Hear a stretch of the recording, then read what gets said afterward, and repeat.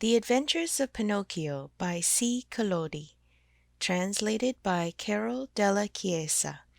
Chapter 1. How it happened that Mastro Cherry, carpenter, found a piece of wood that wept and laughed like a child. Centuries ago there lived a king, my little readers will say immediately. No, children, you are mistaken. Once upon a time there was a piece of wood. It was not an expensive piece of wood. Far from it. Just a common block of firewood, one of those thick, solid logs that are put on the fire in the winter to make cold rooms cozy and warm. I do not know how this really happened, yet the fact remains that one fine day this piece of wood found itself in the shop of an old carpenter. His name was Mastro Antonio, but everybody called him Mastro Cherry, for the tip of his nose was so round and red and shiny that it looked like a ripe cherry. As soon as he saw that piece of wood, Mastro Cherry was filled with joy. Rubbing his hands together happily, he mumbled half to himself, "This has come in the nick of time. I shall use it to make the leg of a table." He grasped the hatchet quickly to peel off the bark and shape the wood. But as he was about to give it the first blow, he stood still with arm uplifted, for he had heard a wee little voice say in a beseeching tone, "Please be careful. Do not hit me so hard." With a look of surprise shone on Mastro Cherry's face, his funny face became funnier still. He turned frightened eyes about the room to find out where that wee little voice had come from, and he saw no one. He looked under the bench, no one. He peeped inside the closet, no one. He searched among the shavings, no one. He opened the door to look up and down the street, and still no one. "Oh, I see," he said, laughing and scratching his wig. "It can easily be seen that I only thought I heard the tiny voice say the words. Well, well, to work once more."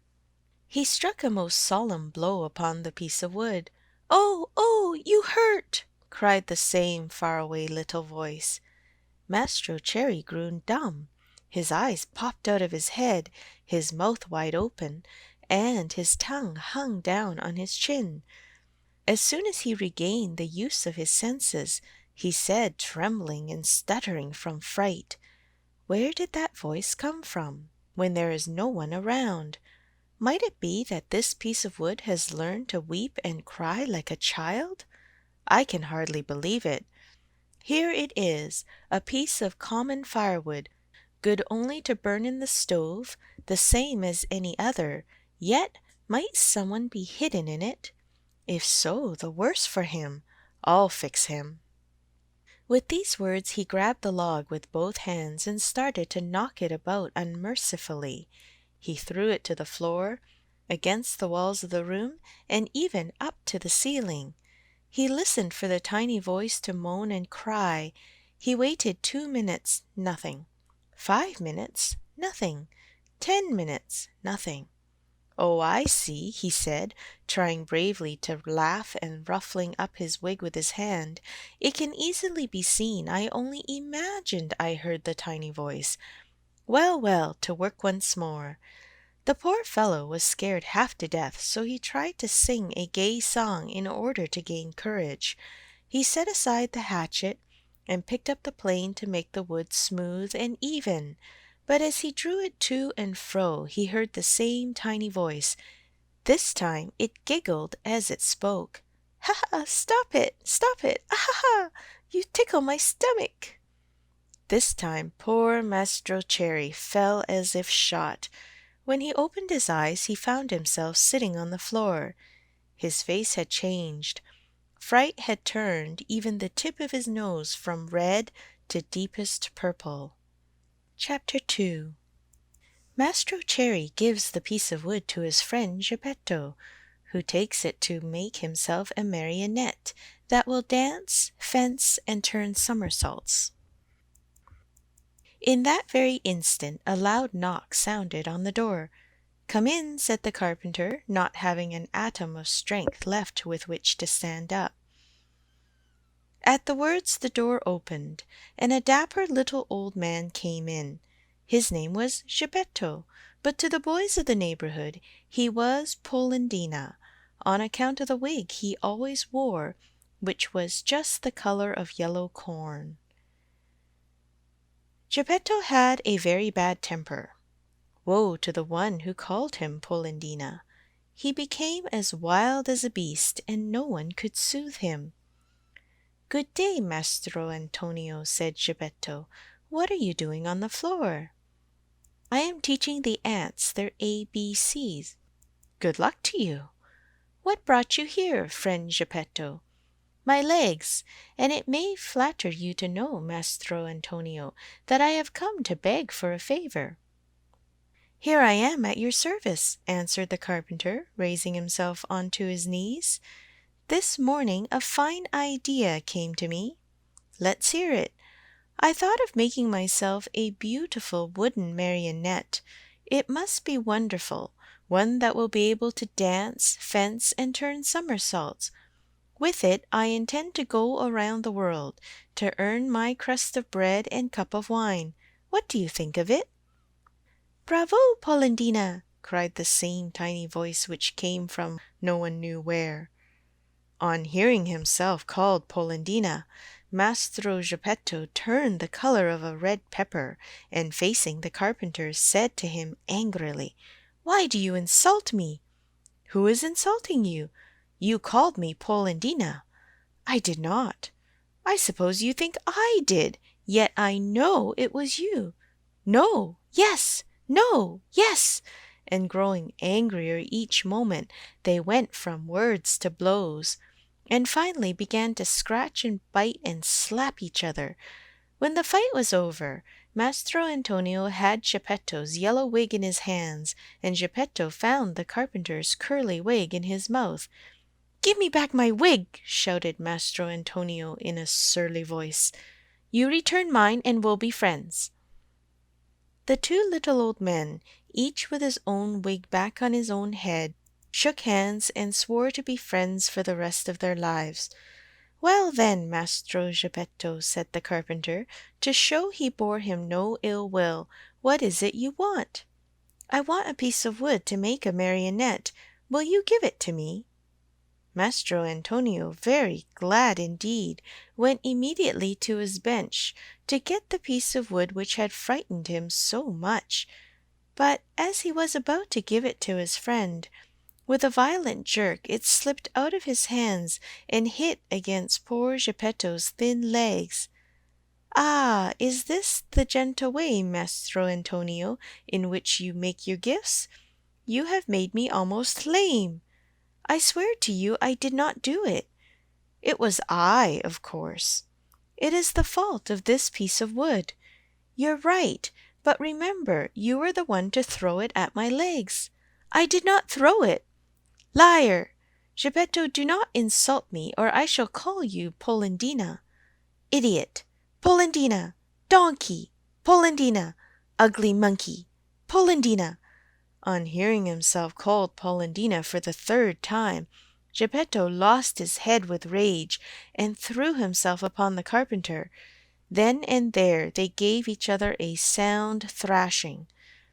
After this fight, Mastro Antonio had 2 more scratches on his nose, and Geppetto had 2 buttons missing from his coat.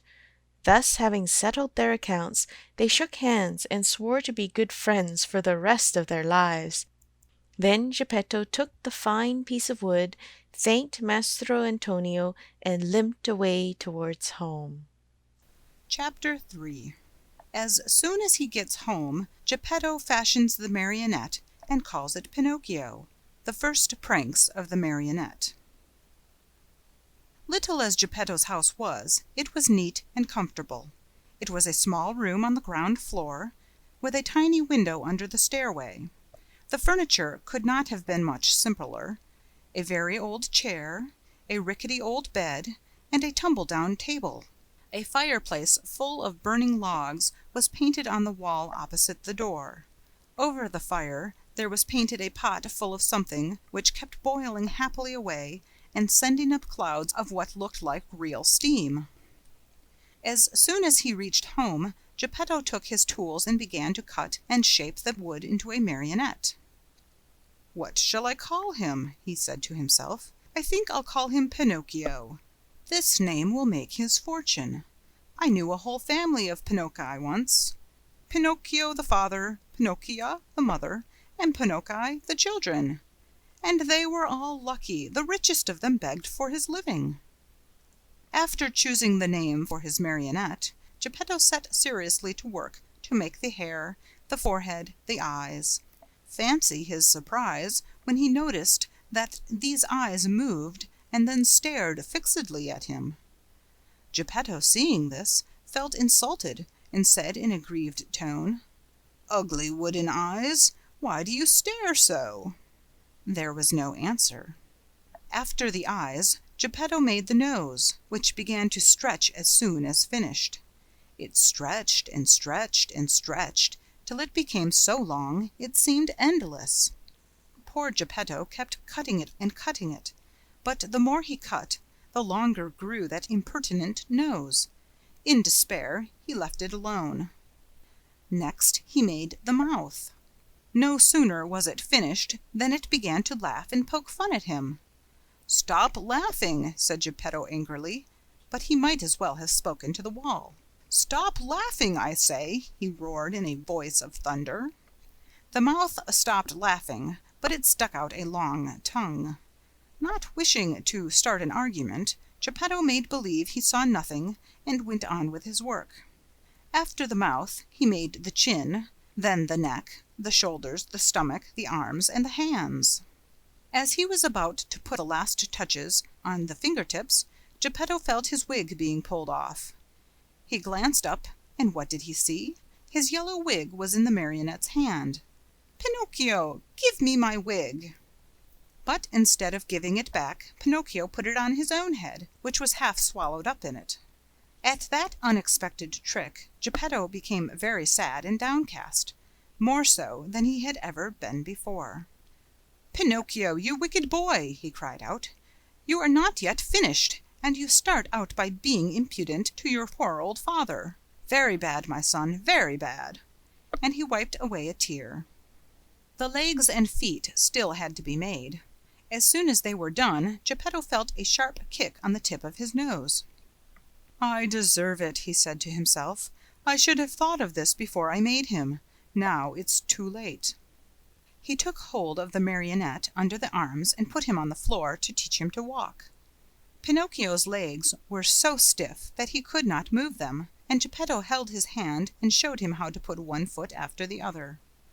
When his legs were limbered up, Pinocchio started walking by himself and ran all around the room. He came to the open door, and with one leap he was out into the street. Away he flew.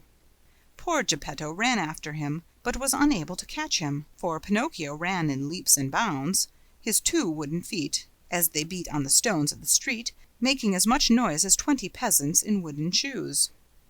"Catch him! Catch him!" Geppetto kept shouting. But the people in the street, seeing a wooden marionette running like the wind, stood still to stare and to laugh until they cried.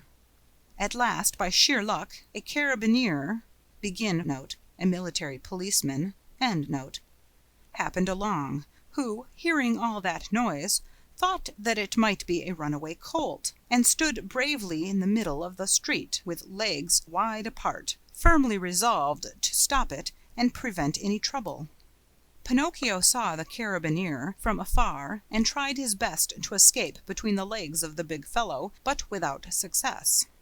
The carabinier grabbed him by the nose (it was an extremely long one, and seemed made on purpose for that very thing) and returned him to Maestro Geppetto. The little old man wanted to pull Pinocchio's ears. Think how he felt when, upon searching for them, he discovered that he had forgotten to make them. All he could do was to seize Pinocchio by the back of the neck and take him home. As he was doing so, he shook him 2 or 3 times and said to him angrily, "We're going home now. When we get home, then we'll settle this matter." Pinocchio, on hearing this, threw himself on the ground, and refused to take another step. One person after another gathered around the two. Some said one thing, some another. "Poor Marionette," called out a man. "I am not surprised he doesn't want to go home. Geppetto, no doubt, will beat him unmercifully. He is so mean and cruel." "Geppetto looks like a good man," added another, "but with boys he's a real tyrant. If we leave that poor Marionette in his hands, he may tear him to pieces."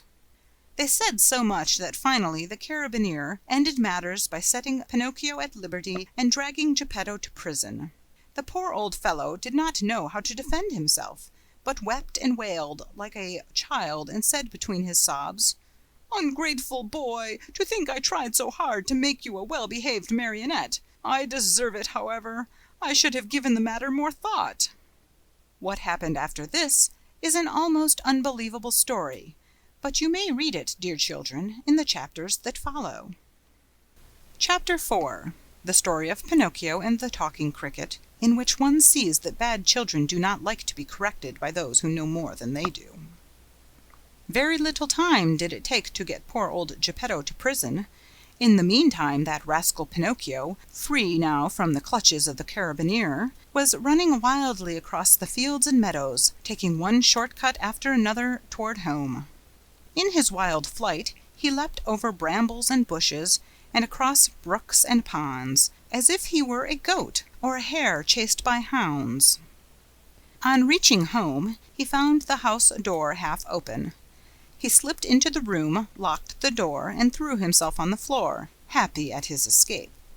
But his happiness lasted only a short time, for just then he heard someone saying, "Crie, crie, crie." "Who is calling me?" asked Pinocchio, greatly frightened. "I am." Pinocchio turned and saw a large cricket crawling slowly up the wall. "Tell me, Cricket, who are you?" "I am the Talking Cricket, and I have been living in this room for more than 100 years. "Today, however, this room is mine," said the marionette, "and if you wish to do me a favor, get out now and don't turn around even once." "I refuse to leave this spot," answered the cricket, "until I have told you a great truth." "Tell it then, and hurry."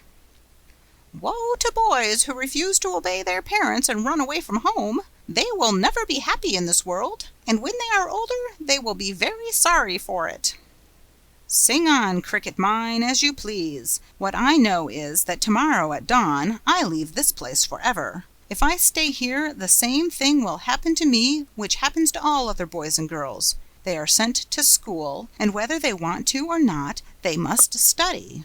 As for me, let me tell you, I hate to study. It's much more fun, I think, to chase after butterflies, climb trees, and steal birds' nests."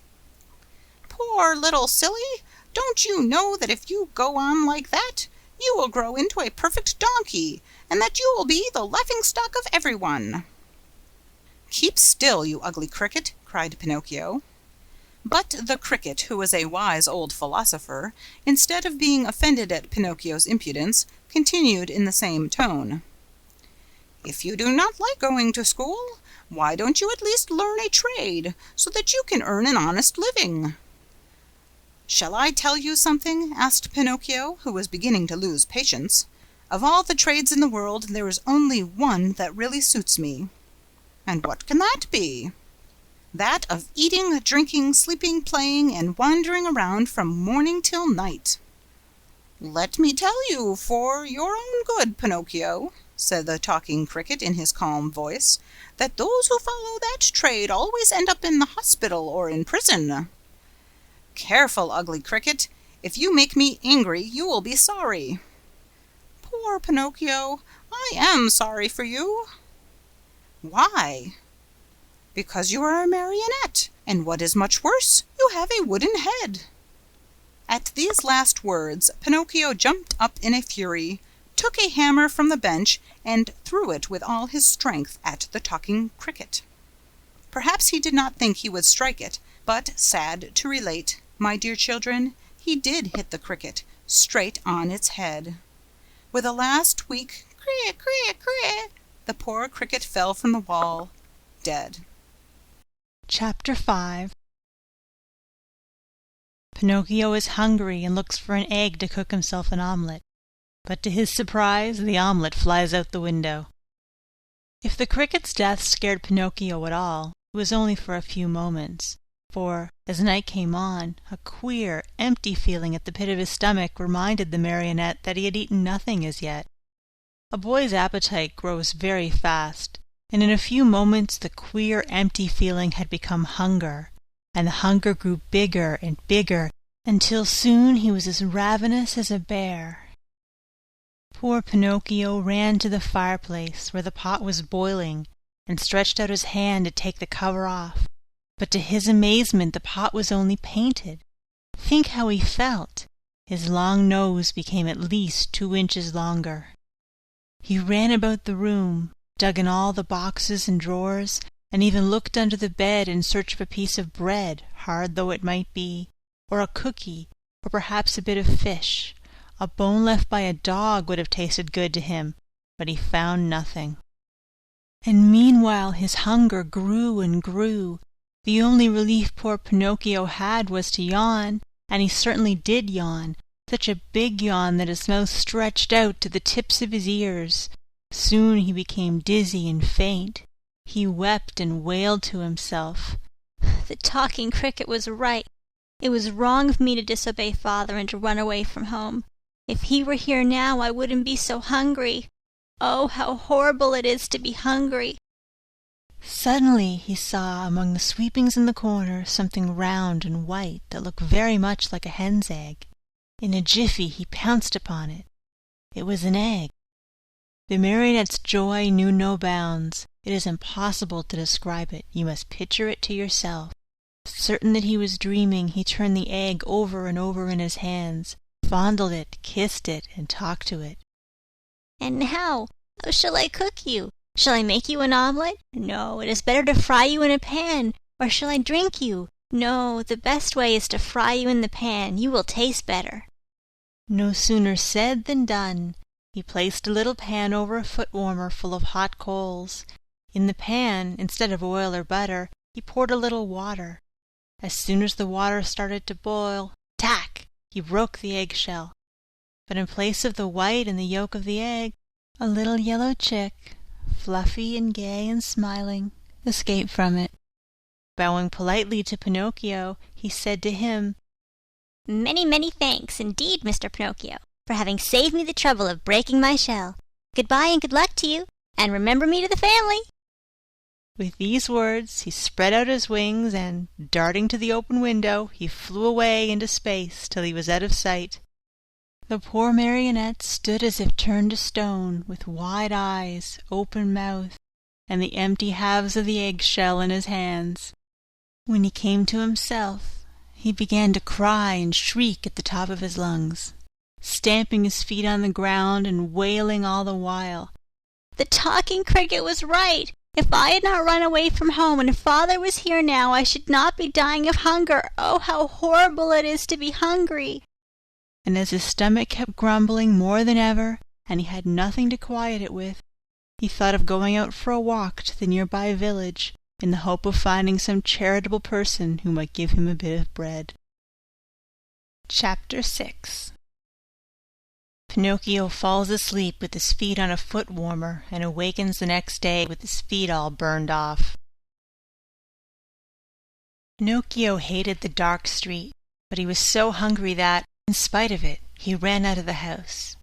The night was pitch black. It thundered, and bright flashes of lightning now and again shot across the sky, turning it into a sea of fire. An angry wind blew cold and raised dense clouds of dust, while the trees shook and moaned in a weird way. Pinocchio was greatly afraid of thunder and lightning, but the hunger he felt was far greater than his fear. In a dozen leaps and bounds he came to the village, tired out, puffing like a whale, and with tongue hanging. The whole village was dark and deserted. The stores were closed, the doors, the windows. In the streets not even a dog could be seen. It seemed the village of the dead. Pinocchio, in desperation, ran up to a doorway, threw himself upon the bell and pulled it wildly, saying to himself, "Someone will surely answer that." He was right. An old man in a nightcap opened the window and looked out. He called down angrily, "What do you want at this hour of night?" "Will you be good enough to give me a bit of bread? I am hungry." "Wait a minute, and I'll come right back," answered the old fellow, thinking he had to deal with one of those boys who love to roam around at night ringing people's bells while they are peacefully asleep. After a minute or two, the same voice cried, "Get under the window and hold out your hat."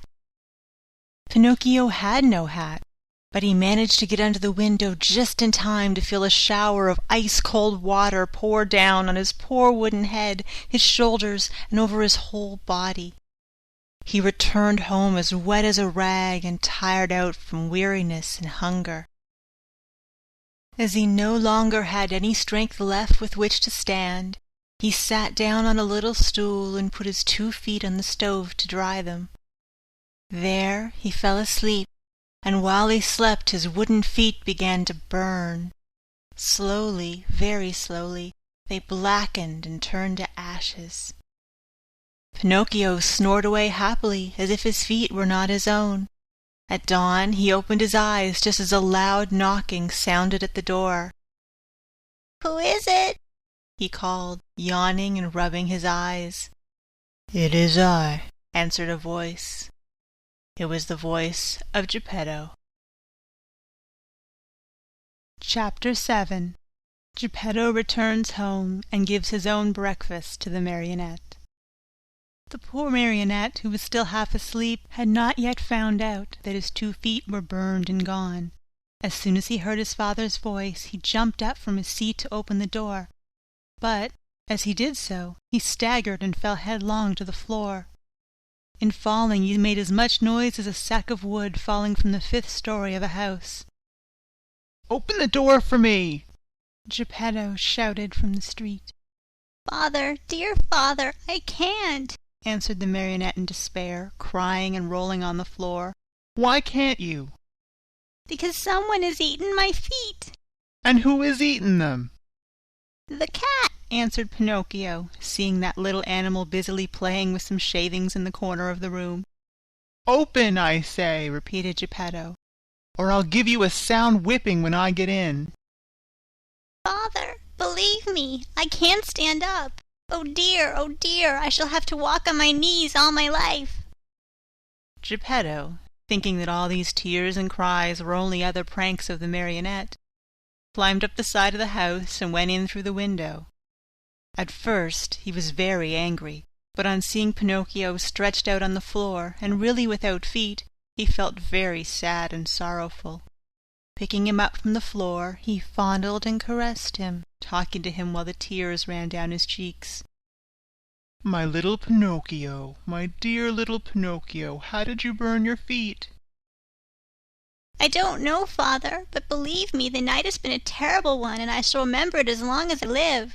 The thunder was so noisy and the lightning so bright, and I was hungry, and then the talking cricket said to me, 'You deserve it, you were bad,' and I said to him, 'Careful, cricket,' and he said to me, 'You are a marionette, and you have a wooden head,' and I threw the hammer at him, and I killed him. It was his own fault, but I didn't want to kill him, and I put the pan on the coals, but the chick flew away and said, 'I'll see you again, remember me to the family,' and my hunger grew, and I went out, and the old man with the nightcap looked out the window and threw water on me, and I came home and I put my feet on the stove to dry them because I was still hungry, and I fell asleep, and now my feet are gone, but my hunger isn't. Oh, oh, oh!" And poor Pinocchio began to scream and cry so loudly that he could be heard for miles around. Geppetto, who had understood nothing of all that jumbled talk, except that the marionette was hungry, felt sorry for him, and pulling 3 pears out of his pocket, offered them to him, saying, "These 3 pears were for my breakfast, but I give them to you gladly. Eat them and stop weeping." "If you want me to eat them, please peel them for me." "Peel them?" asked Geppetto, very much surprised. "I should never have thought, dear boy of mine, that you were so dainty and fussy about your food. Bad, very bad." In this world, even as children, we must accustom ourselves to eat of everything, for we never know what life may hold in store for us." "You may be right," answered Pinocchio, "but I will not eat the pears if they are not peeled. I don't like them." And good old Geppetto took out a knife, peeled the 3 pears, and put the skins on a row on the table. Pinocchio ate 1 pear in a twinkling and started to throw the core away, but Geppetto held his arm. "Oh, no, don't throw it away. Everything in this world may be of some use." "But the core I will not eat," cried Pinocchio in an angry tone. "Who knows?" repeated Geppetto calmly, and later the 3 cores were placed on the table next to the skins. Pinocchio had eaten the 3 pears, or rather devoured them. Then he yawned deeply and wailed, "I'm still hungry." "But I have no more to give you." "Really? Nothing? Nothing?" "I have only these 3 cores and these skins." "Very well, then," said Pinocchio. "if there is nothing else, I'll eat them." At first he made a wry face, but one after another the skins and the cores disappeared. "Ah, now I feel fine," he said after eating the last one. "You see," observed Geppetto, "that I was right when I told you that one must not be too fussy and too dainty about food. My dear, we never know what life may have in store for us." Chapter 8. Geppetto makes Pinocchio a new pair of feet and sells his coat to buy him an ABC book. The marionette, as soon as his hunger was appeased, started to grumble and cry that he wanted a new pair of feet.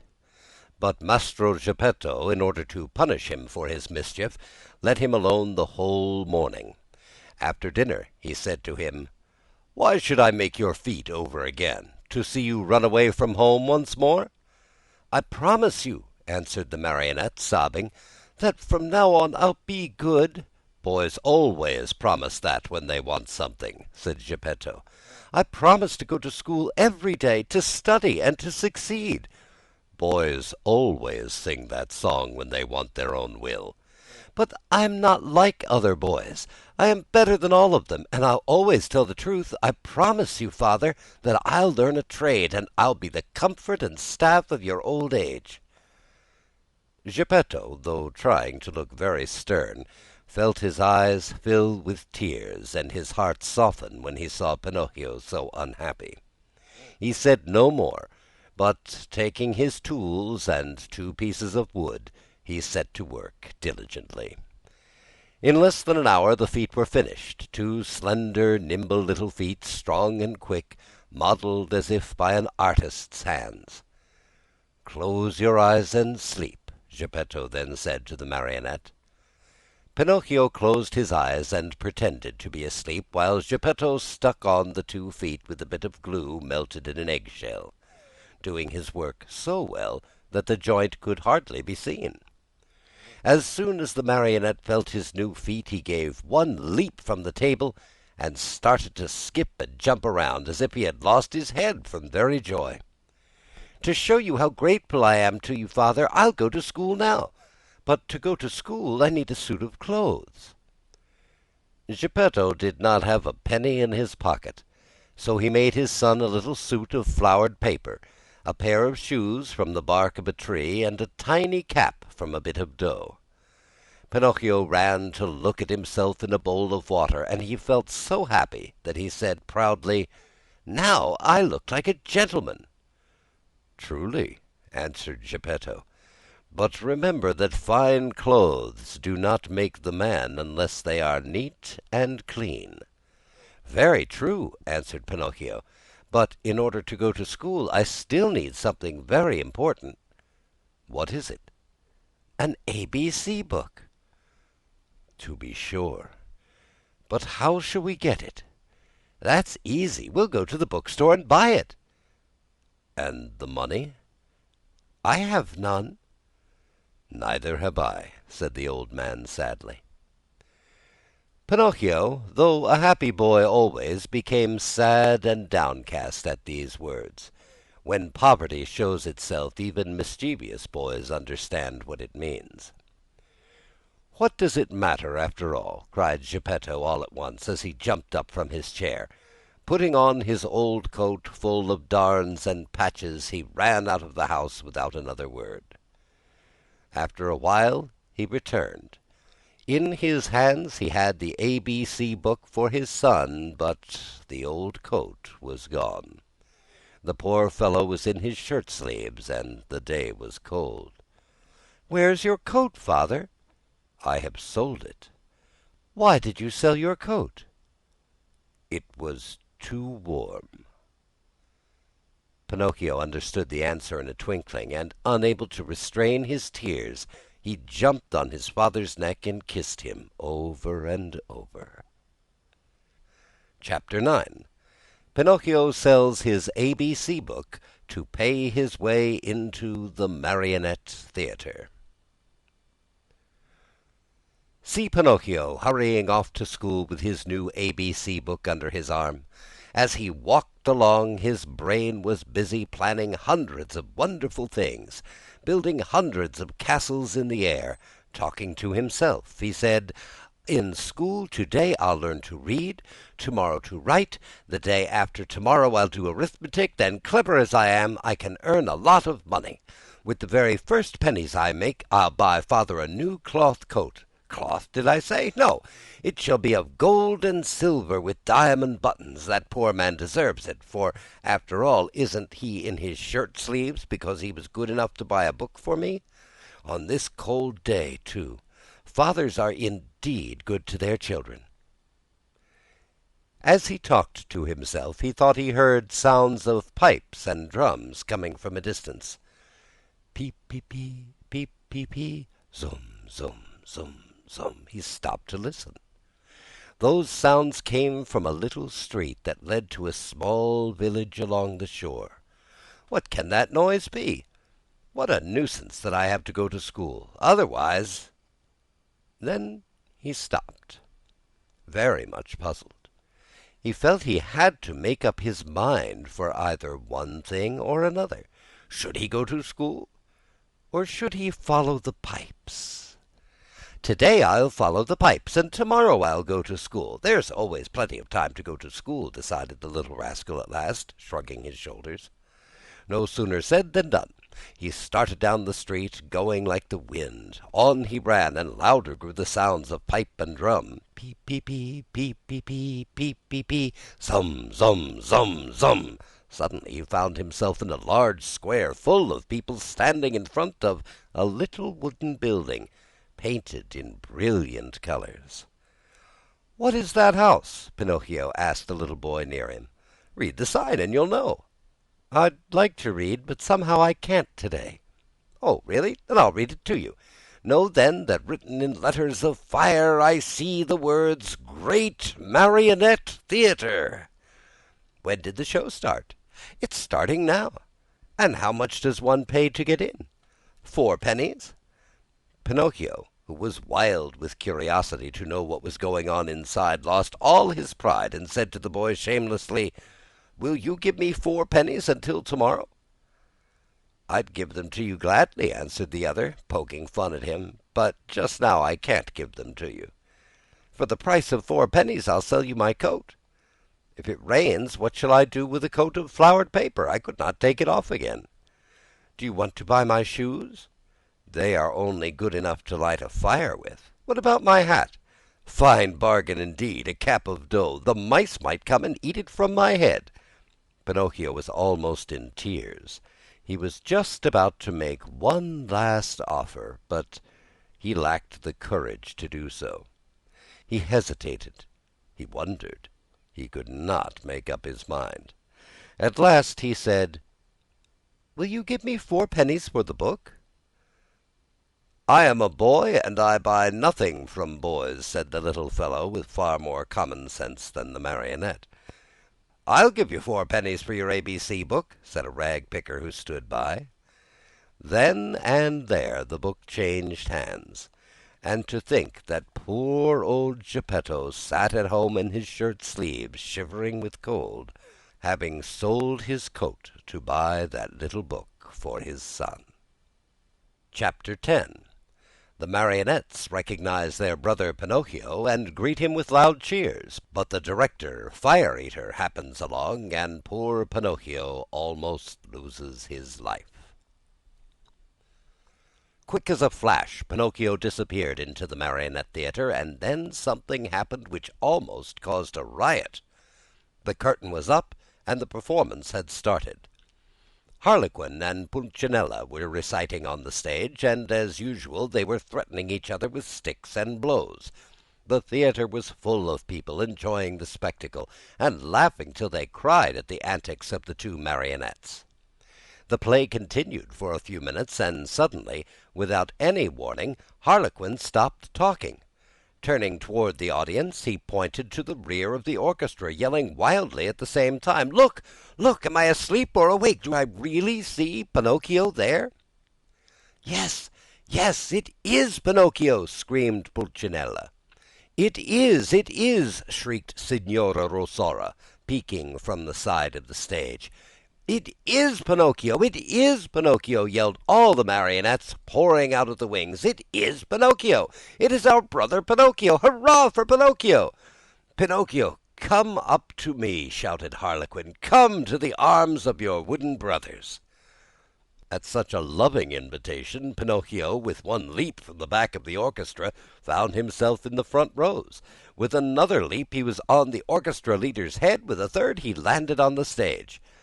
It is impossible to describe the shrieks of joy, the warm embraces, the knocks, and the friendly greetings with which that strange company of dramatic actors and actresses received Pinocchio. It was a heart-rending spectacle, but the audience, seeing that the play had stopped, became angry and began to yell, "The play! The play! We want the play!" The yelling was of no use, for the marionettes, instead of going on with their act, made twice as much racket as before, and lifting up Pinocchio on their shoulders, carried him around the stage in triumph. At that very moment, the director came out of his room. He had such a fearful appearance that one look at him would fill you with horror. His beard was black as pitch, and so long that it reached from his chin down to his feet. His mouth was as wide as an oven, his teeth like yellow fangs, and his eyes two glowing red coals. In his huge hairy hands a long whip made of green snakes and black cats' tails twisted together swished through the air in a dangerous way. At the unexpected apparition no one even dared breathe. One could almost hear a fly go by. Those poor marionettes, one and all, trembled like leaves in a storm. "Why have you brought such excitement into my theater?" the huge fellow asked Pinocchio with the voice of an ogre suffering from a cold. "Believe me, your honor, the fault was not mine." "Enough! Be quiet. I'll take care of you later." As soon as the play was over, the director went to the kitchen, where a fine big lamb was slowly turning on the spit. More wood was needed to finish cooking it. He called Harlequin and Pulcinella and said to them, "Bring that marionette to me. He looks as if he were made of well-seasoned wood. He'd make a fine fire for this spit." Harlequin and Pulcinella hesitated a bit. Then, frightened by a look from their master, they left the kitchen to obey him. A few minutes later they returned, carrying poor Pinocchio, who was wriggling and squirming like an eel, and crying pitifully, "Father, save me! I don't want to die! I don't want to die!" Chapter 11. Fire Eater sneezes and forgives Pinocchio, who saves his friend Harlequin from death. In the theater, great excitement reigned. Fire Eater, this was really his name, was very ugly, but he was far from being as bad as he looked. Proof of this is that, when he saw the poor marionette being brought into him, struggling with fear and crying, "I don't want to die! I don't want to die!" he felt sorry for him and began first to waver and then to weaken. Finally, he could control himself no longer and gave a loud sneeze. At that sneeze, Harlequin, who until then had been as sad as a weeping willow, smiled happily and leaning toward the marionette whispered to him, "Good news, brother mine! Fire Eater has sneezed, and this is a sign that he feels sorry for you. You are saved! For be it known that, while other people, when sad and sorrowful, weep and wipe their eyes, Fire Eater, on the other hand, had the strange habit of sneezing each time he felt unhappy. The way was just as good as any other to show the kindness of his heart. After sneezing, Fire Eater, ugly as ever, cried to Pinocchio, "Stop crying! Your waits give me a funny feeling down here in my stomach and—" "Itchy! Itchy!" Two loud sneezes finished his speech. "God bless you," said Pinocchio. "Thanks. Are your father and mother still living?" demanded Fire Eater. "My father, yes. My mother I have never known." "Your poor father will suffer terribly if I were to use you as a firewood. Poor old man. I feel sorry for him." "Itchy! Itchy! Itchy!" Three more sneezes sounded, louder than ever. "God bless you," said Pinocchio. "Thanks. However, I ought to be sorry for myself too just now. My good dinner is spoiled. I have no more wood for the fire, and the lamb is only half cooked. Never mind. In your place I'll burn some other marionette. Hey there, officers!" At the call, two wooden officers appeared, long and thin as a yard of rope, with queer hats on their heads and swords in their hands. Fire Eater yelled at them in a hoarse voice, "Take Harlequin, tie him, and throw him on the fire. I want my lamb well done." Think how poor Harlequin felt. He was so scared that his legs doubled up under him and he fell to the floor. Pinocchio, at that heartbreaking sight, threw himself at the feet of Fire Eater and, weeping bitterly, asked in a pitiful voice which could scarcely be heard, "Have pity, I beg of you, signore." "There are no signori here." "Have pity, kind sir." "There are no sirs here." "Have pity, your excellency." On hearing himself addressed as Your Excellency, the director of the Marionette Theatre sat up very straight in his chair, stroked his long beard, and becoming suddenly kind and compassionate, smiled proudly as he said to Pinocchio, "Well, what do you want from me now, Marionette? I beg for mercy for my poor friend, Harlequin, who has never done the least harm in his life."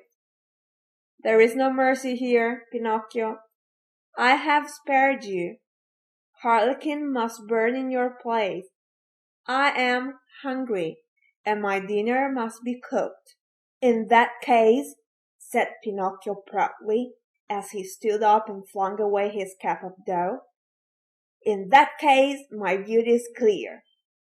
Come, officers, tie me up and throw me on those flames.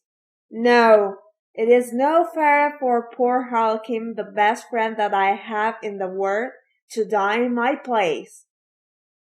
These brave words, said in a piercing voice, made all the other marionettes cry. Even the officers, who were made of wood, also cried like two babies. Fire Eater at first remained hard and cold as a piece of ice, but then, Little by little, he softened and began to sneeze. And after 4 or 5 sneezes, he opened wide his arms and said to Pinocchio, "You are a brave boy. Come to my arms and kiss me." Pinocchio ran to him and, scurrying like a squirrel up the long black beard, he gave Fire Eater a loving kiss on the tip of his nose. "Has pardon been granted to me?" asked poor Harlequin with a voice that was hardly a breath. "Pardon is yours," answered Fire Eater, and sighing and wagging his head, he added, "Well, tonight I shall have to eat my lamb only half cooked. But beware the next time, marionettes." At the news that pardon had been given, the marionettes ran to the stage and, turning on all the lights, they danced and sang till dawn. Chapter 12. The next day Fire Eater called Pinocchio aside and asked him, "What is your father's name?" "Geppetto." "And what is his trade?" "He's a woodcarver." "Does he earn much?" "He earns so much that he never has a penny in his pockets. Just think that, in order to buy me an ABC book for school, he had to sell the only coat he owned, a coat so full of darns and patches that it was a pity." "Poor fellow! I feel sorry for him. Here, take these 5 gold pieces. Go, give them to him with my kindest regards." Pinocchio, as may easily be imagined, thanked him 1,000 times. He kissed each marionette in turn, even the officers, and, beside himself with joy, set out on his homeward journey. He had gone barely half a mile when he met a lame fox and a blind cat walking together like 2 good friends. The lame fox leaned on the cat, and the blind cat let the fox lead him along. "Good morning, Pinocchio," said the fox, greeting him courteously. "How do you know my name?" asked the Marionette. "I know your father well." "Where have you seen him?" "I saw him yesterday standing at the door of his house." "And what was he doing?" "He was in his shirt sleeves, trembling with cold." "Poor father! But after today, God willing, he will suffer no longer." "Why?" "Because I have become a rich man." "You, a rich man?" said the fox, and he began to laugh out loud. The cat was laughing also, but tried to hide it by stroking his long whiskers. "There is nothing to laugh at!" cried Pinocchio angrily. "I'm very sorry to make your mouth water, but these, as you know, are 5 new gold pieces." And he pulled out the gold pieces which Fire Eater had given him. At the cheerful tinkle of the gold, the fox unconsciously held out his paw that was supposed to be lame, and the cat opened wide his 2 eyes till they looked like live coals, but he closed them again so quickly that Pinocchio did not notice. "And may I ask," inquired the fox, "what are you going to do with all that money?" "First of all," answered the Marionette, "I want to buy a fine new coat for my father, a coat of gold and silver with diamond buttons. After that, I'll buy an ABC book for myself." "For yourself?" "For myself. I want to go to school and study hard." "Look at me," said the fox. "For the silly reason of wanting to study, I have lost a paw." "Look at me," said the cat. "For the same foolish reason I have lost the sight of both eyes." At that moment, a blackbird, perched on the fence along the road, called out sharp and clear, "Pinocchio, do not listen to bad advice. If you do, You'll be sorry." Poor little Blackbird. If he had only kept his words to himself! In the twinkling of an eyelid, the cat leaped on him and ate him, feathers and all. After eating the bird, he cleaned his whiskers, closed his eyes, and became blind once more. "Poor Blackbird," said Pinocchio to the cat. "Why did you kill him?" "I killed him to teach him a lesson. He talks too much. Next time he will keep his words to himself." By this time the three companions had walked a long distance. Suddenly the Fox stopped in his tracks and, turning to the Marionette, said to him: "Do you want to double your gold pieces?" "What do you mean?" "Do you want 100, 1,000, 2,000 gold pieces for your miserable 5? "Yes, but how?" "The way is very easy. Instead of returning home, come with us." "And where will you take me?" "To the city of Simple Simons."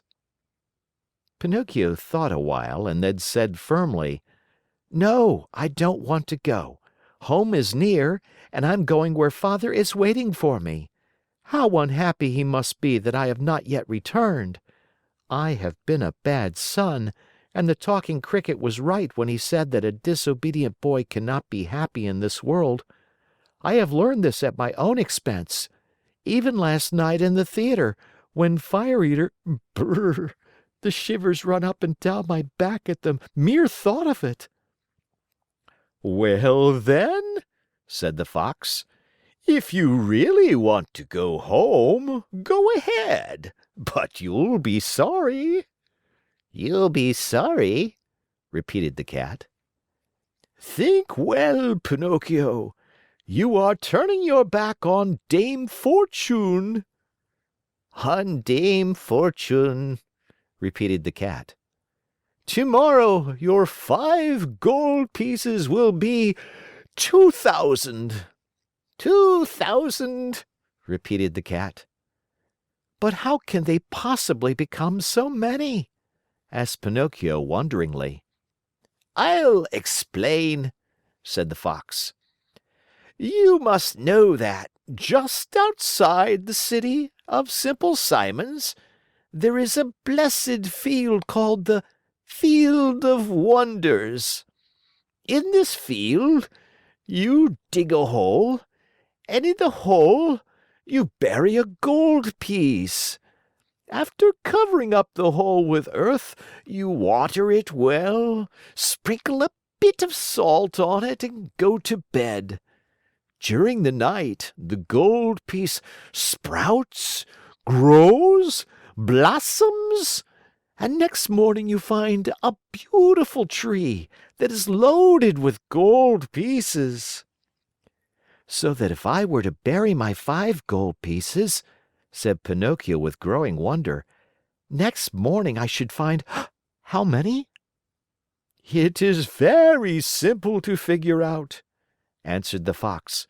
"Why, you can figure it on your fingers. Granted that each piece gives you 500, multiply 500 by 5. Next morning you will find 2,500 new, sparkling gold pieces." "Fine, fine!"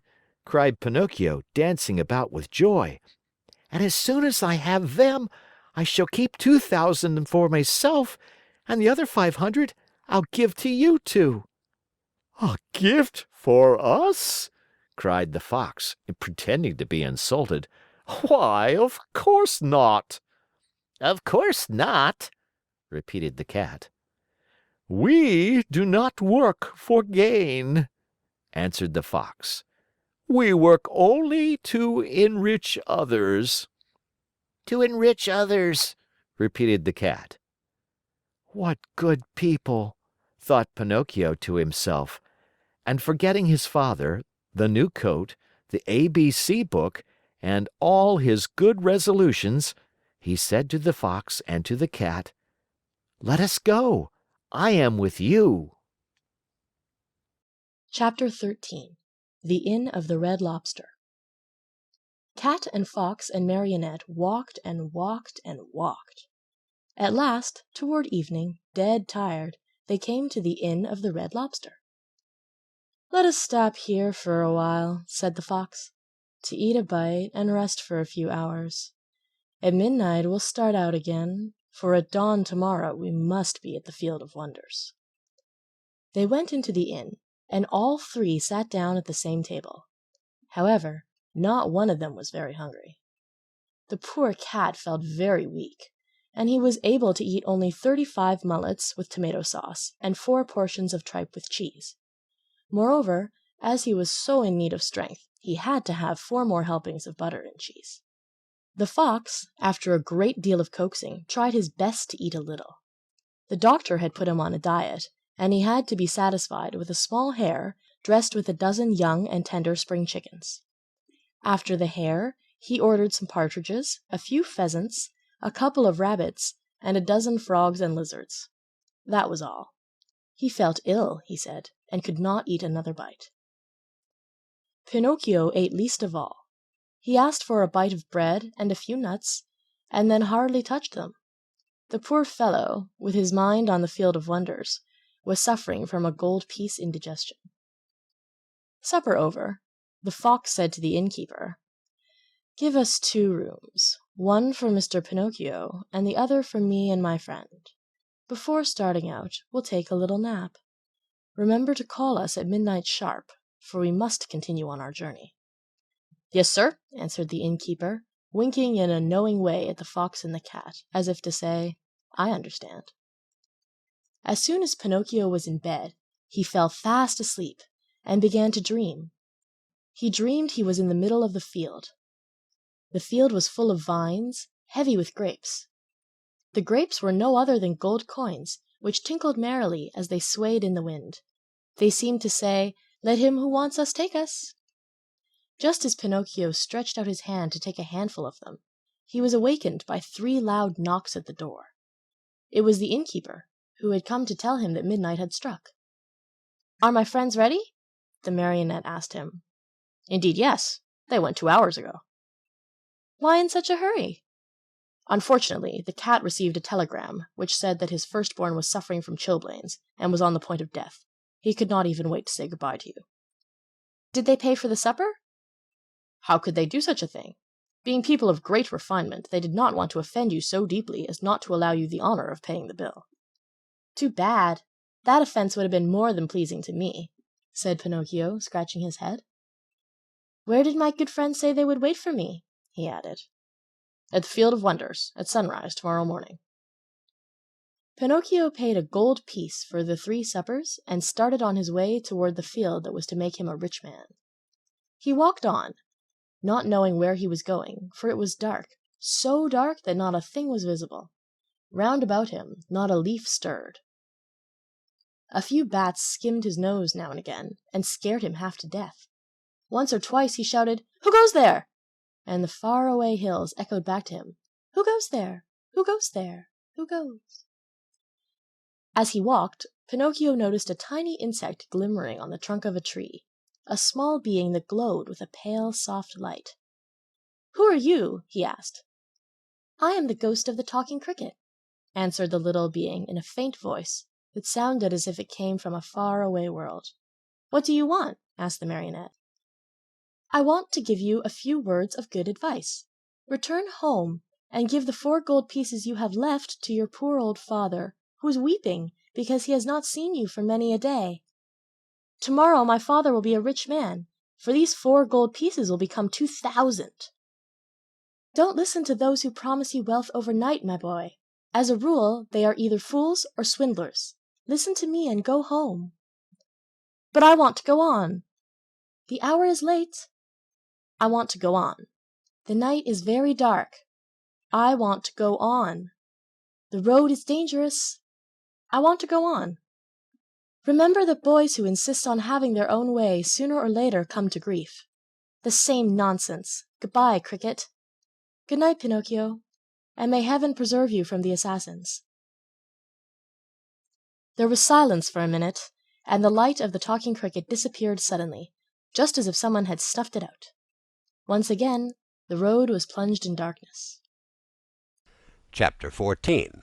Pinocchio, not having listened to the good advice of the talking cricket, falls into the hands of the assassins.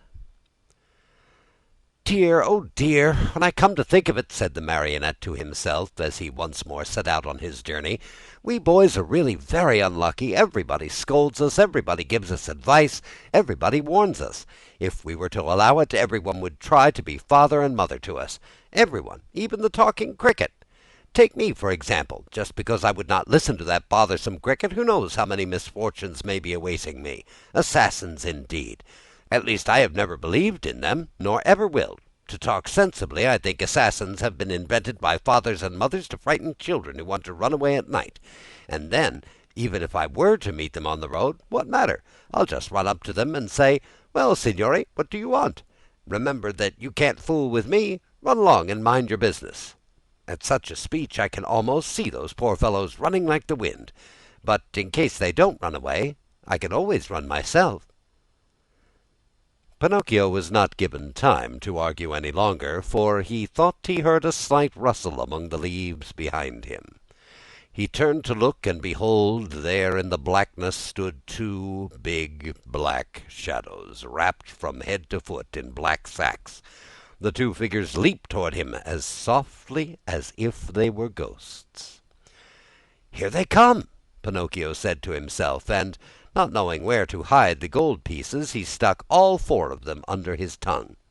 He tried to run away, but hardly had taken a step when he felt his arms grasped and heard two horrible deep voices say to him, "Your money or your life." On account of the gold pieces in his mouth, Pinocchio could not say a word, so he tried with head and hands and body to show as best he could that he was only a poor marionette without a penny in his pocket. "Come on, less nonsense and out with your money," cried the two thieves in threatening voices. Once more Pinocchio's head and hands said, "I haven't a penny." "Out with that money, or you're a dead man," said the taller of the two assassins. "Dead man," repeated the other. "And after having killed you, we will kill your father also." "Your father also?" "No, no, not my father!" cried Pinocchio, wild with terror, but as he screamed, the gold pieces tinkled together in his mouth. "Ah, you rascal, so that's the game! You have the money hidden under your tongue! Out with it!" But Pinocchio was as stubborn as ever. "Are you deaf? Wait, young man, we'll get it from you in a twinkling." One of them grabbed the marionette by the nose, the other by the chin, and they pulled him unmercifully from side to side in order to make him open his mouth. All was of no use. The marionette's lips might have been nailed together. They would not open. In desperation, the smaller of the two assassins pulled out a long knife from his pocket and tried to pry Pinocchio's mouth open with it. Quick as a flash, the marionette sank his teeth deep into the assassin's hand, bit it off, and spat it out. Fancy his surprise when he saw that it was not a hand, but a cat's paw. Encouraged by this first victory, he freed himself from the claws of his assailers, and, leaping over the bushes along the road, ran swiftly across the fields. His pursuers were after him at once, like two dogs chasing a hare. After running several miles or so, Pinocchio was well nigh exhausted. Seeing himself lost, he climbed up a giant pine tree and sat there to see what he could see. The assassins tried to climb also, but they slipped and fell. Far from giving up the chase, this only spurred them on. They gathered a bundle of wood, piled it up high at the foot of the pine, and set fire to it. In a twinkling the tree began to sputter and burn like a candle blown by the wind. Pinocchio saw the flames climb higher and higher. Not wishing to end his days as a roasted marionette, he climbed quickly to the ground, and off he went, the assassins close to him as before. Dawn was breaking when, without any warning whatsoever, Pinocchio found his path barred by a deep pool full of water, the color of muddy coffee. What was there to do? With a 1, 2, 3, he jumped clear across it. The assassins jumped also, but not having measured their distance, well, splash! They fell right into the middle of the pool. Pinocchio, who heard the splash, and felt it too, cried out, laughing, but never stopping in his race, "A pleasant bath to you, signori!" He thought they must surely be drowned, and turned his head to see, but there were the two sombre figures still following him, though their black sacks were drenched and dripping with water. Chapter 15. The assassins chase Pinocchio, catch him, and hang him to the branch of a giant oak tree. As he ran, the marionette felt more and more certain that he would have to give himself up into the hands of his pursuers. Suddenly he saw a little cottage gleaming white as the snow among the trees of the forest. "If I have enough breath left with which to reach that little house, I may be saved," he said to himself. Not waiting another moment, he darted swiftly through the woods, the assassins still after him. After a hard race of almost an hour, tired and out of breath, Pinocchio finally reached the door of the cottage and knocked. No one answered.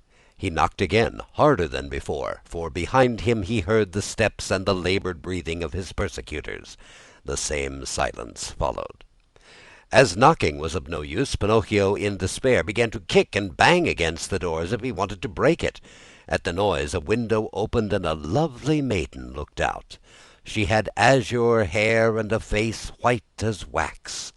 Her eyes were closed, and her hands crossed upon her breast. With a voice so weak it could hardly be heard, she whispered, "No one lives in this house. Everyone is dead."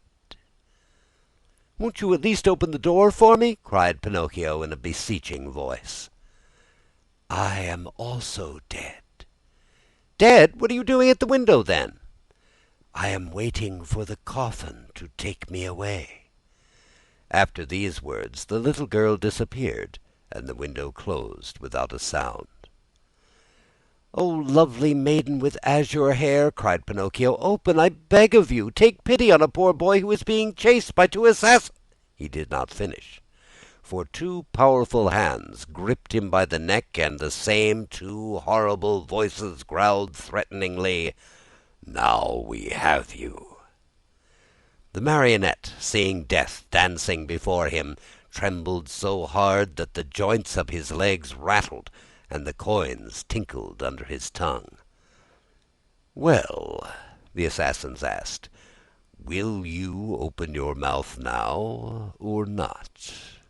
Ah, you do not answer. Very well, this time you shall open it." Taking out two long, sharp knives, they struck two heavy blows on the marionette's back. Happily for him, Pinocchio was made of very hard wood, and the knives broke into 1,000 pieces. The assassins looked at each other in dismay, holding the handles of their knives in their hands. "I understand," said one of them to the other. "There is nothing left to do now but to hang him." "To hang him," repeated the other. They tied Pinocchio's hands behind his shoulders and slipped the noose around his neck. Throwing the rope over the high limb of a giant oak tree, they pulled until the poor marionette hung far up in space. Satisfied with their work, they sat on the grass waiting for Pinocchio to give his last gasp. But after 3 hours the marionette's eyes were still open, his mouth still shut, and his legs kicked harder than ever. Tired of waiting, the assassins called to him mockingly, "Goodbye till tomorrow. When we return in the morning, we hope you'll be polite enough to let us find you dead and gone with your mouth wide open." With these words they went. A few minutes went by, and then a wild wind started to blow.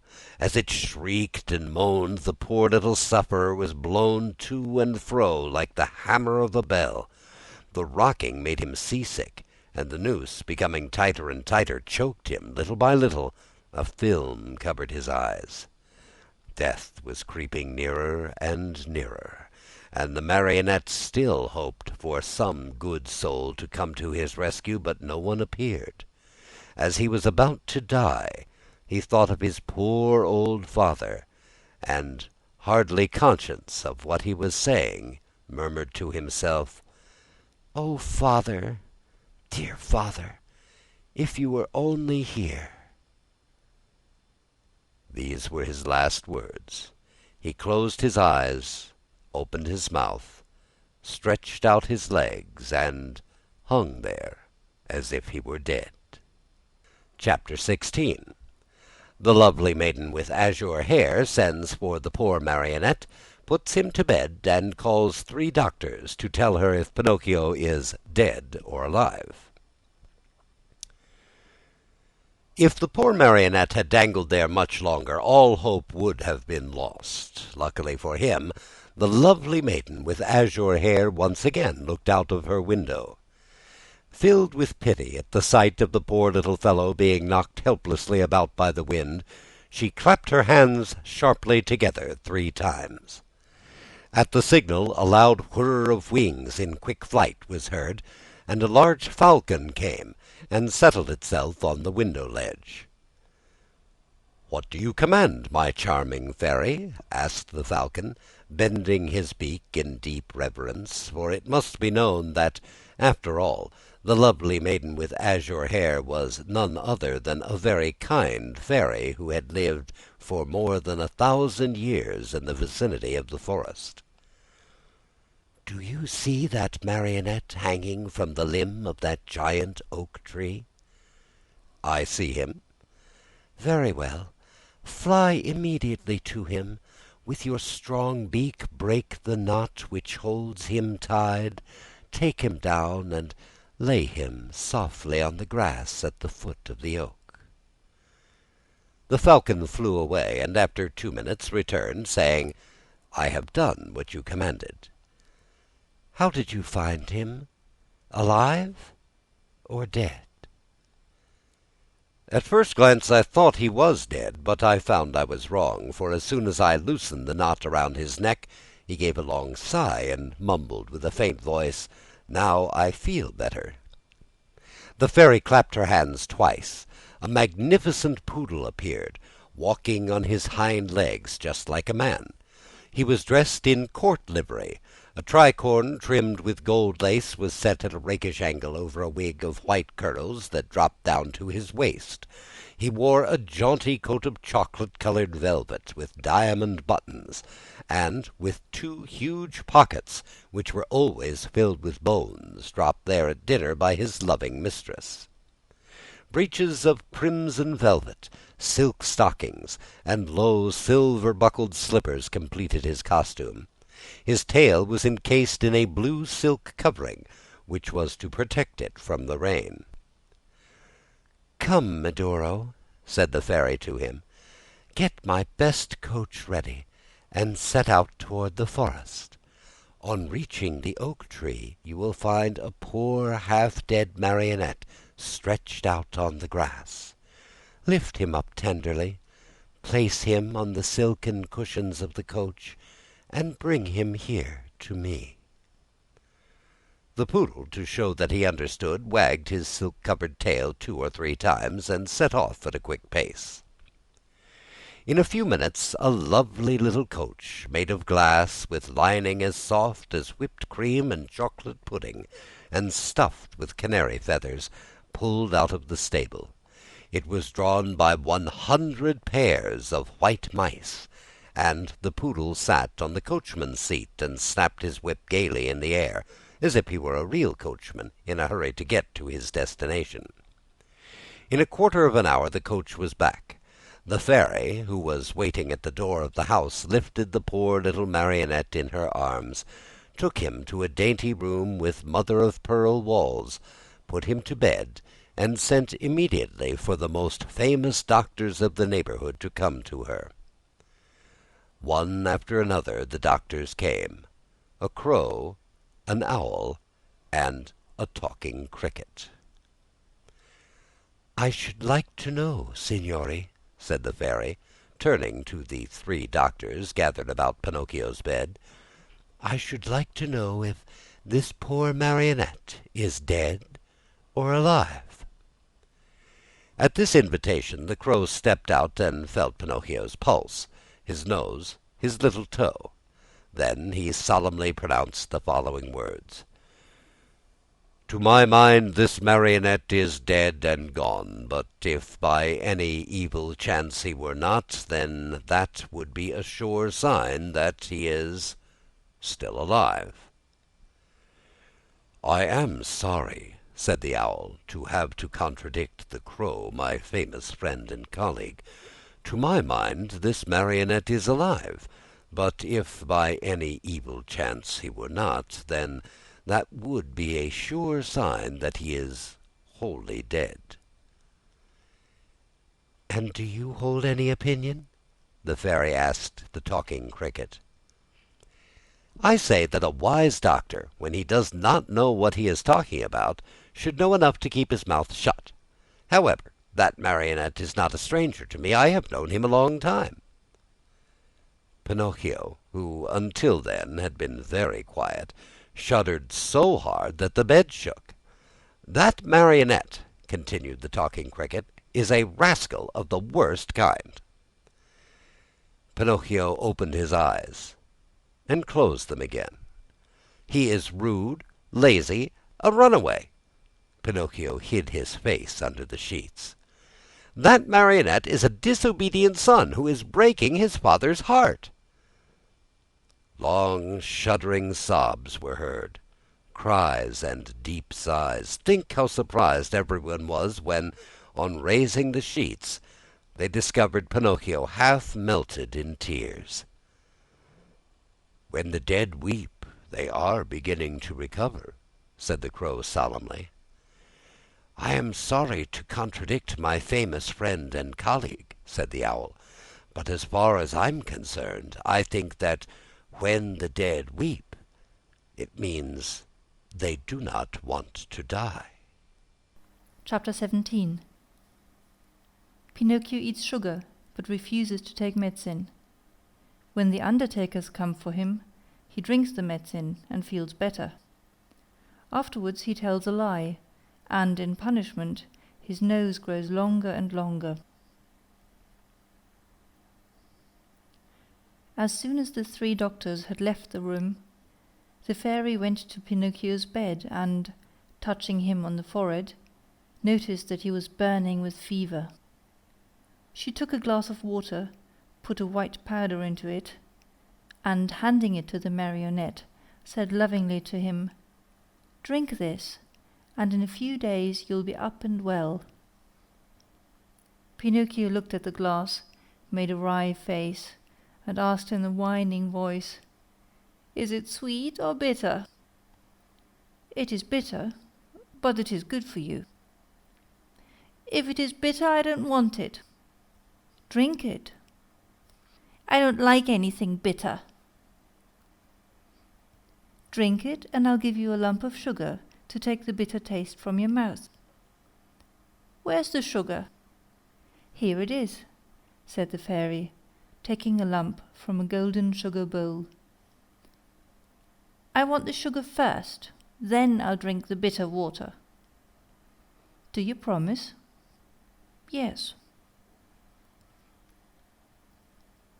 The Fairy gave him the sugar, and Pinocchio, after chewing and swallowing it in a twinkling, said, smacking his lips, "If only sugar were medicine! I should take it every day." "Now keep your promise and drink these few drops of water. They'll be good for you." Pinocchio took the glass in both hands and stuck his nose into it. He lifted it to his mouth and once more stuck his nose into it. "It is too bitter, much too bitter. I can't drink it." "How do you know when you haven't even tasted it?" "I can imagine it. I smell it.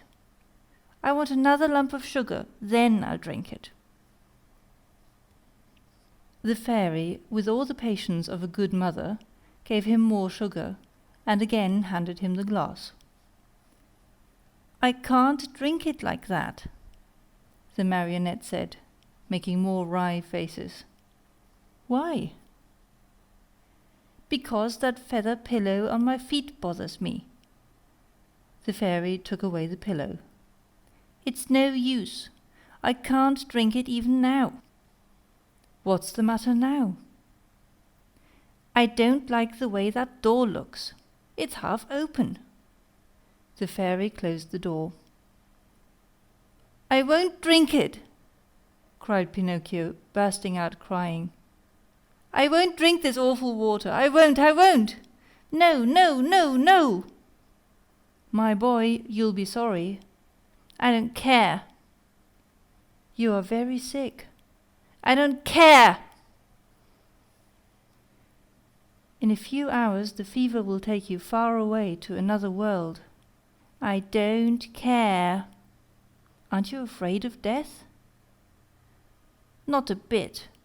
I'd rather die than drink that awful medicine. At that moment the door of the room flew open, and in came 4 rabbits as black as ink, carrying a small black coffin on their shoulders. What do you want from me? Asked Pinocchio. We have come for you, said the largest rabbit. For me? But I'm not dead yet.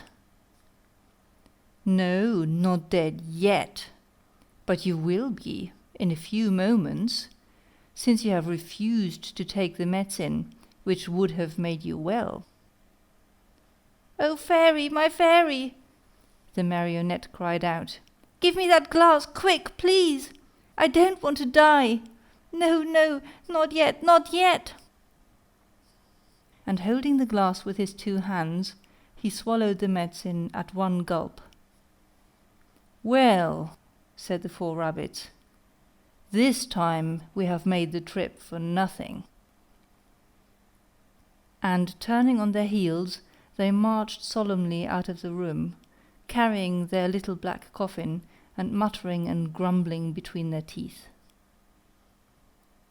In a twinkling Pinocchio felt fine. With one leap he was out of bed and into his clothes. The fairy, seeing him run and jump around the room, gay as a bird on a wing, said to him, My medicine was good for you after all, wasn't it? Good indeed! It has given me new life. Why then did I have to beg you so hard to make you drink it? I'm a boy, you see, and all boys hate medicine more than they do sickness. What a shame! Boys ought to know, after all, that medicine, taken in time, can save them from much pain, and even from death. Next time I won't have to be begged so hard. I'll remember those black rabbits with the black coffin on their shoulders, and I'll take the glass and poof, down it will go. Come here now, and tell me how it came about that you found yourself in the hands of the assassins.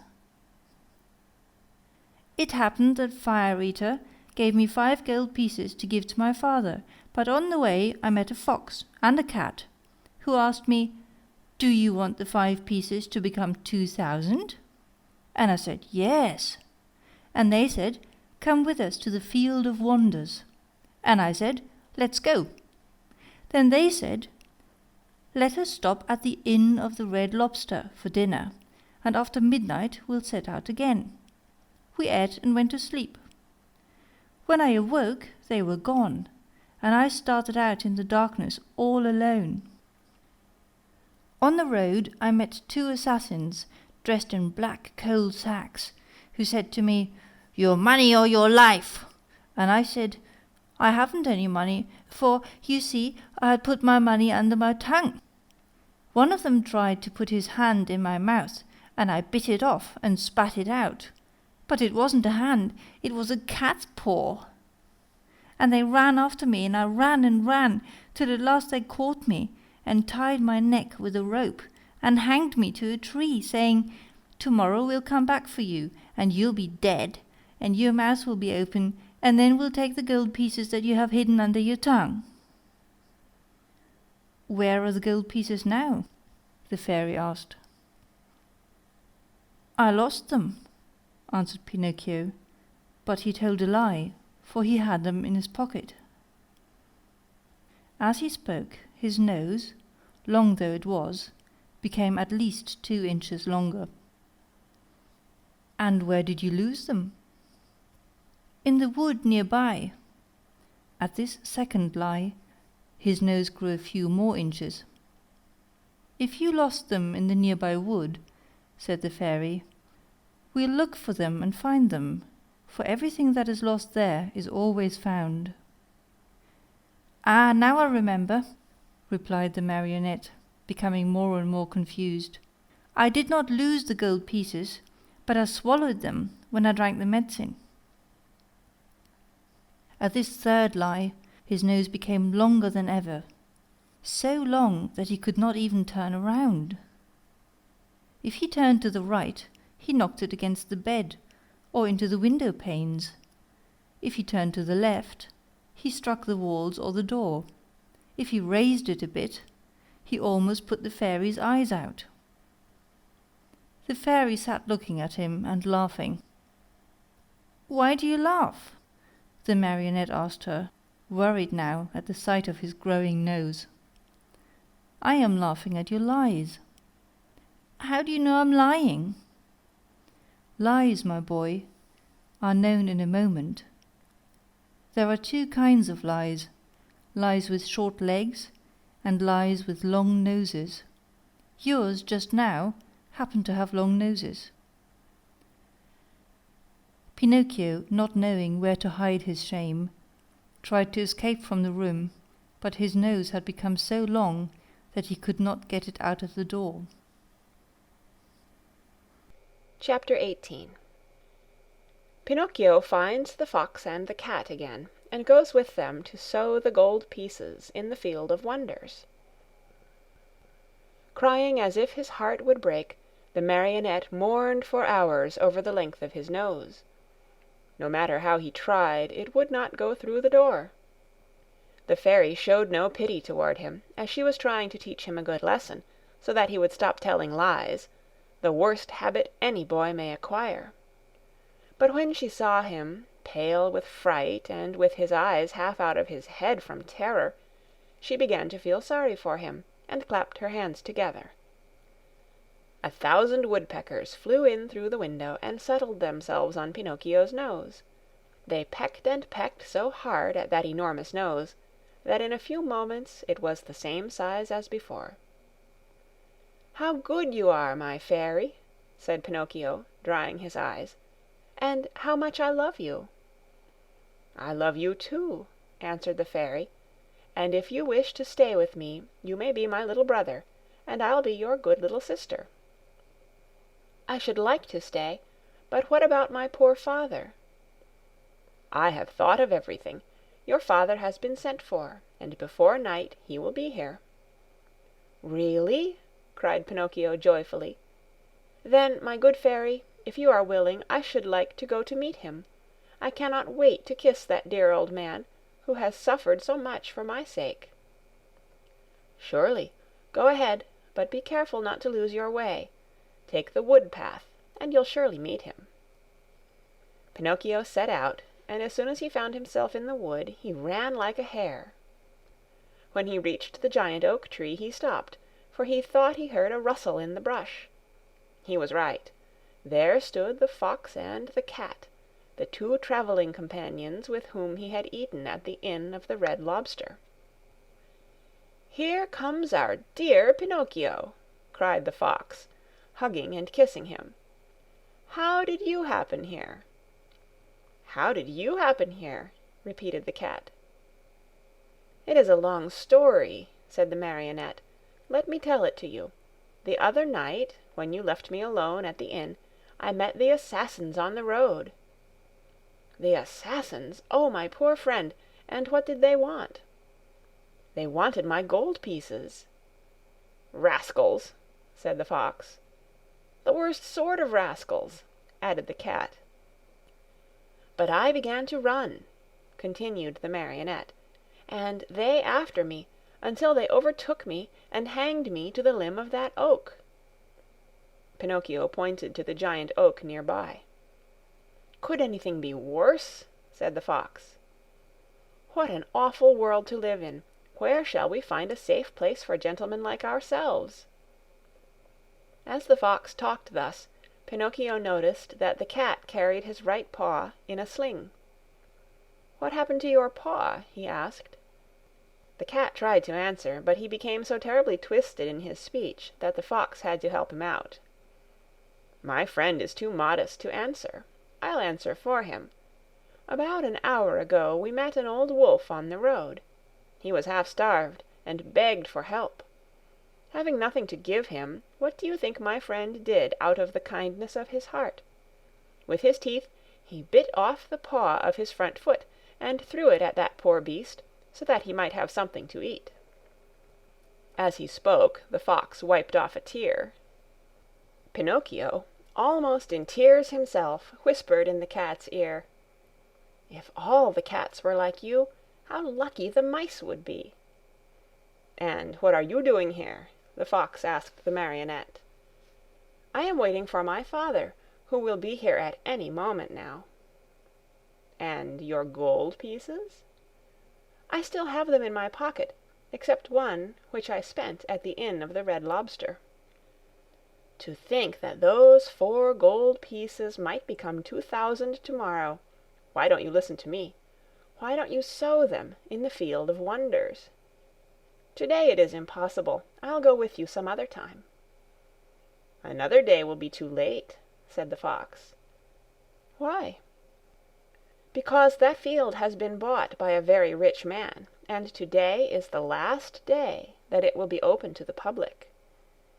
"How far is this field of wonders?" "Only 2 miles away. Will you come with us? We'll be there in half an hour. You can sow the money, and after a few minutes you will gather your 2,000 coins and return home rich. Are you coming?" Pinocchio hesitated a moment before answering, for he remembered the good fairy, old Geppetto, and the advice of the talking cricket. Then he ended by doing what all boys do when they have no heart and little brain. He shrugged his shoulders and said to the Fox and the cat, "Let us go. I am with you." And they went. They walked and walked for half a day at least, and at last they came to the town called the City of Simple Simons. As soon as they entered the town, Pinocchio noticed that all the streets were filled with hairless dogs, yawning from hunger, with sheared sheep trembling with cold, with combless chickens begging for a grain of wheat, with large butterflies, unable to use their wings because they had sold all their lovely colors, with tailless peacocks, ashamed to show themselves, and with bedraggled pheasants, scuttling away hurriedly, grieving for their bright feathers of gold and silver, lost to them forever. Through this crowd of paupers and beggars a beautiful coach passed now and again. Within it sat either a fox, a hawk, or a vulture. "Where is the Field of Wonders?" asked Pinocchio, growing tired of waiting.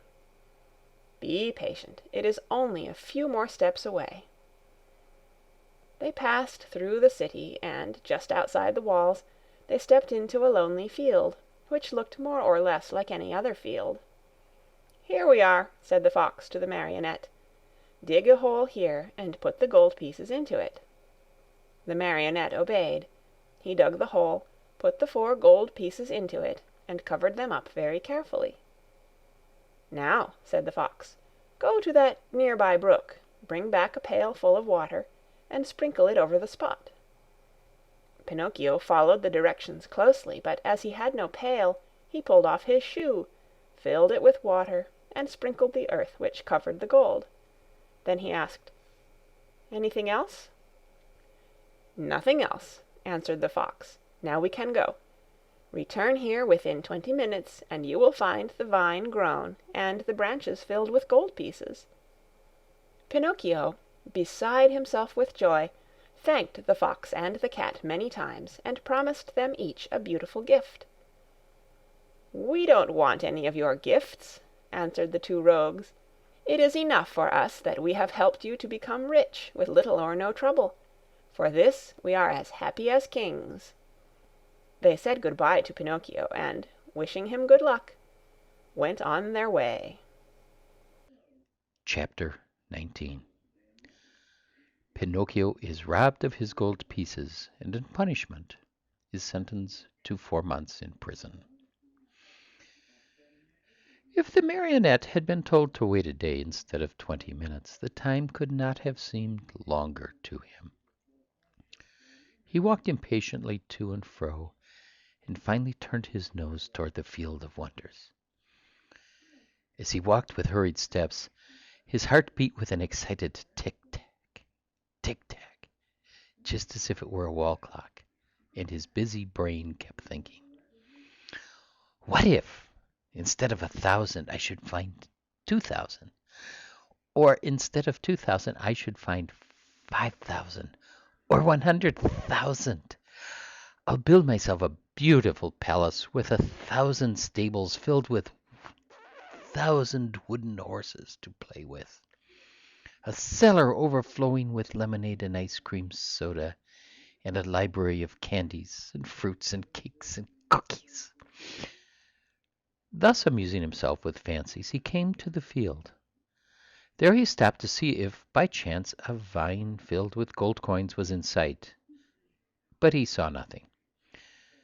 He took a few steps forward, and still nothing. He stepped onto the field. He went up to the place where he had dug the hole and buried the gold pieces. Again, nothing.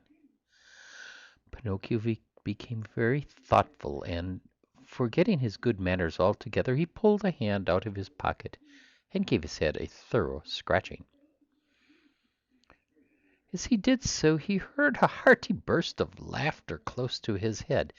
He turned sharply, and there, just above him on the branch of a tree, sat a large parrot, busily preening his feathers. "What are you laughing at?" Pinocchio asked peevishly. "I'm laughing because in preening my feathers I tickled myself under the wings." The marionette did not answer. He walked to the brook, filled his shoe with water, and once more sprinkled the ground which covered the gold pieces. Again, another burst of laughter, even more impertinent than the first, was heard in a quiet field.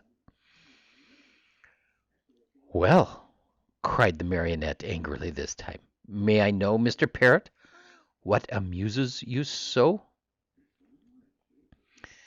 "I'm laughing at those simpletons who believe everything they hear, and who allow themselves to be caught so easily in the traps set for them." "Do you perhaps mean me?" "I certainly do mean you, poor Pinocchio. You who are such a little silly as to believe that gold can be sown in a field just like beans and squash. I too believed that once, and today I'm very sorry for it. Today, but too late. I have reached the conclusion that, in order to come by money honestly, one must work, and know how to earn it with hand or brain." "I don't know what you're talking about," said the marionette, who was beginning to tremble with fear. "Too bad. I'll explain myself better," said the parrot. "While you were away in the city, the fox and the cat returned here in a great hurry. They took the 4 gold pieces which you had buried and ran away as fast as the wind. If you can catch them, you're a brave one." Pinocchio's mouth opened wide. He would not believe the parrot's words and began to dig furiously at the earth. He dug and he dug it till the hole was as big as himself, but no money was there. Every penny was gone. In desperation, he ran to the city and went straight to the courthouse to report the robbery to the magistrate. The judge was a monkey, a large gorilla, venerable with age. A flowing white beard covered his chest, and he wore gold-rimmed spectacles, from which the glasses had dropped out. The reason for wearing these, he said, was that his eyes had been weakened by the work of many years. Pinocchio, standing before him, told his pitiful tale word by word. He gave the names and descriptions of the robbers and begged for justice. The judge listened to him with great patience. A kind look shone in his eyes. He became very much interested in the story. He felt moved. He almost wept. When the marionette had no more to say, the judge put out his hand and rang a bell. At the sound, 2 large mastiffs appeared wearing carbineers' uniforms.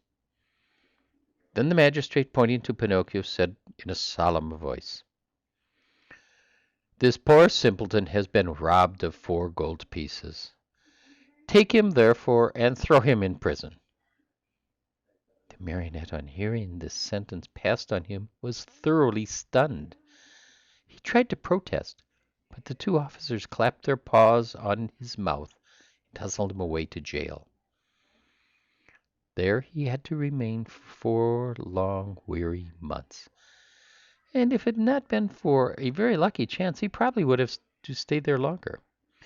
For, my dear children, as you must know that it happened just as the young emperor who ruled over the city of Simple Simons had gained a victory over his enemy, and in celebration thereof he ordered illuminations, fireworks, shows of all kinds, and best of all, the opening of all prison doors.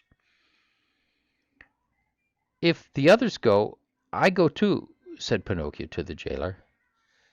"Not you," answered the jailer. "You are one of those—" I beg your pardon," interrupted Pinocchio. "I too am a thief."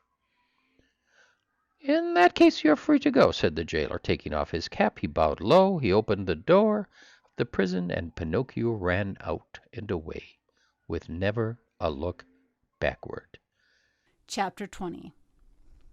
Freed from prison, Pinocchio sets out to return to the fairy, but on the way he meets a serpent and later is caught in a trap. Fancy the happiness of Pinocchio on finding himself free! Without saying yes or no, he fled from the city and set out on the road that was to take him back to the house of the lovely fairy. It had rained for many days, and the road was so muddy that, at times, Pinocchio sank down almost to his knees. But he kept on bravely. Tormented by the wish to see his father and his fairy sister with azure hair, he raced like a greyhound. As he ran, he was splashed with mud, even up to his cap. "How unhappy I have been," he said to himself, "and yet I deserve everything, for I am certainly very stubborn and stupid. I will always have my own way. I won't listen to those who love me and who have more brains than I. But from now on I'll be different, and I'll try to become a most obedient boy. I have found out, beyond any doubt whatsoever, that disobedient boys are certainly far from happy, and that, in the long run, they always lose out. I wonder if Father is waiting for me. Will I find him at the fairy's house? It is so long, poor man, since I have seen him, and I do so want his love and his kisses. And will the fairy ever forgive me for all I have done? She who has been so good to me and to whom I owe my life. Can there be a worse or more heartless boy than I am anywhere?"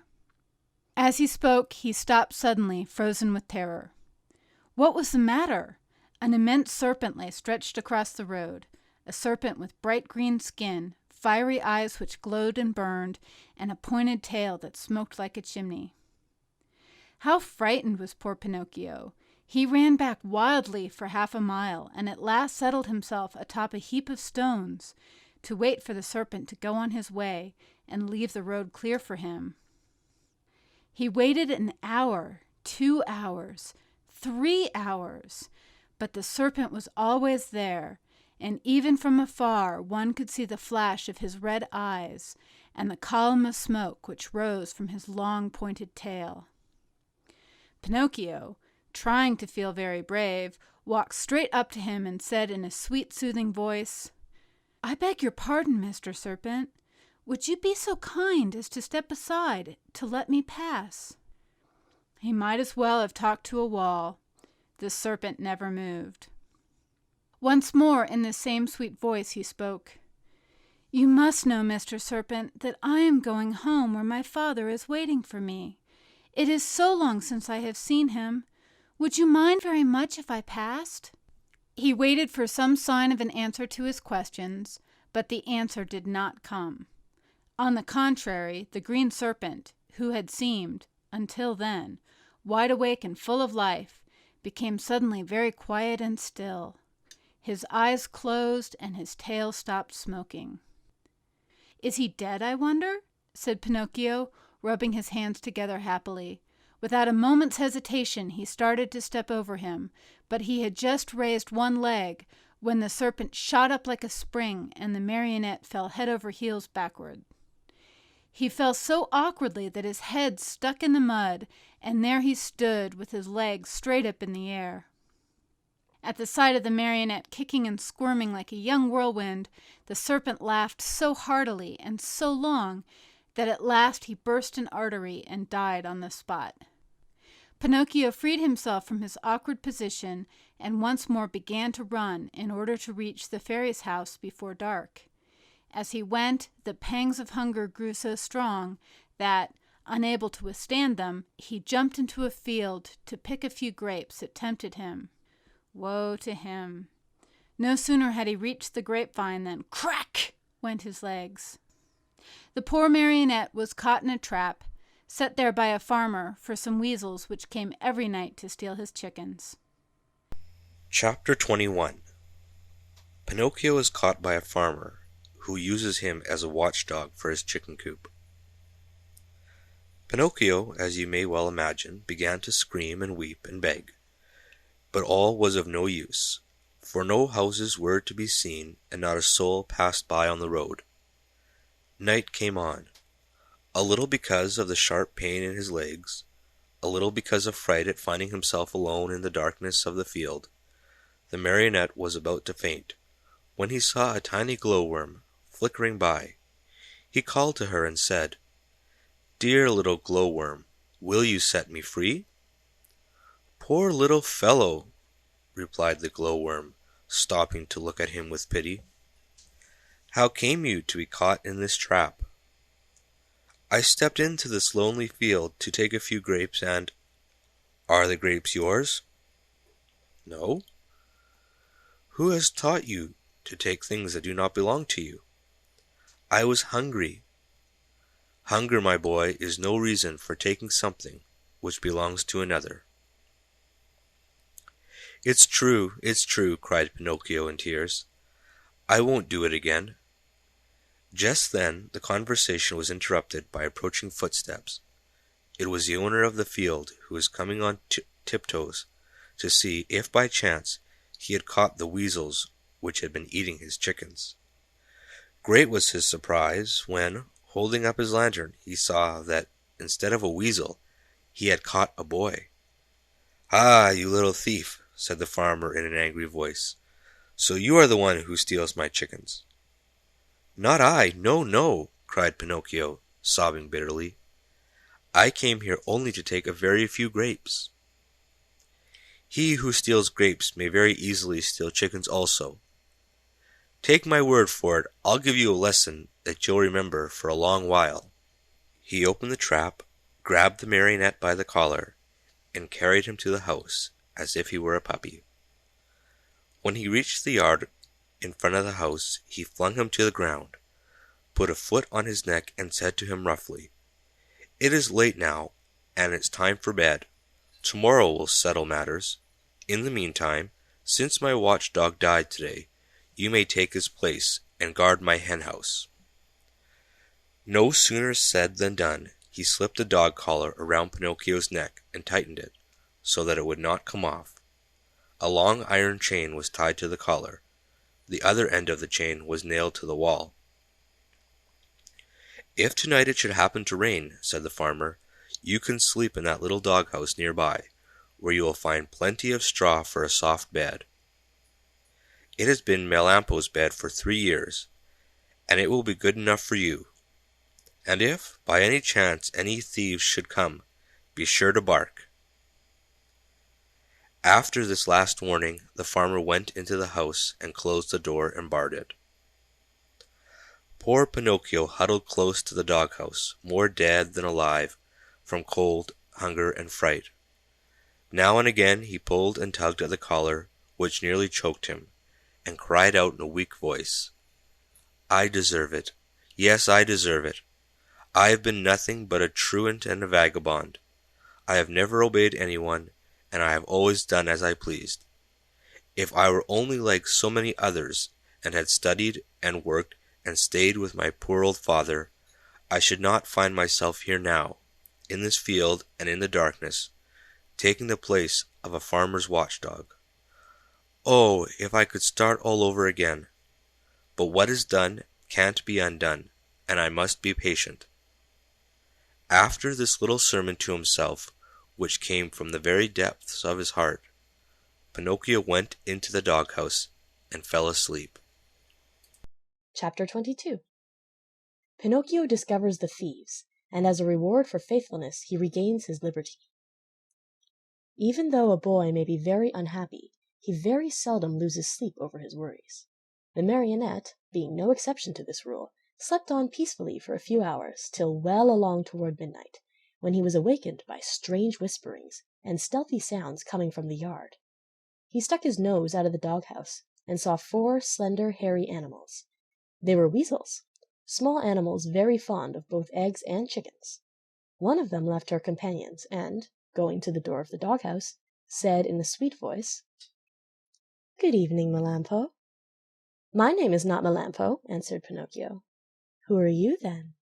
"I am Pinocchio." "What are you doing here?" "I'm the watchdog." "But where is Melampo? Where is the old dog who used to live in this house?" "He died this morning." "Died? Poor beast! He was so good. Still, judging by your face, I think you too are a good-natured dog." "I beg your pardon, I am not a dog." "What are you, then?" "I am a marionette." "Are you taking the place of the watchdog?" "I'm sorry to say that I am. I'm being punished." "Well, I shall make the same terms with you that we had with the dead Melampo. I'm sure you will be glad to hear them." "And what are the terms?" "This is our plan. We'll come once in a while, as in the past, to pay a visit to this henhouse, and we'll take away 8 chickens.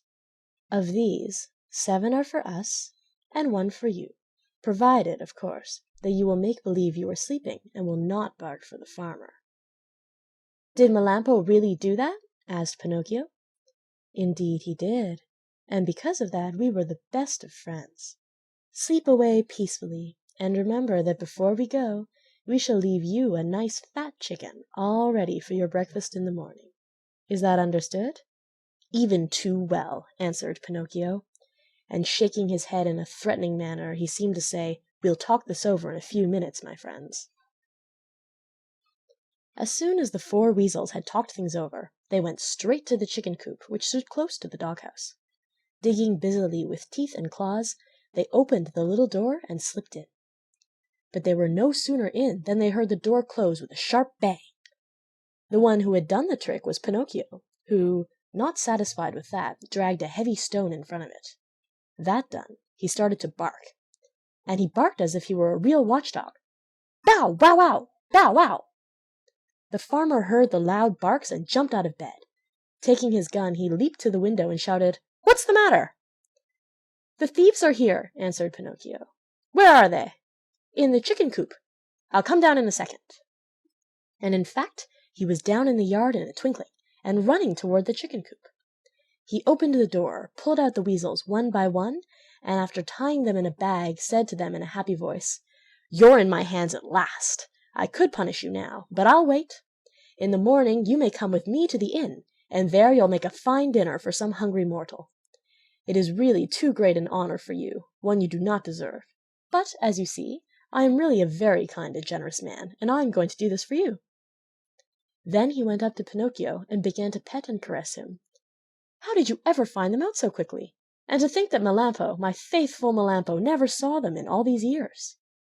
The marionette could have told, then and there, all he knew about the shameful contract between the dog and the weasels. But thinking of the dead dog, he said to himself, "Melampo is dead. What is the use of accusing him? The dead are gone, and they cannot defend themselves. The best thing to do is to leave them in peace." Were you awake or asleep when they came?" continued the farmer. "I was asleep," answered Pinocchio, "but they awakened me with their whisperings. One of them even came to the door of the dog-house and said to me, 'If you promise not to bark, we will make you a present of one of the chickens for your breakfast.' Did you hear that? They had the audacity to make such a proposition as that to me.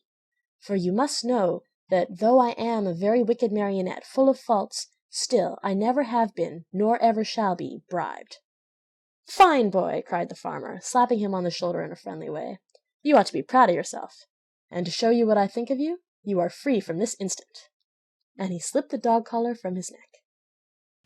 Chapter 23. Pinocchio weeps upon learning that the lovely maiden with azure hair is dead. He meets a pigeon who carries him to the seashore. He throws himself into the sea to go to the aid of his father. As soon as Pinocchio no longer felt the shameful weight of the dog collar around his neck, he started to run across the fields and meadows, and never stopped till he came to the main road that was to take him to the fairy's house. When he reached it, he looked into the valley far below him, and there he saw the wood where unluckily he had met the fox and the cat, and the tall oak tree where he had been hanged. And though he searched far and near, he could not see the house where the fairy with the azure hair lived. He became terribly frightened, and running as fast as he could, he finally came to the spot where it had once stood. The little house was no longer there. In its place lay a small marble slab, which bore this sad inscription: "Here lies the lovely fairy with azure hair, who died of grief when abandoned by her little brother Pinocchio." The poor marionette was heartbroken at reading these words. He fell to the ground, and covering the cold marble with kisses, burst into bitter tears. He cried all night, and dawn found him still there, though his tears had dried, and only hard, dry sobs shook his wooden frame. But these were so loud that they could be heard by the faraway hills. As he sobbed, he said to himself, "Oh, my fairy, my dear, dear fairy, why did you die? Why did I not die, who am so bad, instead of you, who are so good? And my father, where can he be? Please, dear fairy, tell me where he is, and I shall never, never leave him again. You are not really dead, are you? If you love me, you will come back, alive as before. Don't you feel sorry for me? I'm so lonely. If the two assassins come, they'll hang me again from the giant oak tree, and I will really die this time. What shall I do alone in the world, now that you are dead and my father is lost? Where shall I eat? Where shall I sleep? Who will make my new clothes? Oh, I want to die. Yes, I want to die. Oh, oh, oh." Poor Pinocchio!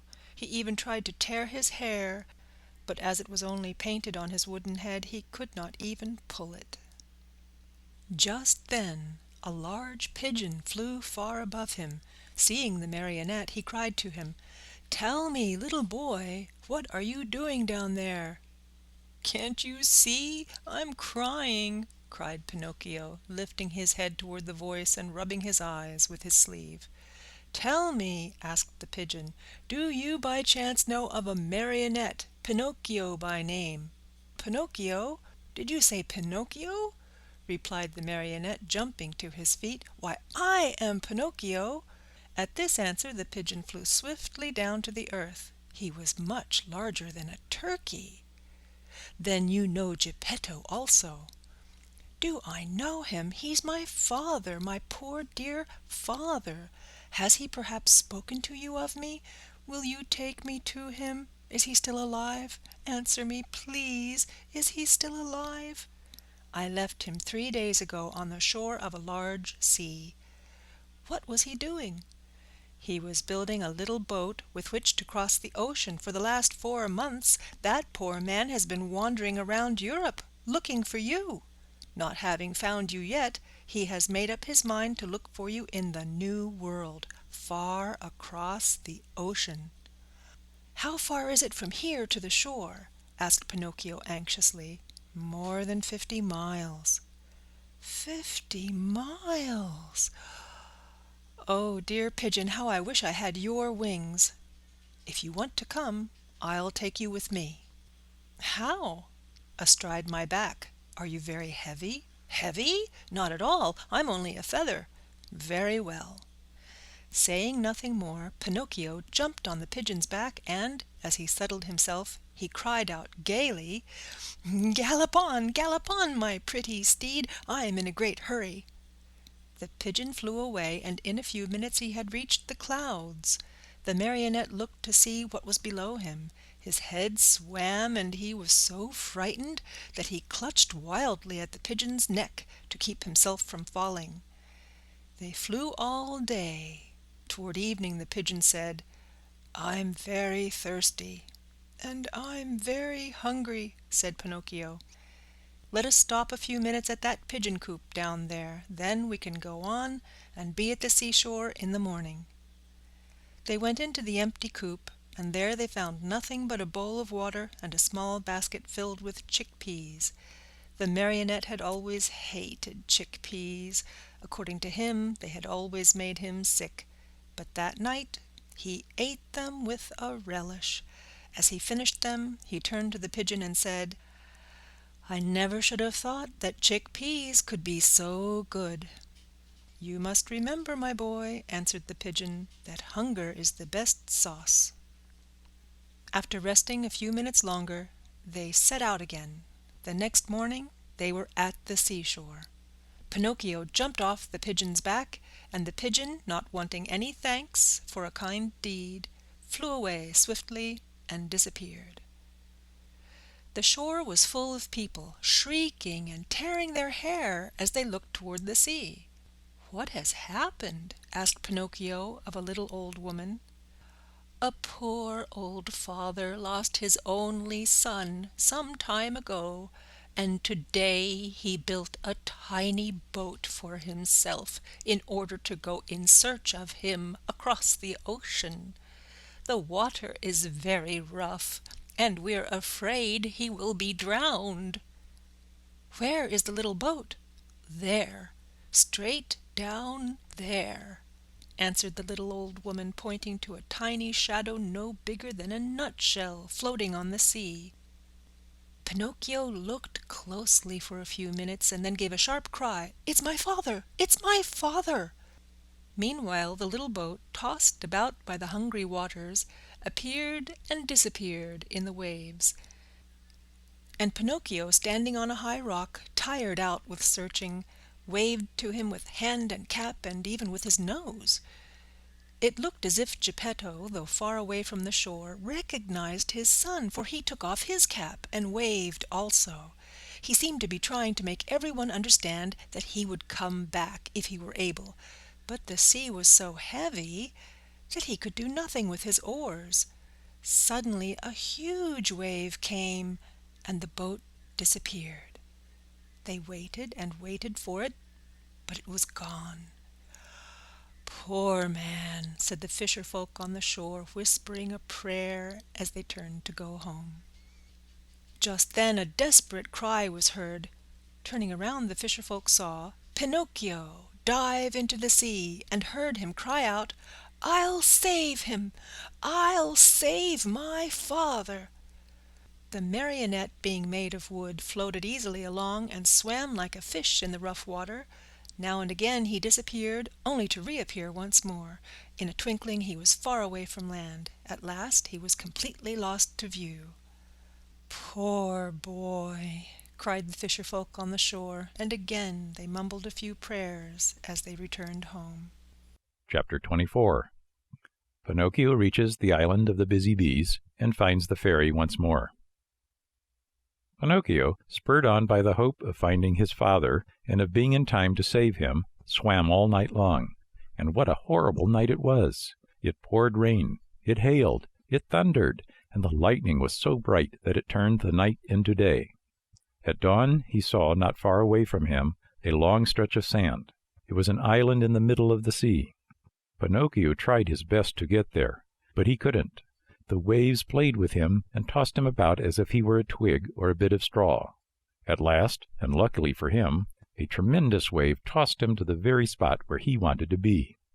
The blow from the wave was so strong that as he fell to the ground, his joints cracked and almost broke. But, nothing daunted, he jumped to his feet and cried, "Once more I have escaped with my life!" Little by little the sky cleared. The sun came out in full splendor, and the sea became as calm as a lake. Then the marionette took off his clothes and laid them on the sand to dry. He looked over the waters to see whether he might catch sight of a boat with a little man in it. He searched and he searched, but he saw nothing except sea and sky, and far away a few sails, so small that they might have been birds. "If only I knew the name of this island," he said to himself. "If I even knew what kind of people I would find here. But whom shall I ask? There is no one here." The idea of finding himself in so lonesome a spot made him so sad that he was about to cry, but just then he saw a big fish swimming nearby, with his head far out of the water. Not knowing what to call him, the marionette said to him, "Hey there, Mr. Fish, may I have a word with you?" "Even two, if you want," answered the fish, who happened to be a very polite dolphin. "Will you please tell me if, on this island, there are places where one may eat without necessarily being eaten?" "Surely there are," answered the dolphin. "In fact, you will find one not far from this spot." "And how shall I get there?" "Take that path on your left and follow your nose. You can't go wrong." "Tell me another thing. You who travel day and night through the sea, did you not perhaps meet a little boat with my father in it?" "And who is your father?" "He is the best father in the world, even as I am the worst son that can be found."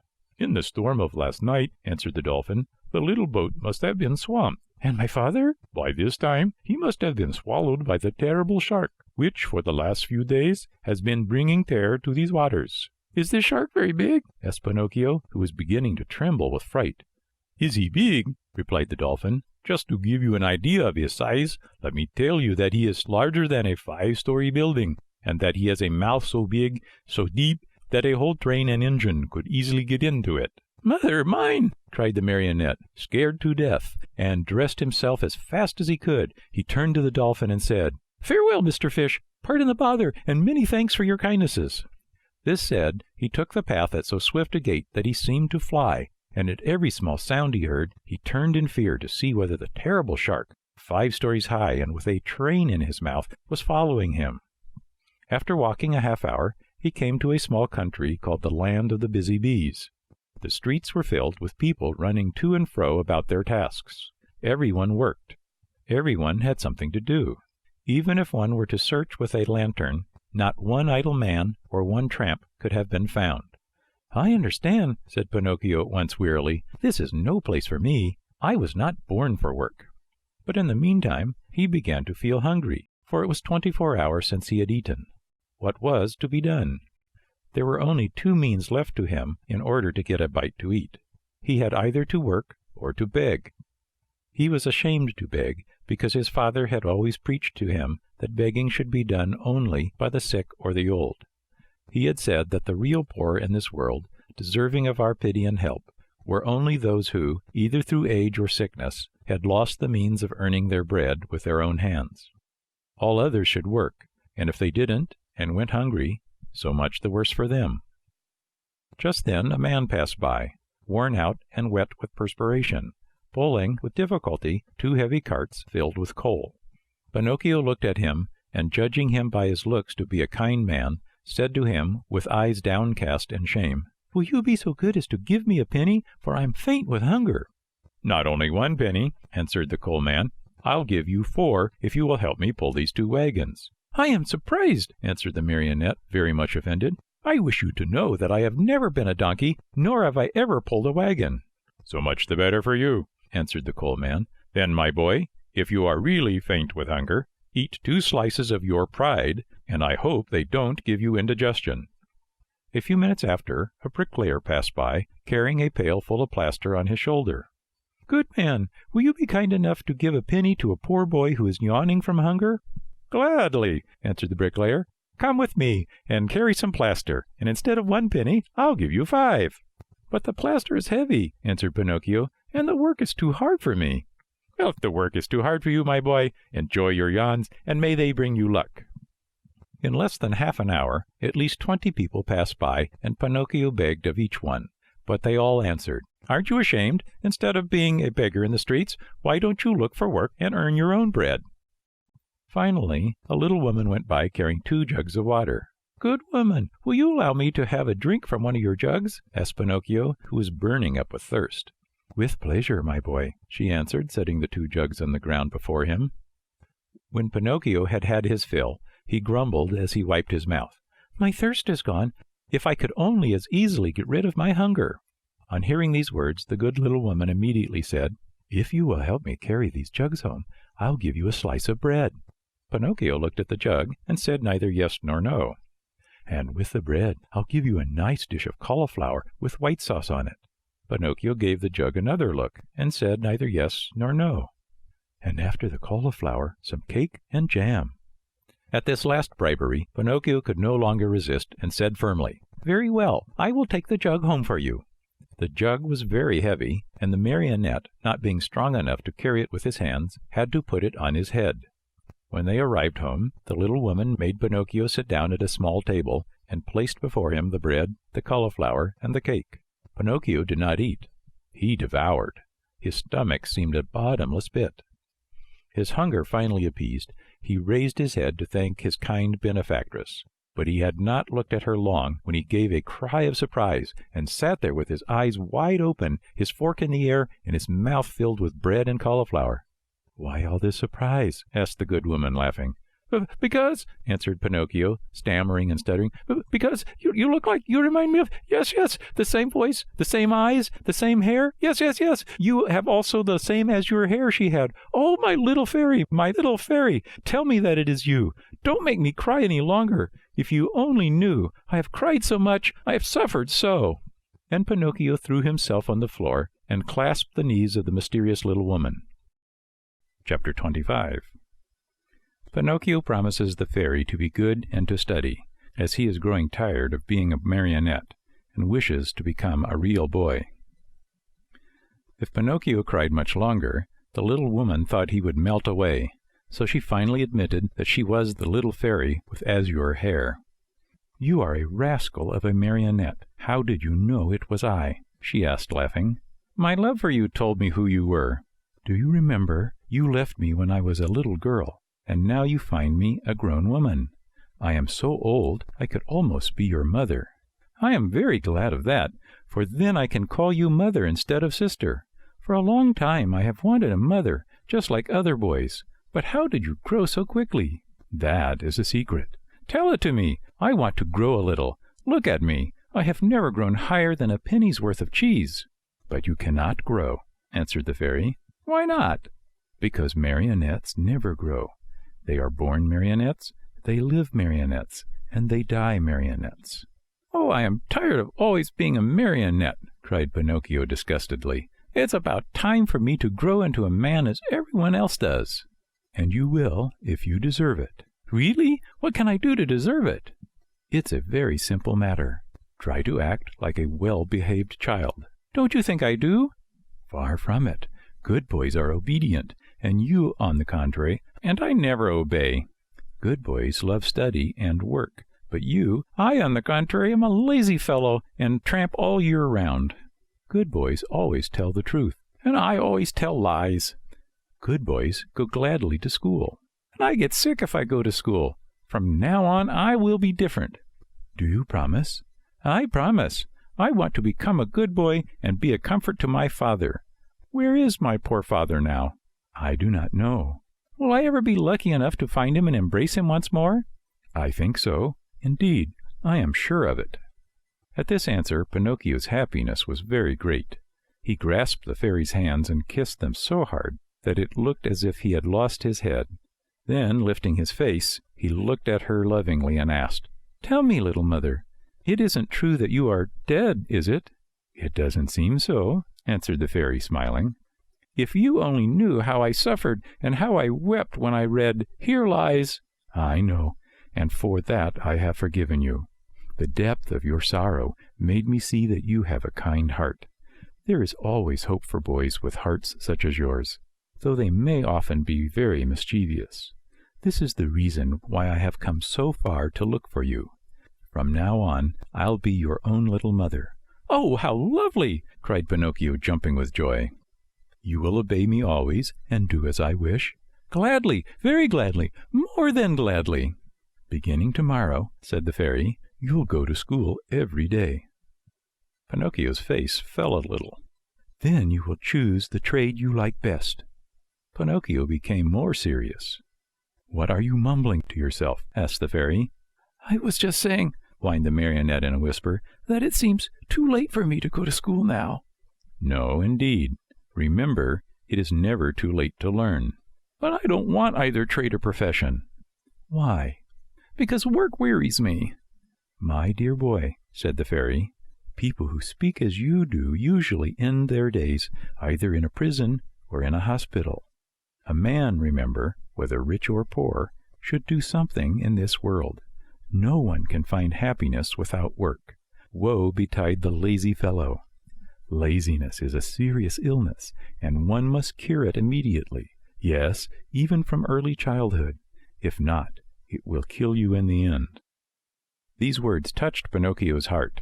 He lifted his eyes to his fairy and said seriously, "I'll work, I'll study, I'll do all you tell me. After all, the life of a marionette has grown very tiresome to me, and I want to become a boy, no matter how hard it is. You promise that, do you not?" "Yes, I promise, and now it is up to you." Chapter 26. Pinocchio goes to the seashore with his friends to see the terrible shark. In the morning, bright and early, Pinocchio started for school. Imagine what the boys said when they saw a marionette enter the classroom. They laughed until they cried. Everyone played tricks on him. One pulled his hat off, another tugged at his coat, a third tried to paint a mustache under his nose. One even attempted to tie strings to his feet and his hands to make him dance. For a while, Pinocchio was very calm and quiet. Finally, however, he lost all patience, and turning to his tormentors, he said to them threateningly, "Careful, boys, I haven't come here to be made fun of. I'll respect you, and I want you to respect me." "Hurrah for Dr. Know-all! You have spoken like a printed book," howled the boys, bursting with laughter. One of them, more impudent than the rest, put out his hand to pull the marionette's nose. But he was not quick enough, for Pinocchio stretched his leg under the table and kicked him hard on the shin. "Oh, what hard feet!" cried the boy, rubbing the spot where the marionette had kicked him. "And what elbows! They are even harder than the feet!" shouted another one, who, because of some other trick, had received a blow in the stomach. With that kick and that blow, Pinocchio gained everybody's favor. Everyone admired him, danced attendance upon him, petted and caressed him. As the days passed into weeks, even the teacher praised him, for he saw him attentive, hard-working, and wide awake, always the first to come in the morning and the last to leave when school was over. Pinocchio's only fault was that he had too many friends. Among these were many well-known rascals who cared not a jot for study or for success. The teacher warned him each day, and even the good fairy repeated to him many times, "Take care, Pinocchio. Those bad companions will sooner or later make you lose your love for study. Some day they will lead you astray." "There's no such danger," answered the marionette, shrugging his shoulders and pointing to his forehead as if to say, "I'm too wise." So it happened that one day, as he was walking to school, he met some boys who ran up to him and said, "Have you heard the news?" "No." "A shark as big as a mountain has been seen near the shore." "Really? I wonder if it could be the same one I heard of when my father was drowned." "We are going to see it. Are you coming?" "No, not I. I must go to school." "What do you care about school? You can go there tomorrow. With a lesson more or less, we are always the same donkeys." "And what will the teacher say?" "Let him talk. He is paid to grumble all day long." "And my mother?" "Mothers don't know anything," answered those scamps. "Do you know what I'll do?" said Pinocchio. "For certain reasons of mine, I too want to see that shark, but I'll go after school. I can see him then as well as now."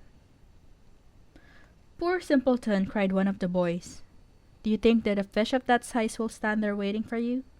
He turns and off he goes, and no one will ever be the wiser. How long does it take from here to the shore? Asked the marionette. 1 hour there and back. Very well then, let's see who gets there first, cried Pinocchio.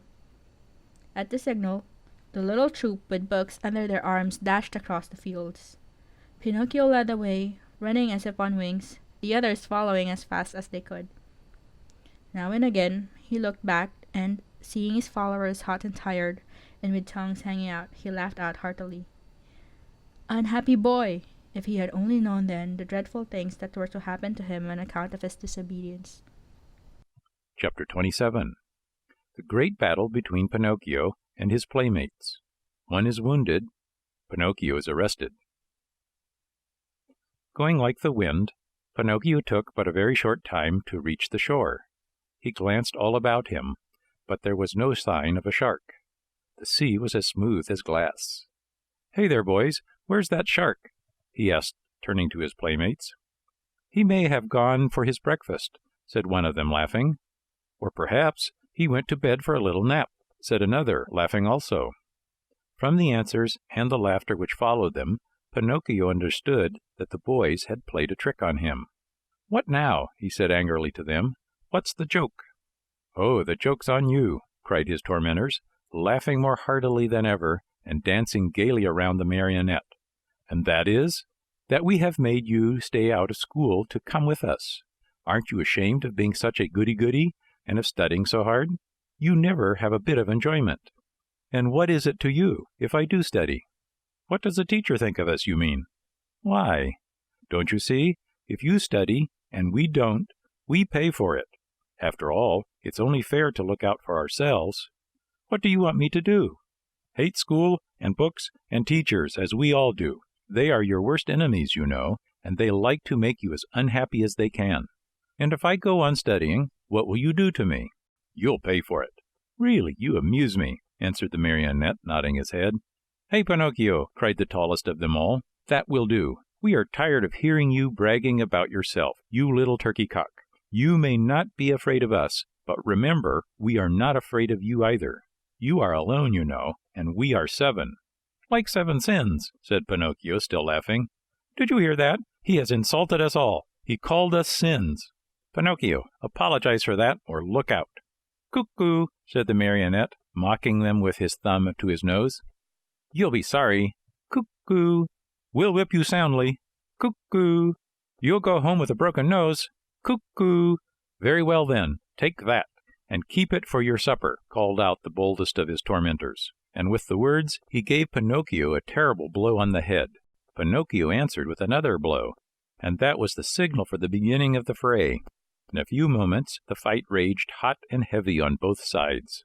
Pinocchio, although alone, defended himself bravely. With those 2 wooden feet of his, he worked so fast that his opponents kept at a respectful distance. Wherever they landed, they left their painful mark, and the boys could only run away and howl. Enraged at not being able to fight the marionette at close quarters, they started to throw all kinds of books at him. Readers, geographies, histories, grammars flew in all directions.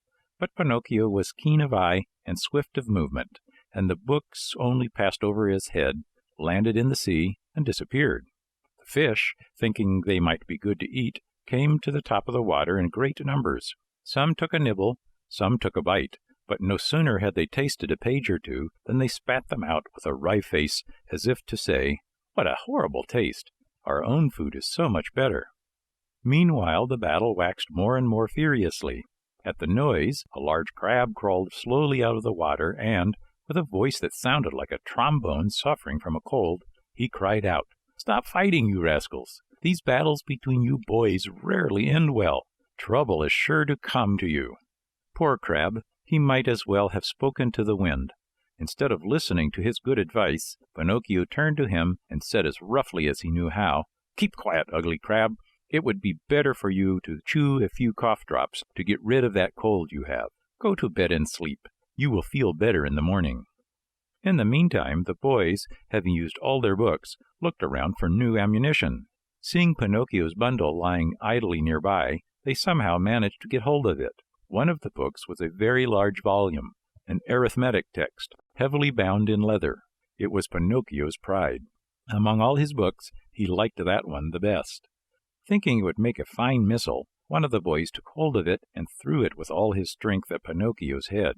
But instead of hitting the marionette, the book struck one of the other boys, who, as pale as a ghost, cried out faintly, "Oh, mother, help! I'm dying!" and fell senseless to the ground. At the sight of that little pale corpse, the boys were so frightened that they turned tail and ran. In a few moments, all had disappeared. All except Pinocchio. Although scared to death by the horror of what had been done, he ran to the sea and soaked his handkerchief in the cool water, and with it bathed the head of his poor little schoolmate. Sobbing bitterly, he cried to him, saying, "Eugene, poor Eugene, open your eyes and look at me. Why don't you answer? I was not the one who hit you, you know. Believe me, I didn't do it. Open your eyes, Eugene. If you keep them shut, I'll die too. Oh, dear me, how shall I ever go home now? How shall I ever look at my little mother again? What will happen to me? Where shall I go? Where shall I hide? Oh, how much better it would have been, 1,000 times better, if only I had gone to school. Why did I listen to those boys? They always were a bad influence. And to think that the teacher had told me, and my mother too, beware of bad company. That's what she said. But I'm stubborn and proud. I listen, but always I do as I wish, and then I pay. I've never had a moment's peace since I've been born. Oh, dear, what will become of me? What will become of me?" Pinocchio went on crying and moaning and beating his head. Again and again he called to his little friend, when suddenly he heard heavy steps approaching. He looked up and saw 2 tall carabiners near him. "What are you doing stretched out on the ground?" they asked Pinocchio. "I'm helping this little schoolfellow of mine." "Has he fainted?" "I should say so," said one of the carabiners, bending to look at Eugene. "This boy has been wounded on the temple. Who has hurt him?" Not I," stammered the marionette, who had hardly a breath left in his whole body. "If it wasn't you, who was it then?" Not I," repeated Pinocchio. "And with what was he wounded?" "With this book," and the marionette picked up the arithmetic text to show it to the officer. "And whose book is this?" "Mine." "Enough. Not another word. Get up as quickly as you can and come along with us." But I—" "Come with us." "But I am innocent." "Come with us." Before starting out, the officers called out to several fishermen passing by in a boat and said to them, "Take care of this little fellow who has been hurt. Take him home and bind his wounds. Tomorrow we will come after him." Then they took hold of Pinocchio and, putting him between them, said to him in a rough voice, "March, and go quickly, or it will be the worse for you." They did not have to repeat their words. The marionette walked swiftly along the road to the village. But the poor fellow hardly knew what he was about. He thought he had a nightmare. He felt ill. His eyes saw everything double. His legs trembled. His tongue was dry, and, try as he might, he could not utter a single word. Yet, in spite of this numbness of feeling, he suffered keenly at the thought of passing under the windows of his good little fairy's house. What would she say on seeing him between 2 carabiners? They had just reached the village when a sudden gust of wind blew off Pinocchio's cap and made it go sailing far down the street. "Would you allow me," the marionette asked the carabiners, "to run after my cap?" "Very well, go, but hurry." The marionette went, picked up his cap, but instead of putting it on his head, he stuck it between his teeth and then raced toward the sea. He went like a bullet out of a gun. The carabiners, judging that it would be very difficult to catch him, sent a large mastiff after him, one that had won first prize in all the dog races. Pinocchio ran fast, and the dog ran faster. At so much noise, the people hung out of the windows or gathered in the street, anxious to see the end of the contest. But they were disappointed, for the dog and Pinocchio raised so much dust on the road that, after a few moments, it was impossible to see them. Chapter 28. Pinocchio runs the danger of being fried in a pan like a fish.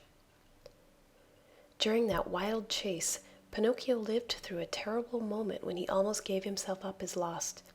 This was when Alidoro, that was the mastiff's name, in a frenzy of running came so near that he was on the very point of reaching him.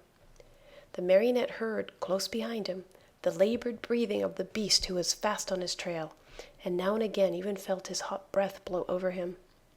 Luckily by this time he was very near the shore, and the sea was in sight, in fact only a few short steps away. As soon as he set foot on the beach, Pinocchio gave a leap and fell into the water. Alidoro tried to stop, but as he was running very fast he couldn't, and he too landed far out in the sea. Strange though it may seem, the dog could not swim. He beat the water with his paws to hold himself up, but the harder he tried, the deeper he sank. As he stuck his head out once more, the poor fellow's eyes were bulging, and he barked out wildly, "I drown! I drown!" "Drown!" answered Pinocchio from afar, happy at his escape. "Help, Pinocchio! Dear little Pinocchio, save me from death!"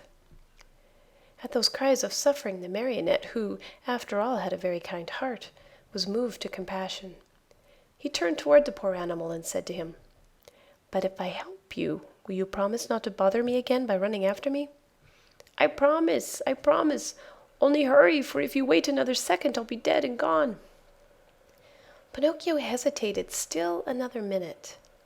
Then, remembering how his father had often told him that a kind deed is never lost, he swam to Alidoro, and catching hold of his tail, dragged him to the shore. The poor dog was so weak he could not stand. He had swallowed so much salt water that he was swollen like a balloon. However, Pinocchio, not wishing to trust him too much, threw himself once again into the sea. As he swam away, he called out, "Goodbye, Alidoro. Good luck, and remember me to the family." "Goodbye, little Pinocchio," answered the dog. "A thousand thanks for having saved me from death. You did me a good turn, and in this world, what is given is always returned. If the chance comes, I shall be there." Pinocchio went on swimming close to shore. At last he thought he had reached a safe place. Glancing up and down the beach, he saw the opening of a cave out of which rose a spiral of smoke. "In that cave," he said to himself, "there must be a fire. So much the better. I'll dry my clothes and warm myself, and then, well..." His mind made up, Pinocchio swam to the rocks, but as he started to climb, he felt something under him, lifting him up higher and higher. He tried to escape, but he was too late. To his great surprise, he found himself in a huge net, amid a crowd of fish of all kinds and sizes, who were fighting and struggling desperately to free themselves. At the same time, he saw a fisherman come out of the cave, a fisherman so ugly that Pinocchio thought he was a sea monster. In place of hair, his head was covered by a thick bush of green grass. Green was the skin of his body, green were his eyes, green was the long, long beard that reached to his feet. He looked like a giant lizard with legs and arms. When the fisherman pulled the net out of the sea, he cried out joyfully, "Blessed Providence! Once more I'll have a fine meal of fish." "Thank heaven I'm not a fish," said Pinocchio to himself, trying with these words to find a little courage. The fisherman took the net and the fish to the cave, a dark, gloomy, smoky place. In the middle of it, a pan full of oil sizzled over a smoky fire, sending out a repelling odor of tallow that took away one's breath. "Now let's see what kind of fish we have caught today," said the green fisherman. He put a hand as big as a spade into the net and pulled out a handful of mullets. "Fine mullets these," he said, after looking at them and smelling them with pleasure. After that he threw them into a large empty tub. Many times he repeated this performance. As he pulled each fish out of the net, his mouth watered with the thought of the good dinner coming, and he said, "Fine fish these bass. Very tasty these whitefish. Delicious flounders these. What splendid crabs. And these dear little anchovies with their heads still on." As you can well imagine, the bass, the flounders, the whitefish, and even the little anchovies all went together into the tub to keep the mullets company. The last to come out of the net was Pinocchio. As soon as the fisherman pulled him out, his green eyes opened wide with surprise, and he cried out in fear, "What kind of fish is this? I don't remember eating anything like it." He looked at him closely, and after turning him over and over, he said at last, "I understand. He must be a crab." Pinocchio, mortified at being taken for a crab, said resentfully, What nonsense! A crab indeed! I am no such thing. Beware how you deal with me. I am a marionette, I want you to know." "A marionette?" asked the fisherman. "I must admit that a marionette fish is for me an entirely new kind of fish. So much the better. I'll eat you with greater relish." "Eat me? But can't you understand that I'm not a fish? Can't you hear that I speak and think as you do?" "It's true," answered the fisherman. "But since I see that you are a fish, well able to talk and think as I do, I'll treat you with all due respect. And that is, that as a sign of my particular esteem, I'll leave to you the choice of manner in which you are to be cooked. Do you wish to be fried in a pan, or do you prefer to be cooked with tomato sauce?" "To tell you the truth," answered Pinocchio, "if I must choose, I should much rather go free, so I may return home." "Are you fooling? Do you think that I want to lose the opportunity to taste such a rare fish? A marionette fish does not come very often to these seas. Leave it to me. I'll fry you in the pan with the others. I know you'll like it. It's always a comfort to find oneself in good company." The unlucky marionette, hearing this, began to cry and wail and beg. With tears streaming down his cheeks, he said, "How much better it would have been for me to go to school. I did listen to my playmates, and now I am paying for it. Oh, oh, oh." And as he struggled and squirmed like an eel to escape from him, the green fisherman took a stout cord and tied him hand and foot, and threw him into the bottom of the tub with the others. Then he pulled a wooden bowl full of flour out of a cupboard, and started to roll the fish into it, one by one. When they were white with it, he threw them into the pan. The first to dance in the hot oil were the mullets. The bass followed, then the whitefish, the flounders, and the anchovies. Pinocchio's turn came last. Seeing himself so near to death, and such a horrible death, he began to tremble so with fright that he had no voice left with which to beg for his life. The poor boy beseeched only with his eyes, but the green fisherman, not even noticing that it was he, turned him over and over in the flour until he looked like a marionette made of chalk. Then he took him by the head and... Chapter 29. Pinocchio returns to the fairy's house, and she promises him that, on the morrow, he will cease to be a marionette and become a boy. A wonderful party of coffee and milk to celebrate the great event. Mindful of what the fisherman had said, Pinocchio knew that all hope of being saved had gone. He closed his eyes and waited for the final moment. Suddenly, a large dog, attracted by the odor of boiling oil, came running into the cave.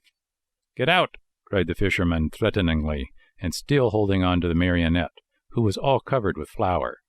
But the poor dog was very hungry, and whining and wagging his tail. He tried to say, "Give me a bite of the fish, and I'll go in peace." "Get out, I say," repeated the fisherman, and he drew back his foot to give the dog a kick. Then the dog, who, being really hungry, would take no refusal, turned in a rage toward the fisherman, and bared his terrible fangs. At that moment, a pitiful little voice was heard saying, "Save me, Alidoro! If you don't, I'll fry!" The dog immediately recognized Pinocchio's voice. Great was his surprise to find that the voice came from the little flour-covered bundle that the fisherman held in his hand. Then what did he do? With one great leap, he grasped that bundle in his mouth, and holding it lightly between his teeth, ran through the door and disappeared like a flash.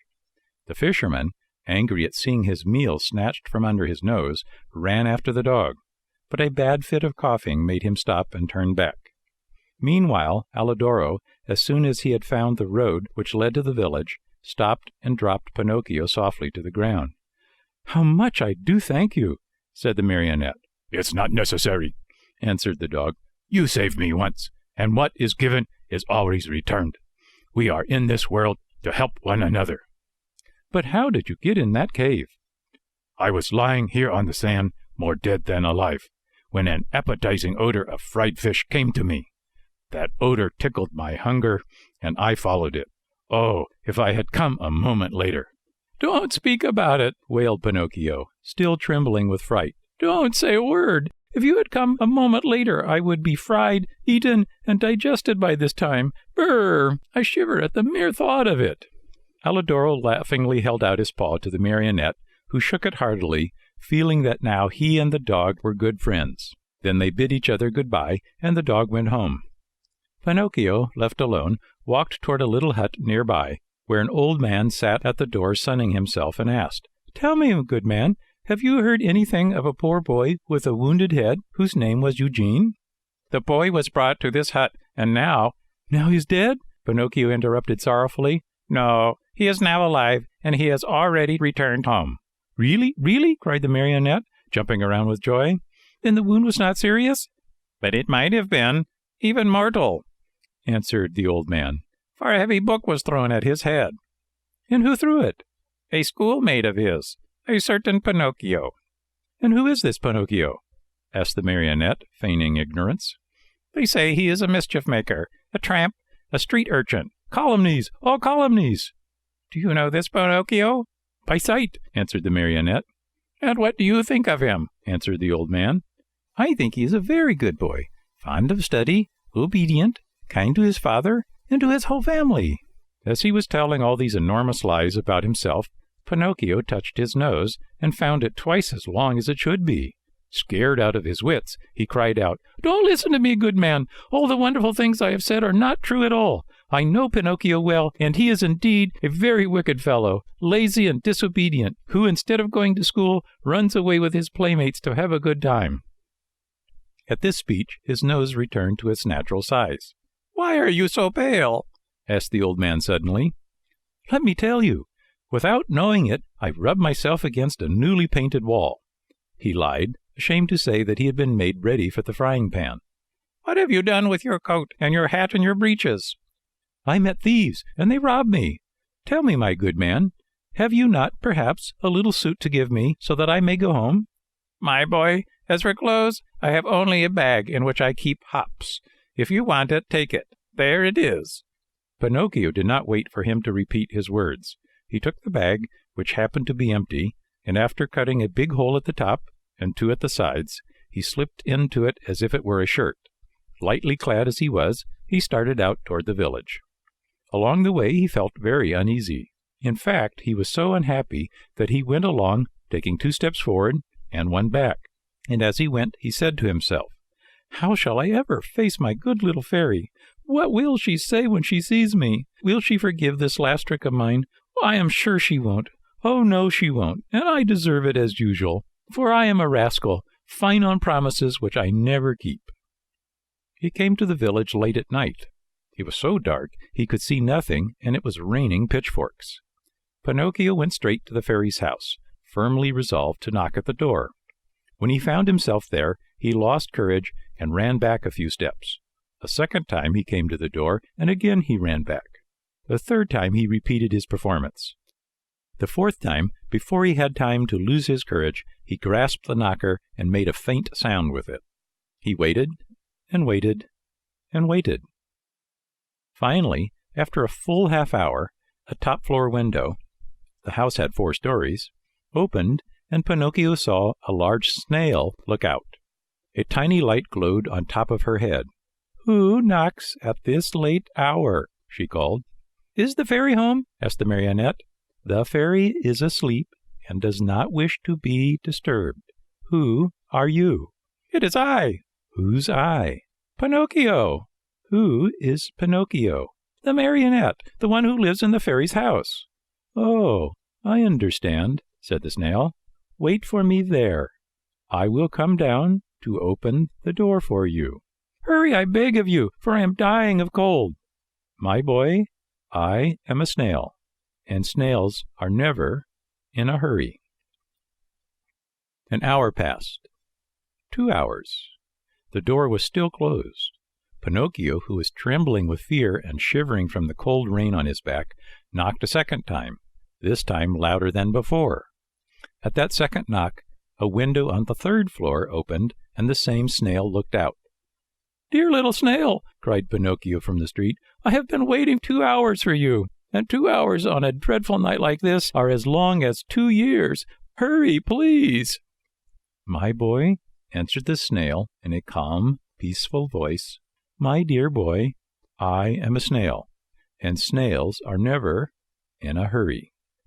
And the window closed. A few minutes later, midnight struck. Then 1 o'clock, 2 o'clock, and the door still remained closed. Then Pinocchio, losing all patience, grabbed the knocker with both hands, fully determined to wake the whole house and the street with it. As soon as he touched the knocker, however, it became an eel and wiggled away into the darkness. "Really," cried Pinocchio, blind with rage, "if the knocker is gone, I can still use my feet." He stepped back and gave the door a most solemn kick. He kicked so hard that his foot went straight through the door and his leg followed almost to the knee. No matter how he pulled and tugged, he could not pull it out. There he stayed, as if nailed to the door. Poor Pinocchio! The rest of the night he had to spend with one foot through the door and the other one in the air. As dawn was breaking, the door finally opened. That brave little animal, the snail, had taken exactly 9 hours to go from the 4th floor to the street. How she must have raced! "What are you doing with your foot through the door?" she asked the marionette, laughing. "It was a misfortune. Won't you try, pretty little snail, to free me from this terrible torture?" "My boy, we need a carpenter here, and I have never been one." "Ask the fairy to help me." "The fairy is asleep and does not want to be disturbed." "But what do you want me to do, nailed to the door like this?" "Enjoy yourself, counting the ants which are passing by." "Bring me something to eat, at least, for I am faint with hunger." "Immediately." In fact, after 3½ hours, Pinocchio saw her return with a silver tray on her head. On the tray there were bread, roast chicken, fruit. "Here is the breakfast the fairy sends to you," said the snail. At the sight of all these good things, the marionette felt much better. What was his disgust, however, when on tasting the food he found the bread to be made of chalk, the chicken of cardboard, and the brilliant fruit of colored alabaster. He wanted to cry. He wanted to give himself up to despair. He wanted to throw away the tray and all that was on it. Instead, either from pain or weakness, he fell to the floor in a dead faint. When he regained his senses, he found himself stretched out on a sofa, and the fairy was seated near him. "This time I forgive you," said the fairy to him, "but be careful not to get into mischief again." Pinocchio promised to study and to behave himself, and he kept his word for the remainder of the year. At the end of it, he passed first in all his examinations, and his report was so good that the fairy said to him happily, "Tomorrow your wish will come true." "And what is that?" "Tomorrow you will cease to be a marionette and will become a real boy." Pinocchio was beside himself with joy. All his friends and schoolmates must be invited to celebrate the great event. The fairy promised to prepare 200 cups of coffee and milk and 400 slices of toast buttered on both sides. The day promised to be a very gay and happy one, but unluckily, in a marionette's life, there's always a but, which is apt to spoil everything. Chapter 30, in which Pinocchio, instead of becoming a boy, runs away to the land of toys with his friend Lampwick. Coming out at last from the surprise into which the fairy's words had thrown him, Pinocchio asked for permission to give out the invitations. "Well, indeed, you may invite your friends to tomorrow's party. Only remember to return home before dark, do you understand?" "Oh, I'll be back in 1 hour without fail," answered the marionette. "Well, take care, Pinocchio. Boys give promises very easily, but they as easily forget them." "But I am not like those others. When I give my word, I keep it." "Well, we shall see. In case you do disobey, you will be the one to suffer, not anyone else." "Why?" "Because boys who do not listen to their elders always come to grief." "Well, I certainly have," said Pinocchio, "but from now on I obey." "Well, we shall see if you were telling the truth." And without adding another word, Pinocchio bade the good fairy good-bye, and, singing and dancing, he left the house. In a little more than an hour, all his friends were invited. Some accepted quickly and gladly, others had to be coaxed, but when they heard that the toast was to be buttered on both sides, they all ended by accepting the invitation with the words, "Oh, we'll come to please you." Now, it must be known that, among all his friends, Pinocchio had one whom he loved most of all. The boy's real name was Romeo, but everyone called him Lampwick because he was tall and thin and had a woebegone look about him. Lampwick was the laziest boy in the school and the biggest mischief maker, but Pinocchio loved him dearly. That day he went straight to his friend's house to invite him to the party, but Lampwick was not at home. He went a second time, and again a third, but still without success. Or where could he be? Pinocchio searched here and there and everywhere, and finally discovered him hiding under a farmer's wagon. "Oh, what are you doing there?" asked Pinocchio, running up to him. "Oh, I'm waiting for midnight to strike to go." "Where?" "Far, far away." "And I have gone to your house 3 times to look for you." "Or what did you want from me?" "Haven't you heard the news? Don't you know what good luck is mine?" "Or what is it?" "Tomorrow I end my days as a marionette and become a boy, like you and all my other friends." "Well, may it bring you luck." "Well, shall I see you at my party tomorrow? But I'm telling you that I go tonight." "Well, what time?" "At midnight." "Where are you going?" "To a real country, the best in the world, a wonderful place." "What's it called?" "It's called the Land of Toys. Why don't you come too?" "I? Oh, no." "Well, you're making a big mistake, Pinocchio. Believe me, if you don't come, you'll be sorry. Now, where can you find a place that will agree better with you and me? No schools, no teachers, no books.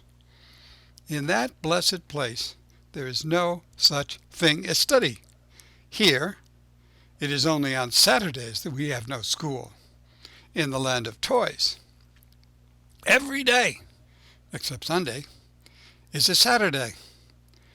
Vacation begins on the 1st of January and ends on the last day of December. Now that's the place for me. All countries should be like it. How happy we should all be. But how does one spend the day in the Land of Toys?" asked Pinocchio. "Days are spent in play and enjoyment from morn till night. At night one goes to bed, and the next morning the good times begin all over again. What do you think of it?" Said Pinocchio, nodding his wooden head as if to say, "Well, it's the kind of life that would agree with me perfectly." "Well, you want to go with me then, yes or no? You have to make up your mind." No. And again, no. I promised my fairy to become a good boy, and I want to keep my word. You see, the sun is setting, and I must leave you and run. Goodbye. Good luck to you." "Where are you going in such a hurry?" "Home. My good fairy wants me to return home before night." "Wait 2 minutes more." "It's too late." "Only 2 minutes." "And if the fairy scolds me?" "Well, let her scold. After she gets tired, she'll stop," said Lampwick. "Are you going alone or with others?" "Alone? There will be more than 100 of us. Will you walk? At midnight the wagon passes here that is to take us within the boundaries of that marvelous country. How I wish midnight would strike. Why? To see you all set out together. We'll stay here a while longer and you will see us. No, I want to return home. Wait 2 more minutes. I've waited too long as it is. The fairy will be worried. Oh, poor fairy. Is she afraid the bats will eat you up? Listen, Lampwick, said Pinocchio. Are you really sure there are no schools in the land of toys? Not even the shadow of one? Not even one teacher? Not one. And one does not have to study? Never, never, never. What a great land, said Pinocchio, feeling his mouth water. What a beautiful land. I've never been there, but I can well imagine it. Well, why don't you come too? Well, it's useless for you to tempt me. I told you, I promised my good fairy to behave myself, and I'm going to keep my word. Well, goodbye then, and remember me.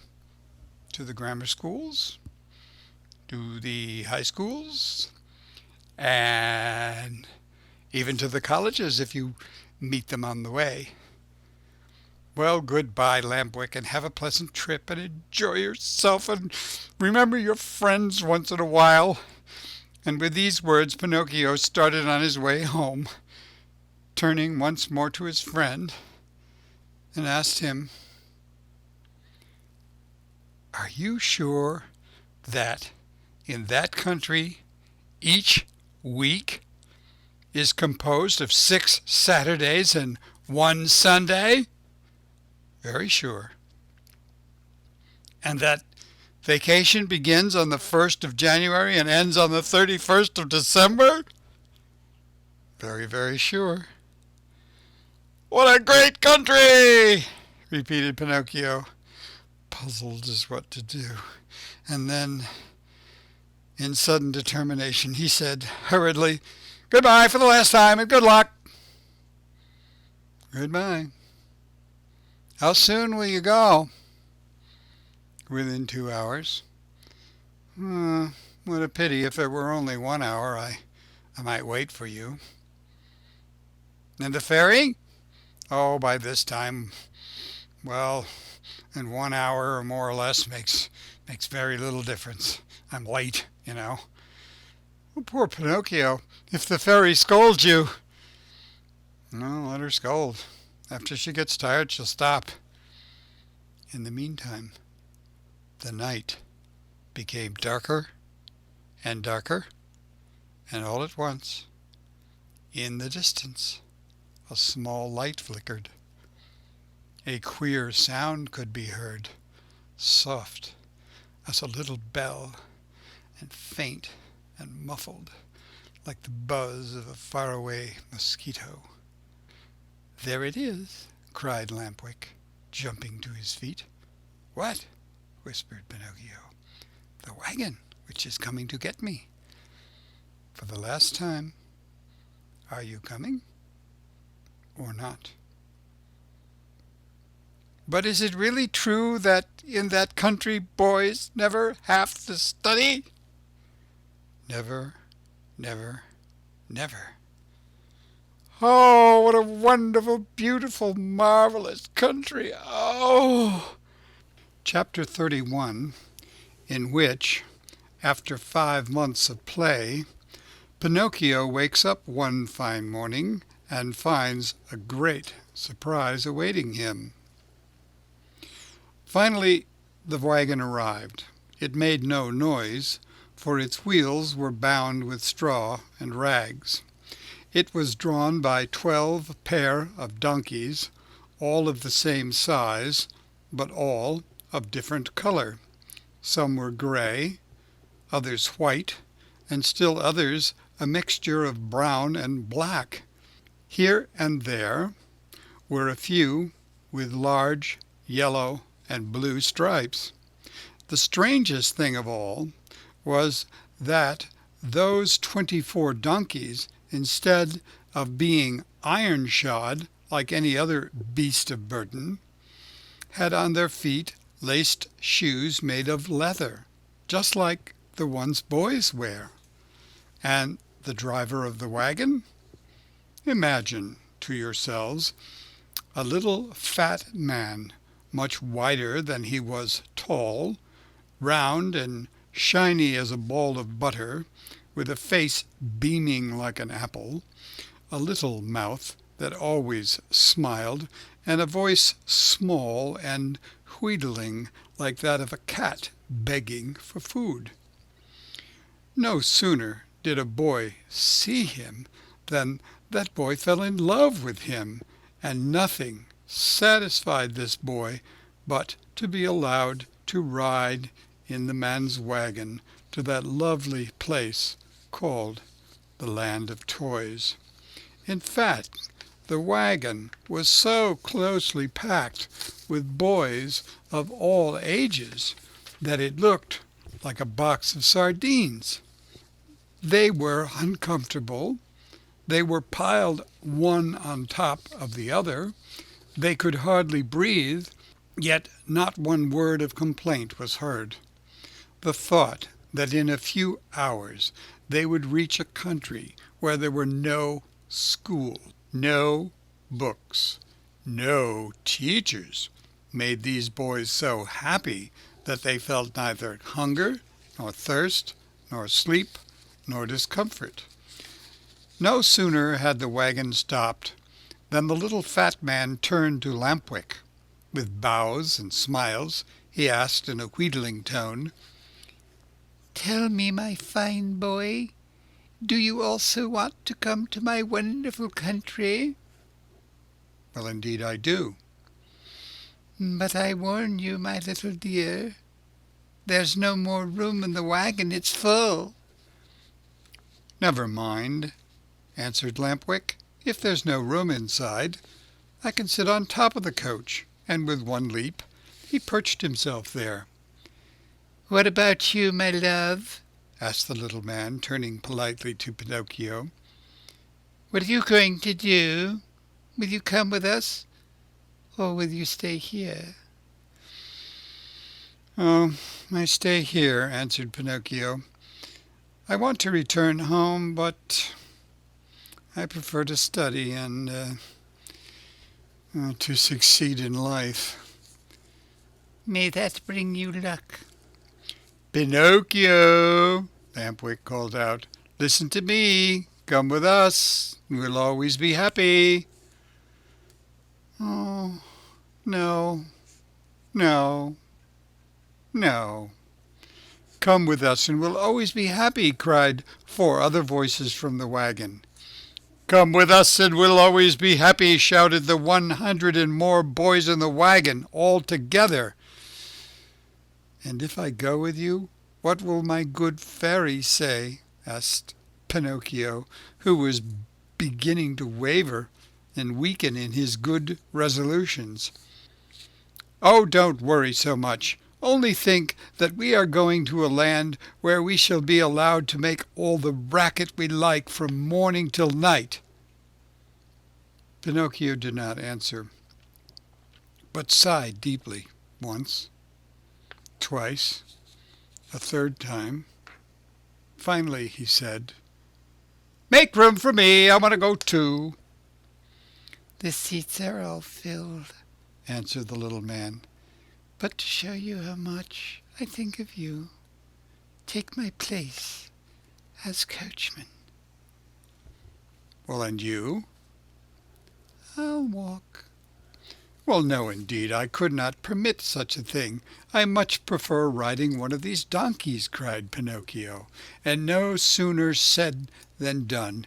He approached the first donkey and tried to mount it, but the little animal turned suddenly and gave him such a terrible kick in the stomach that Pinocchio was thrown to the ground and fell with his legs in the air. At this unlooked-for entertainment, the whole company of runaways laughed uproariously. The little fat man did not laugh. He went up to the rebellious animal and, still smiling, bent over him lovingly and bit off half his right ear. In the meantime, Pinocchio lifted himself up from the ground and with one leap landed on the donkey's back. The leap was so well taken that all the boys shouted, "Hurrah for Pinocchio!" and clapped their hands in hearty applause. Suddenly the little donkey gave a kick with his two hind feet, and at this unexpected move Pinocchio found himself once again sprawling right in the middle of the road. Again the boys shouted with laughter, but the little man, instead of laughing, became so loving toward the little animal that, with another kiss, he bit off half his left ear. "You can mount now, my boy," he then said to Pinocchio. "Have no fear. That donkey was worried about something, but I have spoken to him, and now he seems quiet and reasonable." Pinocchio mounted, and the wagon started on its way, while the donkeys galloped along the stony road.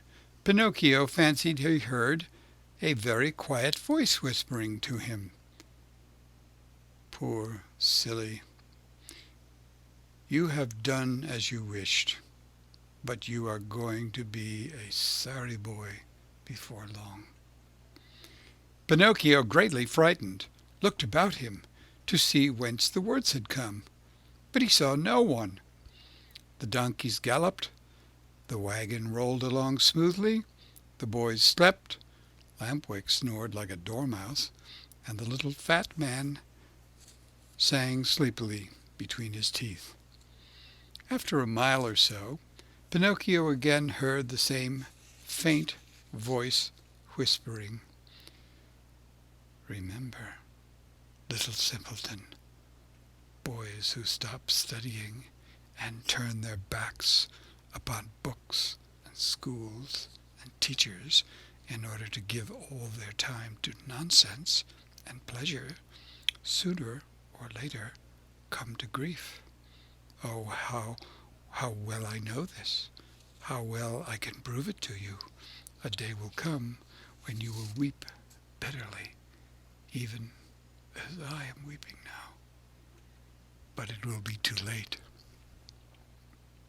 At these whispered words, Pinocchio grew more and more frightened. He jumped to the ground, ran up to the donkey on whose back he had been riding, and taking his nose in his hands, looked at him. Think how great was his surprise when he saw the donkey was weeping just like a boy. "Hey, Mr. Driver!" cried Pinocchio. "Do you know what strange thing is happening here? This donkey weeps." "Let him weep. When he gets married, he will have time to laugh." "Have you perhaps taught him to speak?" "No. He learned to mumble a few words when he lived for 3 years with a band of trained dogs." "Poor beast!" Come, said the little man. "Do not lose time over a donkey that can weep. Mount quickly and let us go. The night is cool, and the road is long." Pinocchio obeyed without another word. The wagon started again. Toward dawn, the next morning, they finally reached that much longed-for country, the land of toys. This great land was entirely different from any other place in the world. Its population, large though it was composed wholly of boys. The oldest were about 14 years of age, the youngest 8. In the street there was such a racket, such shouting, such blowing of trumpets, that it was deafening. Everywhere groups of boys were gathered together. Some played at marbles, at hopscotch, at ball. Others rode on bicycles or on wooden horses. Some played at blindman's buff. Some at tag. Here a group played circus, another sang and recited. A few turned somersaults, others walked on their hands with their feet in the air. Generals in full uniform leading regiments of cardboard soldiers passed by. Laughter, shrieks, howls, catcalls, hand-clapping followed this parade. One boy made a noise like a hen, another like a rooster, and a third imitated a lion in his den. Altogether they created such a pandemonium that it would have been necessary for you to put cotton in your ears. These squares were filled with small wooden theaters, overflowing with boys from morning till night, and on the wall of the houses, written in charcoal, were words like these: Hurrah for the land of toys, down with arithmetic, no more school. As soon as they had set foot in that land, Pinocchio, Lampwick, and all the other boys who had traveled with them started out on a tour of investigation.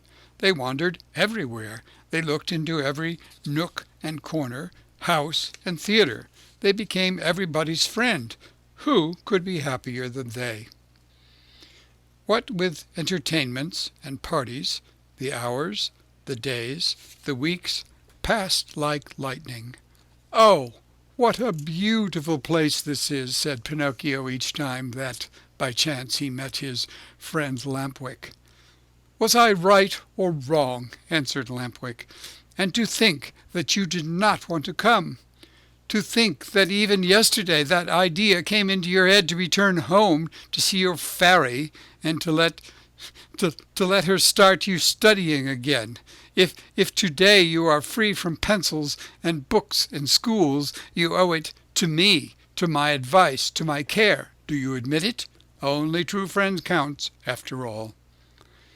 "It's true, Lampwick, it's true. If today I am really a happy boy, it is all because of you. And to think that the teacher, when speaking of you, used to say, 'Do not go with that Lampwick. He is a bad companion, and some day he will lead you astray.'" "Poor teacher," answered Lampwick, nodding his head. "Indeed, I know how much he disliked me, and how he enjoyed speaking ill of me. But I am a generous person, and I gladly forgive him." "Well, you are a great soul," said Pinocchio, fondly embracing his friend. 5 months passed, and the boys continued playing and enjoying themselves from morning till night, without ever seeing a book or a desk or a school. But, my children, there came a morning when Pinocchio awoke and found a great surprise awaiting him, a surprise which made him feel very unhappy, as you shall see. Chapter 32, in which Pinocchio's ears become like those of a donkey. In a little while he changes into a real donkey and begins to bray. Everyone, at one time or another, has found some surprise awaiting him, of the kind which Pinocchio had on that eventful morning of his life. There are but few. What was it? Well, I will tell you, my dear little listeners. On awakening, Pinocchio put his hand up to his head, and there he found, guess. He found that during the night his ears had grown at least 10 full inches. You must know that Pinocchio, even from his birth, had very small ears, so small indeed that to the naked eye they could hardly be seen. Fancy how he felt when he noticed that overnight those 2 dainty organs had become as long as shoe brushes. He went in search of a mirror, but not finding any, he just filled a basin with water and looked at himself, and there he saw what he never could have wished to see. His manly figure was adorned and enriched by a beautiful pair of donkey's ears. I leave you to think of the terrible grief, the shame, the despair of the poor marionette. He began to cry, to scream, to knock his head against the wall, but the more he shrieked, the longer and the more hairy grew his ears. At those piercing shrieks, a dormouse came into the room, a fat little dormouse who lived upstairs. Seeing Pinocchio so grief-stricken, she asked him anxiously, "What is the matter, dear little neighbor?" "I am sick, my little dormouse, very, very sick, and from an illness which frightens me. Do you understand how to feel the pulse?" "A little." "Feel mine, then, and tell me if I have a fever." The dormouse took Pinocchio's wrist between her paws, and after a few minutes looked up at him sorrowfully and said, "My friend, I am sorry, but I must give you some very sad news." "What is it?" "You have a very bad fever." "But what fever is it?" "The donkey fever." "Well, I don't know anything about that fever," answered Pinocchio, beginning to understand even too well what was happening to him. "Well, then I'll tell you all about it," said the Dormouse. "Know then that within 2 or 3 hours you will no longer be a marionette nor a boy." "Well, what shall I be?" "Within 2 or 3 hours you will become like a real donkey, just like the ones that pull the fruit carts to market." "What have I done? What have I done?" cried Pinocchio, grasping his long ears in his hands and pulling and tugging at them angrily, just as if they belonged to another. "My dear boy," answered the Dormouse, to cheer him up a bit, "why worry now? What is done cannot be undone, you know. Fate has decreed that all lazy boys who come to hate books and schools and teachers, spend all their days with toys and games, must sooner or later turn into donkeys." "But is it really so?" asked Pinocchio, sobbing bitterly. "I'm sorry to say it is, and tears are now useless. You should have thought of this long before." "But the fault is not mine. Believe me, little Dormouse, the fault is all Lampwick's." "Who is this Lampwick?" "He's a classmate of mine.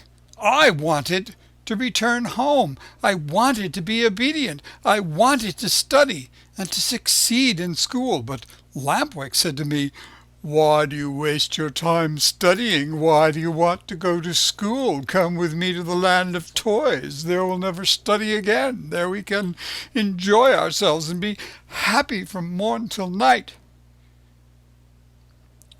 "And why did you follow the advice of that false friend?" "Why? Because, my dear little Dormouse, I am a heedless marionette, heedless and heartless. Oh, if I only had a bit of heart! I should never have abandoned that good fairy who loved me so well, and who has been so kind to me. And by this time I should no longer be a marionette. I should be a real boy, like all these friends of mine. Oh, if I meet Lampwick, I am going to tell him what I think of him, and more too." After this long speech, Pinocchio walked to the door of the room, but when he reached it, remembering his donkey ears, he felt ashamed to show them in public, and turned back. He took a large cotton bag from a shelf, put it on his head, and pulled it far down to his very nose, and thus adorned he went out. He looked for Lampwick everywhere, along the streets, in the squares, inside the theaters, everywhere. But he was not to be found. He asked everyone who he met, but no one had seen him. In desperation, he returned home and knocked at the door. "Who is it?" asked Lampwick from within. "It is I," answered Pinocchio. "Wait a minute." After a full half-hour, the door opened. Another surprise awaited Pinocchio. There in the room stood his friend with a large cotton bag on his head, pulled down to his very nose. At the sight of that bag, Pinocchio felt slightly happier and thought to himself, "Oh, my friend must be suffering from the same sickness that I am. I wonder if he too has donkey fever." But pretending he had seen nothing, he asked with a smile, "Oh, how are you, my dear Lampwick?" "Very well, like a mouse in a Parmesan cheese." "Is that really true? Why should I lie to you?" "Well, I beg your pardon, my friend, but why then are you wearing that cotton bag over your ears?" The doctor has ordered it because one of my knees hurts. And you, dear Pinocchio, why are you wearing that cotton bag down on your nose?" "The doctor has ordered it because I have a bruised foot." "Oh, my poor Pinocchio." "Oh, my poor Lampwick." An embarrassingly long silence followed these words, during which time the two friends looked at each other in a mocking way. Finally, Pinocchio, in a voice sweet as honey and soft as a flute, said to his companion, "Tell me, Lampwick, dear friend, have you ever suffered from an earache?" "Never. And you?" "Never. Still, since this morning my ear has been torturing me." "So is mine." "Yours too? Which ear is it?" "Both of them. And yours?" "Both of them too. I wonder if it could be the same sickness." "I'm afraid it is." "Will you do me a favor, Lampwick?" "Gladly, with my whole heart." "Will you let me see your ears?" "Why not? But before I show you mine, I want to see yours, dear Pinocchio." "No, you must show yours first." "Oh, no, my dear. Yours first, then mine." "Well, then," said Pinocchio, "let us make a contract." "Well, let's hear the contract." "Let us take off our caps together, all right?" "All right. Ready, then?" Pinocchio began to count. 1, 2, 3. And at the word 3, the two boys pulled off their caps and threw them high in the air. And then a scene took place which is hard to believe, but it is all too true. Pinocchio and his friend Lampwick, when they saw each other, both stricken by the same misfortune, instead of feeling sorrowful and ashamed, began to poke fun at each other, and after much nonsense, they ended by bursting out into hearty laughter. They laughed and laughed and laughed and laughed again, and laughed until they ached, laughed until they cried. But all of a sudden, Lampwick stopped laughing. He tottered and almost fell. Pale as a ghost, he turned to Pinocchio and said, Help! Help, Pinocchio! What's the matter? Oh, help me! I can't stand up. I can't either, cried Pinocchio, and his laughter turned to tears as he stumbled about helplessly. They had hardly finished speaking when both of them fell on all fours and began running and jumping around the room, and as they ran, their arms turned into legs, their faces lengthened into snouts, and their backs became covered with long gray hairs. This was humiliation enough, but the most horrible moment was the one in which the two poor creatures felt their tails appear. Overcome with shame and grief, they tried to cry and bemoan their fate. But what is done can't be undone. Instead of moans and cries, they burst forth into loud donkey brays, which sounded very much like ee-aw, ee-aw, ee-aw. And at that moment a loud knocking was heard at the door, and a voice called to them, "Open, I am the little man, the driver of the wagon which brought you here. Open, I say, or beware." Chapter 33. Pinocchio, having become a donkey, is bought by the owner of a circus, who wants to teach him to do tricks. The donkey becomes lame and is sold to a man who wants to use his skin for a drumhead. Very sad and downcast were the two poor little fellows as they stood and looked at each other. Outside the room, the little man grew more and more impatient, and finally gave the door such a violent kick that it flew open.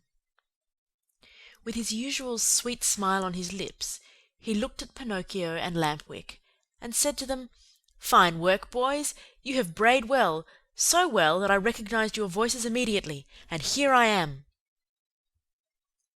On hearing this, the two donkeys bowed their heads in shame, dropped their ears, and put their tails between their legs.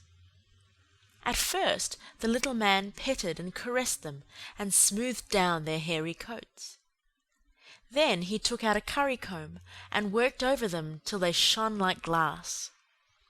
Satisfied with the looks of the two little animals, he bridled them and took them to a marketplace far away from the land of toys, in the hope of selling them at a good price. In fact, he did not have to wait very long for an offer. Lampwick was bought by a farmer whose donkey had died the day before. Pinocchio went to the owner of a circus, who wanted to teach him to do tricks for his audiences. And now do you understand what the little man's profession was? This horrid little being, whose face shone with kindness, went about the world looking for boys. Lazy boys, boys who hated books, boys who wanted to run away from home, boys who were tired of school, all these were his joy and his fortune. He took them with him to the land of toys, and let them enjoy themselves to their heart's content. When, after months of all play and no work, they became little donkeys, he sold them on the marketplace. In a few years he had become a millionaire. What happened to Lampwick? My dear children, I do not know. Pinocchio, I can tell you, met with great hardships even from the first day. After putting him in a stable, his new master filled his manger with straw, but Pinocchio, after tasting a mouthful, spat it out. Then the man filled the manger with hay, but Pinocchio did not like that any better. "Ah, you don't like hay either?" he cried angrily. "Wait, my pretty donkey, I'll teach you not to be so particular." Without more ado, he took a whip and gave the donkey a hearty blow across the legs. Pinocchio screamed with pain, and as he screamed he brayed, "Haw, haw, haw! I can't digest straw." "Then eat the hay," answered his master, who understood the donkey perfectly. "Haw, haw, haw! Hay gives me a headache." "Do you pretend by any chance that I should feed you duck or chicken?" asked the man again, and, angrier than ever, he gave poor Pinocchio another lashing. At that second beating, Pinocchio became very quiet and said no more. After that, the door of the stable was closed and he was left alone. It was many hours since he had eaten anything, and he started to yawn from hunger. As he yawned, he opened a mouth as big as an oven. Finally, not finding anything else in the manger, he tasted the hay. After tasting it, he chewed it well, closed his eyes, and swallowed it. "This hay is not bad," he said to himself, "but how much happier I should be if I had studied! Just now, instead of hay, I should be eating some good bread and butter. Patience!" Next morning, when he awoke, Pinocchio looked in the manger for more hay, but it was all gone. He had eaten it all during the night. He tried the straw, but as he chewed away at it, he noticed to his great disappointment that it tasted neither like rice nor like macaroni. "Patience," he repeated as he chewed. "If only my misfortune might serve as a lesson to disobedient boys who refuse to study! Patience! Have patience!"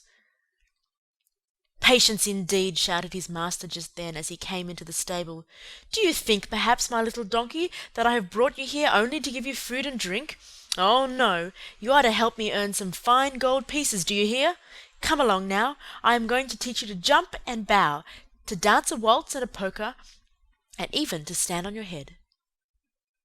Poor Pinocchio, whether he liked it or not, had to learn all these wonderful things, but it took him 3 long months and cost him many, many lashings before he was pronounced perfect. The day came at last when Pinocchio's master was able to announce an extraordinary performance. The announcements, posted all around the town and written in large letters, read thus: "Great spectacle tonight! Leaps and exercises by the great artists and the famous horses of the company. First public appearance of the famous donkey called Pinocchio, the star of the dance. The theatre will be as light as day." That night, as you can well imagine, the theatre was filled to overflowing 1 hour before the show was scheduled to start. Not an orchestra chair could be had, not a balcony seat, nor a gallery seat, not even for their weight in gold. The place swarmed with boys and girls of all ages and sizes, wriggling and dancing about in a fever of impatience to see the famous donkey dance. When the first part of the performance was over, the owner and manager of the circus, in a black coat, white knee breeches, and patent leather boots, presented himself to the public, and in a loud, pompous voice made the following announcement: "Most honoured friends, gentlemen, and ladies!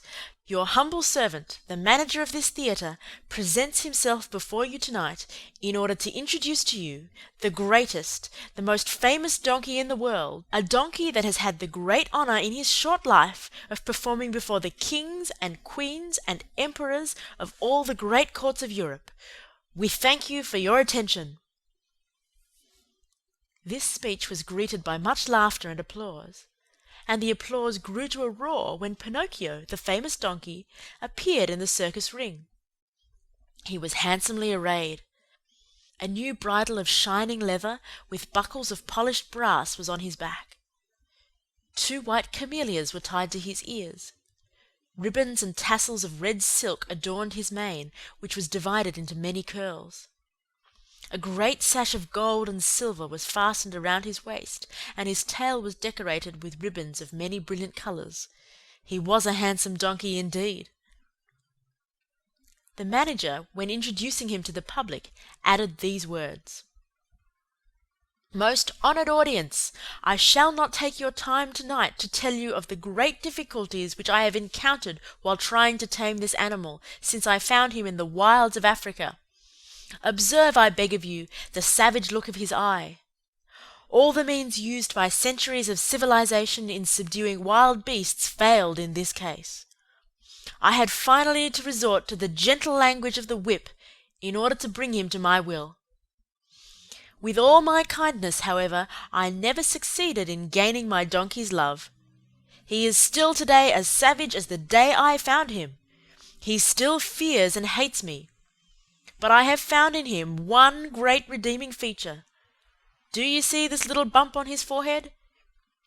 It is this bump which gives him the great talent of dancing and using his feet as nimbly as a human being.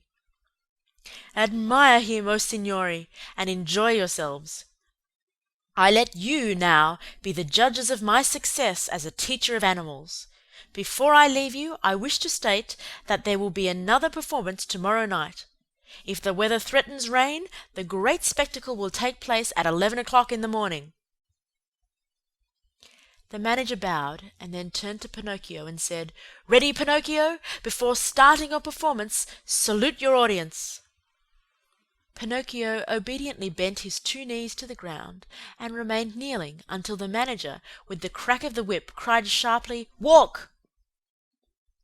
The donkey lifted himself on his 4 feet and walked around the ring. A few minutes passed, and again the voice of the manager called, "Quick step!" and Pinocchio obediently changed his step. "Gallop!" and Pinocchio galloped. "Full speed!"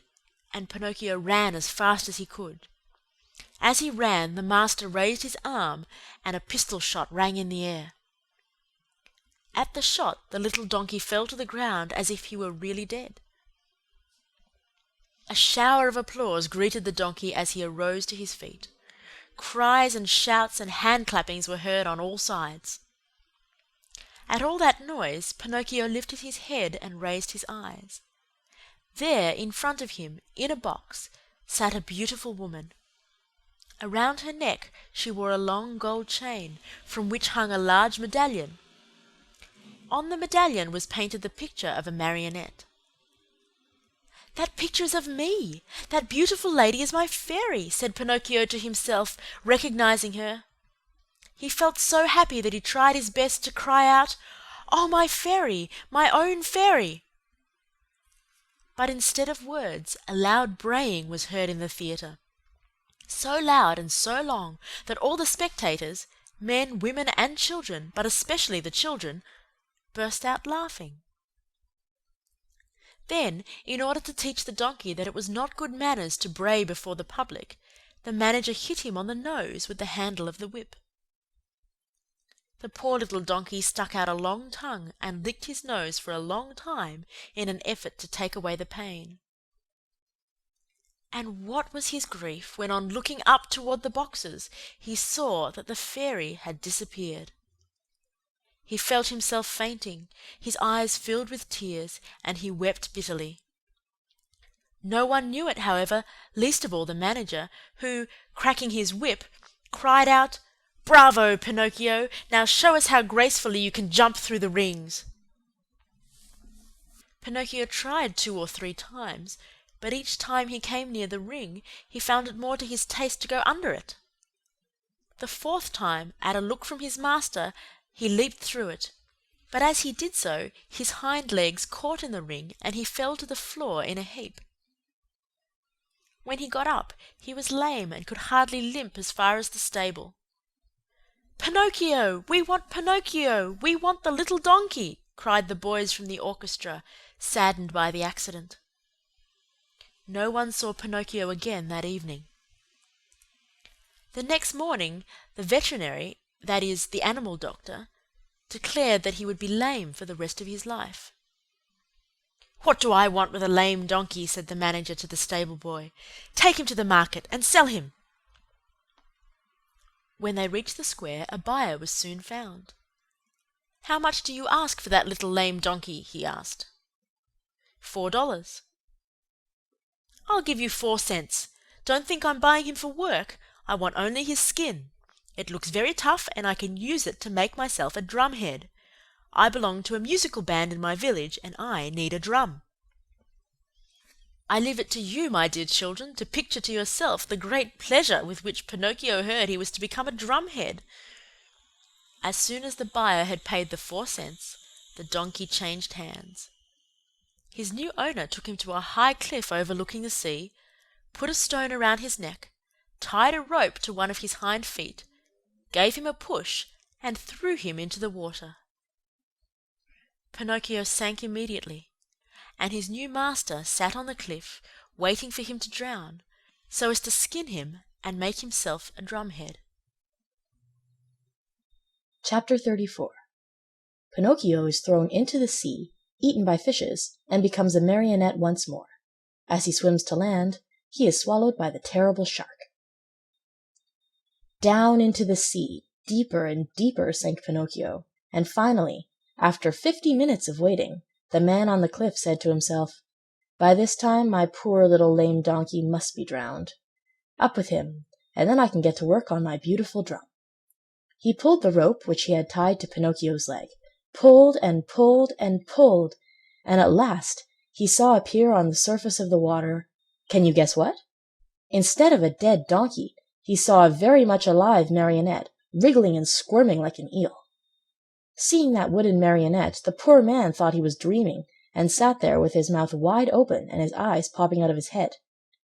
Gathering his wits together, he said, "And the donkey I threw into the sea?" "I am that donkey," answered the marionette, laughing. "You?" "I." "Ah, you little cheat! Are you poking fun at me?" "Poking fun at you? Not at all, dear master. I am talking seriously." "But then how is it that you, who a few minutes ago were a donkey, are now standing before me a wooden marionette?" "It may be the effect of salt water. The sea is fond of playing these tricks." "Be careful, marionette, be careful. Don't laugh at me. Woe be to you if I lose my patience."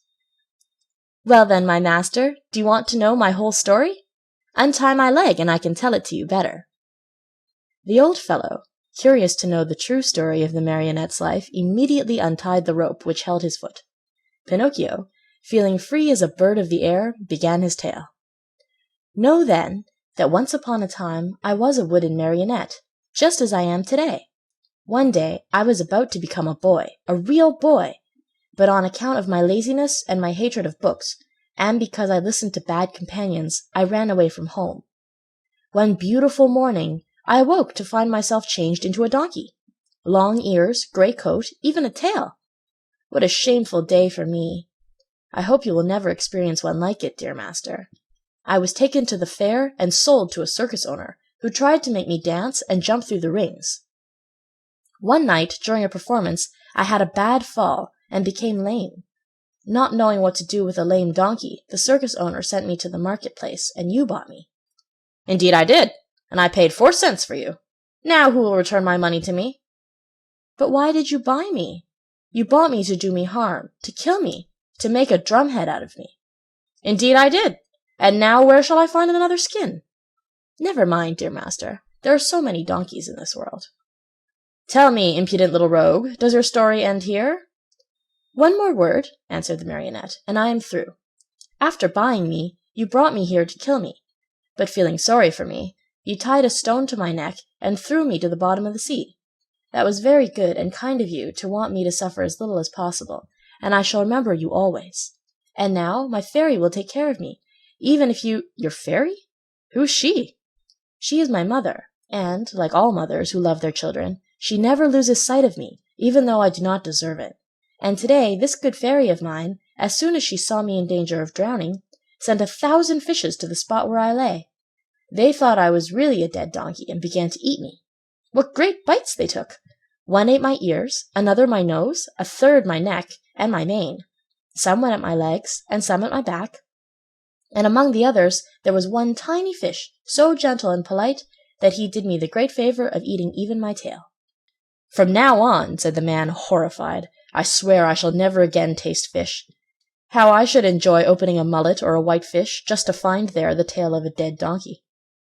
"I think as you do," answered the marionette, laughing. "Still, you must know that when the fish finished eating my donkey coat, which covered me from head to foot, they naturally came to the bones, or rather, in my case, to the wood, for as you know, I am made of very hard wood. After the first few bites, those greedy fish found out that the wood was not good for their teeth, and, afraid of indigestion, they turned and ran here and there without saying good-bye, or even as much as thank you to me. Here, dear master, you have my story. You know now why you found a marionette, and not a dead donkey when you pulled me out of the water." "I laugh at your story," cried the man angrily. "I know that I spent 4 cents to get you, and I want my money back. Do you know what I can do? I'm going to take you to the market once more and sell you as dry firewood." "Very well, sell me. I am satisfied," said Pinocchio. But as he spoke, he gave a quick leap and dived into the sea. Swimming away as fast as he could, he cried out, laughing, "Goodbye, master! If you ever need a skin for your drum, remember me." He swam on and on. After a while, he turned around again and called louder than before, "Goodbye, master! If you ever need a piece of good dry firewood, remember me." In a few seconds he had gone so far he could hardly be seen.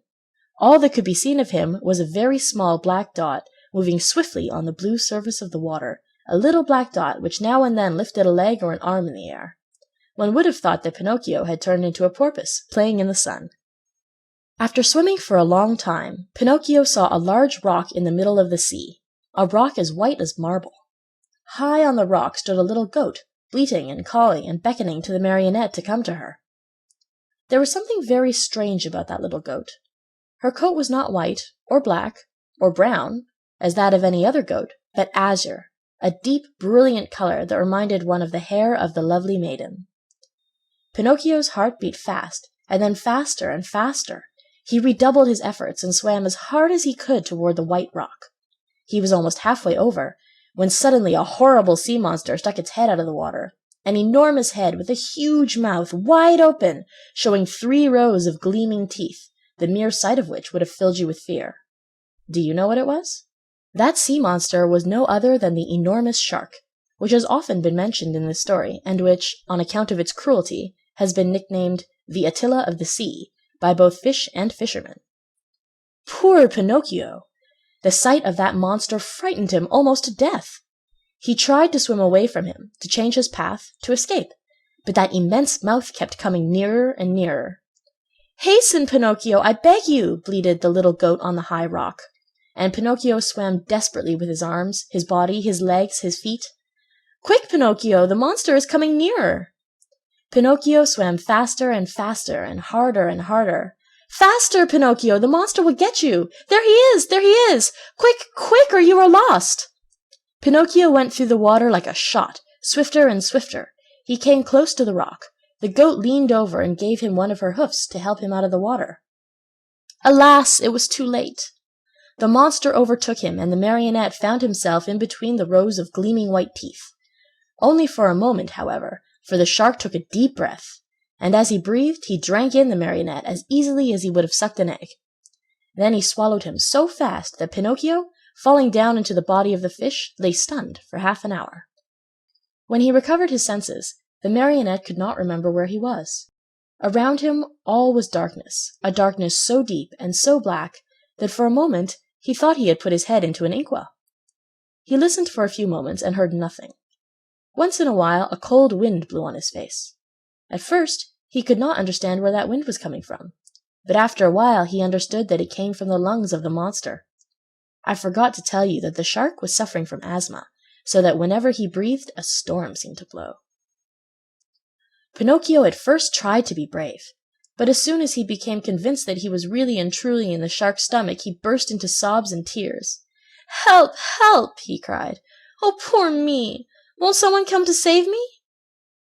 "Who is there to help you, unhappy boy?" said a rough voice, like a guitar out of tune.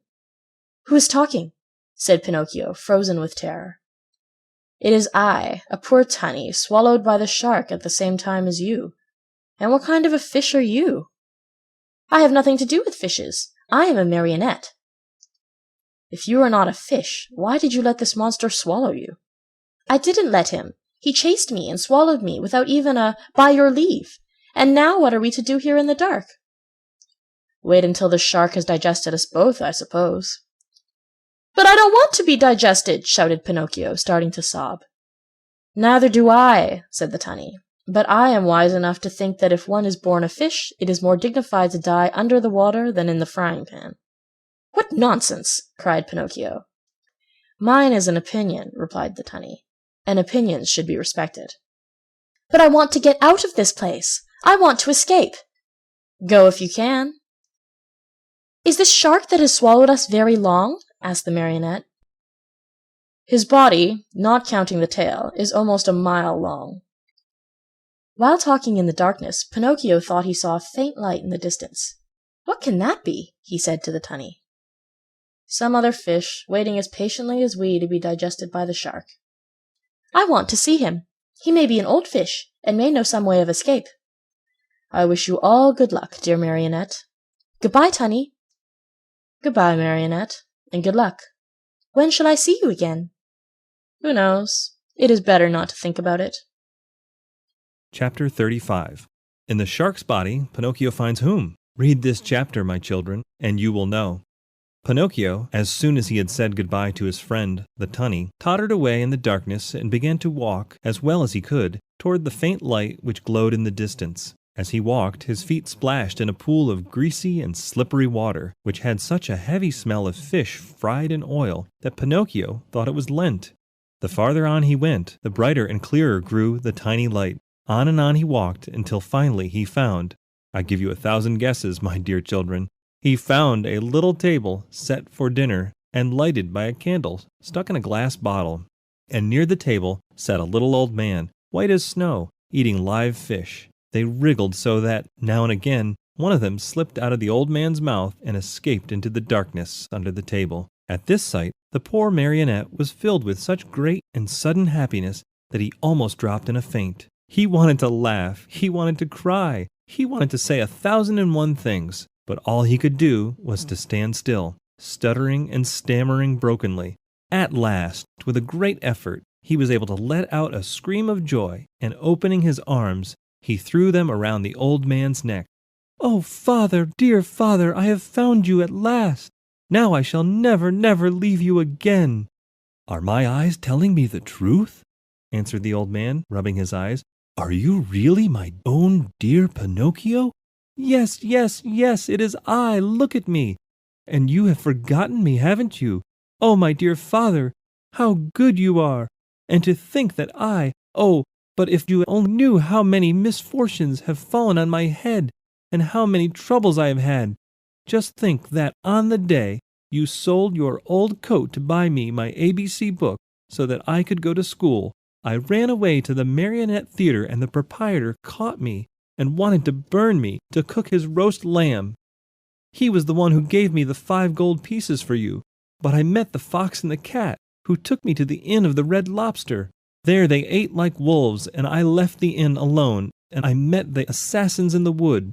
I ran and they ran after me, always after me, till they hanged me on the branch of a giant oak tree. Then the fairy of the azure hair sent the coach to rescue me, and the doctors, looking after me, said, 'If he's not dead, then he's surely alive.' And then I told a lie, and my nose began to grow, and it grew, till I couldn't get it through the door of the room. And then I went to the fox and the cat in the fields of wonder to bury the gold pieces. The parrot laughed at me, and instead of 2,000 gold pieces, I found 1. When the judge heard that I had been robbed, he sent me to jail to make the thieves happy. And when I came away, I saw a fine bunch of grapes hanging on a vine. The trap caught me, and the farmer put a collar on me and made me a watchdog. He found out I was innocent when I caught the weasels, and he let me go. The serpent with the tail that smoked started to laugh, and in vain his chest broke. And so I went back to the fairy's house. She was dead, and the pigeon, seeing me crying, said to me, 'I've seen your father building a boat to look for you in America.' And I said to him, 'Oh, if I only had wings.' And he said to me, 'Do you want to go to your father?' And I said, 'Perhaps, but how?' And he said, 'Get on my back and I'll take you there.' We flew all night long, and the next morning the fishermen were looking toward the sea crying, 'There's a poor little man drowning.' And I knew it was you, because my heart told me so, and I waved to you from the shore." "I knew you also," put in Geppetto. "I wanted to go to you, but how could I? The sea was rough, and the whitecaps overturned the boat, when a terrible shark came up out of the sea, and as soon as he saw me in the water, swam quickly toward me, put out his tongue, and swallowed me as easily as if I had been a chocolate peppermint. And how long have you been shut away in here?" "From that day to this, 2 long, weary years. 2 years, my Pinocchio, which have been like 2 centuries. And how have you lived? Where did you find the candle and the matches with which to light it? Where did you get them? You must know that in a storm which swamped my boat, a large ship also suffered the same fate. The sailors were all saved, but the ship went right to the bottom of the sea, and the same terrible shark that swallowed me swallowed most of it." "What? Swallowed a ship?" asked Pinocchio in astonishment. At one gulp, the only thing he spat out was the mainmast, for it stuck into his teeth. To my own good luck, that ship was loaded with meat, preserved food, crackers, breads, bottles of wine, raisins, cheese, coffee, sugar, wax candles, and boxes of matches. With all of these blessings, I have been able to live happily on for 2 whole years. But now I am at the very last crumbs. Today there is nothing left in the cupboard, and this candle you see here is the last one I have." "And then?" "And then, my dear, we'll find ourselves in darkness." "Then, my dear father," said Pinocchio, "there's no time to lose. We must try to escape." "Escape? How?" "We can run out of the shark's mouth and dive into the sea."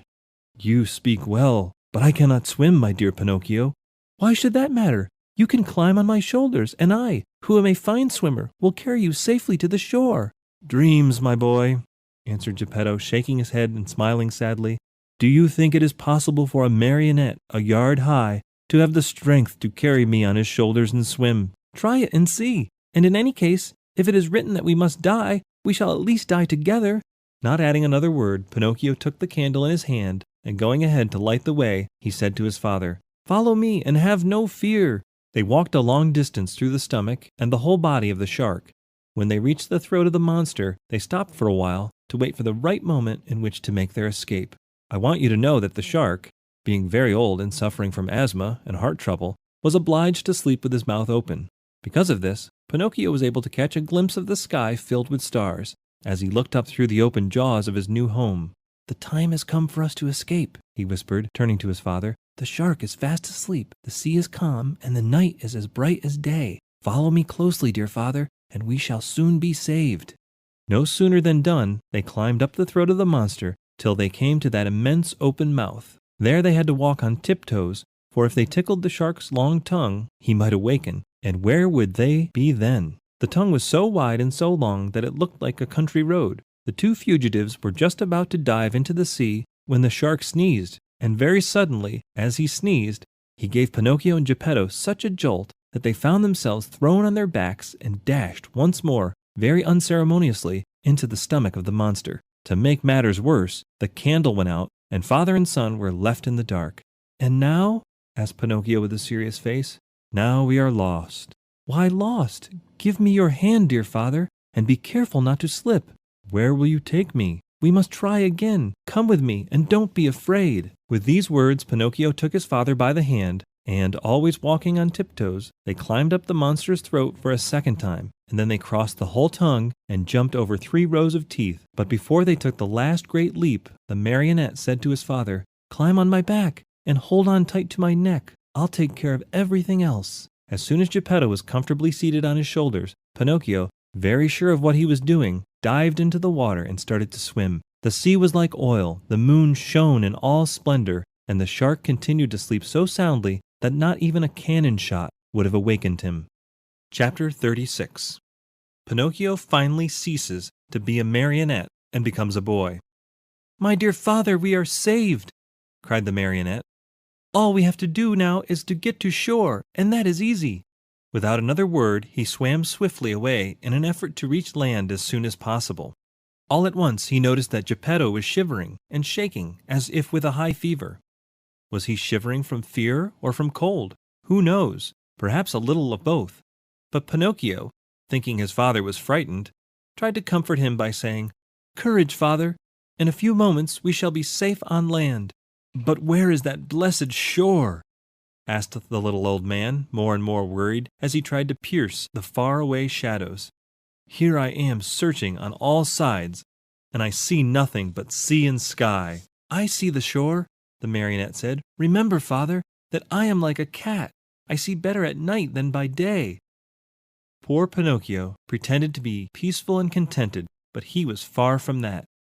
He was beginning to feel discouraged. His strength was leaving him, and his breathing was becoming more and more labored. He felt he could not go on much longer, and the shore was still far away. He swam a few more strokes. Then he turned to Geppetto and cried out weakly, "Help me, father! Help me, for I'm dying!" Father and son were really about to drown when they heard a voice, like a guitar out of tune, call from the sea. "What is the trouble?" "It is I and my poor father." "I know that voice. You are Pinocchio." "Exactly, and you?" "I am the tunny, your companion in the shark's stomach." "And how did you escape?" "I imitated your example. You are the one who showed me the way, and after you went, I followed. Tunny, you arrived at the right moment. I implore you, for the love you bear your children, the little tunnies, to help us, or we are lost. With great pleasure indeed. Hang on to my tail, both of you, and let me lead you. In a twinkling you'll be safe on land." Geppetto and Pinocchio, as you can easily imagine, did not refuse the invitation. Indeed, instead of hanging on to the tail, they thought it better to climb on the tunny's back. "Are we too heavy?" asked Pinocchio. "Heavy? Not in the least. You are as light as seashells," answered the tunny, who was as large as a 2-year-old horse. As soon as they reached the shore, Pinocchio was the first to jump to the ground to help his old father. Then he turned to the fish and said to him, "Dear friend, you have saved my father, and I have not enough words with which to thank you. Allow me to embrace you as a sign of my eternal gratitude." The tunny stuck his nose out of the water, and Pinocchio knelt on the sand and kissed him most affectionately on his cheek. At this warm greeting, the poor tunny, who was not used to such tenderness, wept like a child. He felt so embarrassed and ashamed that he turned quickly, plunged into the sea, and disappeared. In the meantime, day had dawned. Pinocchio offered his arm to Geppetto, who was so weak he could hardly stand, and said to him, "Lean on my arm, dear father, and let us go. We will walk very, very slowly, and if we feel tired, we can rest by the wayside." "And where are we going?" asked Geppetto. "To look for a house or a hut, where they will be kind enough to give us a bite of bread and a bit of straw to sleep on." They had not taken 100 steps when they saw 2 rough-looking individuals sitting on a stone begging for alms. It was the fox and the cat, but one could hardly recognize them. They looked so miserable. The cat, after pretending to be blind for so many years, had really lost sight of both eyes. The fox, old, thin, and almost hairless, had even lost his tail. That sly thief had fallen into deepest poverty, and one day he had been forced to sell his beautiful tail for a bite to eat. "Oh, Pinocchio," he cried in a tearful voice, "give us some alms, we beg of you. We are old, tired, and sick." "Sick," repeated the cat. "Addio, false friends," answered the marionette. "You cheated me once, but you will never catch me again. Believe us, today we are truly poor and starving." "Starving," repeated the cat. "If you are poor, you deserve it. Remember the old proverb which says, 'Stolen money never bears fruit.' Addio, false friends." "Have mercy on us, on us." "Addio, false friends. Remember the old proverb which says, 'Bad wheat always makes poor bread.'" "Do not abandon us, abandon us," repeated the cat. "Addio, false friends. Remember the old proverb, 'Whoever steals his neighbor's shirt usually dies without his own.'" Waving goodbye to them, Pinocchio and Geppetto calmly went on their way. A few more steps they saw at the end of a long road, near a clump of trees, a tiny cottage built of straw. "Someone must live in that hut," said Pinocchio. "Let us see for ourselves." They went and knocked on the door. "Who is it?" said a little voice from within. "A poor father and a poorer son, without food and no roof to cover them," answered the marionette. "Turn the key and the door will open," said the same little voice. Pinocchio turned the key and the door opened. As soon as they went in, they looked here and there and everywhere, but saw no one. "Oh ho! Where is the owner of the hut?" cried Pinocchio, very much surprised. "Here I am, up here." Father and son looked up at the ceiling, and there on the beam sat the talking cricket. "Oh, my dear cricket," said Pinocchio, bowing politely. "Oh, now you can call me your dear cricket. But do you remember when you threw your hammer to kill me? You are right, dear cricket. Throw a hammer at me now, I deserve it. But spare my poor old father. I am going to spare both the father and the son. I have only wanted to remind you of the trick you long ago played upon me. I teach you that in this world of ours we must be kind and courteous to others if we want to find kindness in our own days of trouble. You are right, little cricket. You are more than right, and I shall remember the lesson you have taught me. But will you tell me how you succeeded in buying this pretty little cottage? This cottage was given to me yesterday by a little goat with blue hair. And where did the goat go? Asked Pinocchio. I don't know. And when will she be back? She will never come back. Yesterday she went away bleeding sadly, and it seemed to me she said, Poor Pinocchio, I shall never see him again. The shark must have eaten him by this time. Were those her real words? Then it was she. It was. My dear little fairy, cried out Pinocchio, sobbing bitterly. After he had cried a long time, he wiped his eyes, and then he made a bed of straw for old Geppetto. He laid him on it, and said to the talking cricket, Tell me, little cricket, where shall I find a glass of milk for my poor father? 3 fields away from here lives Farmer John. He has some cows. Go there, and he will give you what you want. Pinocchio ran all the way to Farmer John's house. The farmer said to him, How much milk do you want? I want a full glass. A full glass costs a penny. First give me the penny. I have no penny, answered Pinocchio, sad and ashamed.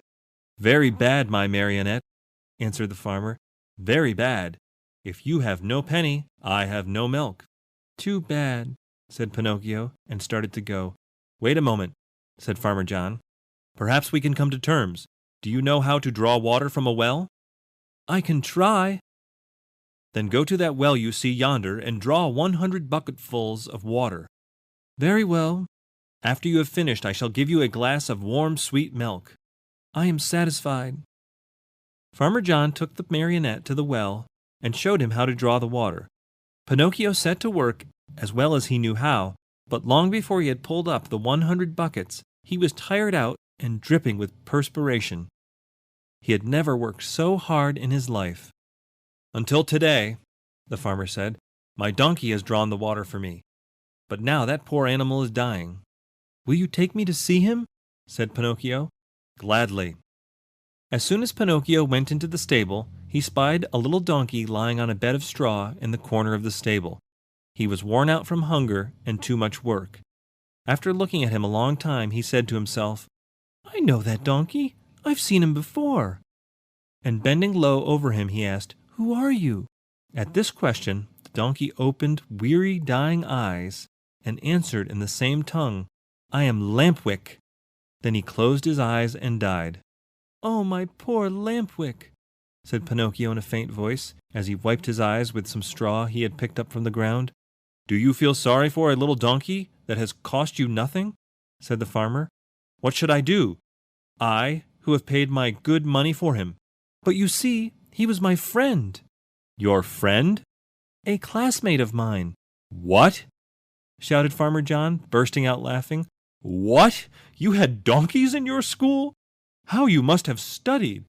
The marionette, ashamed and hurt by those words, did not answer, but taking his glass of milk, returned to his father.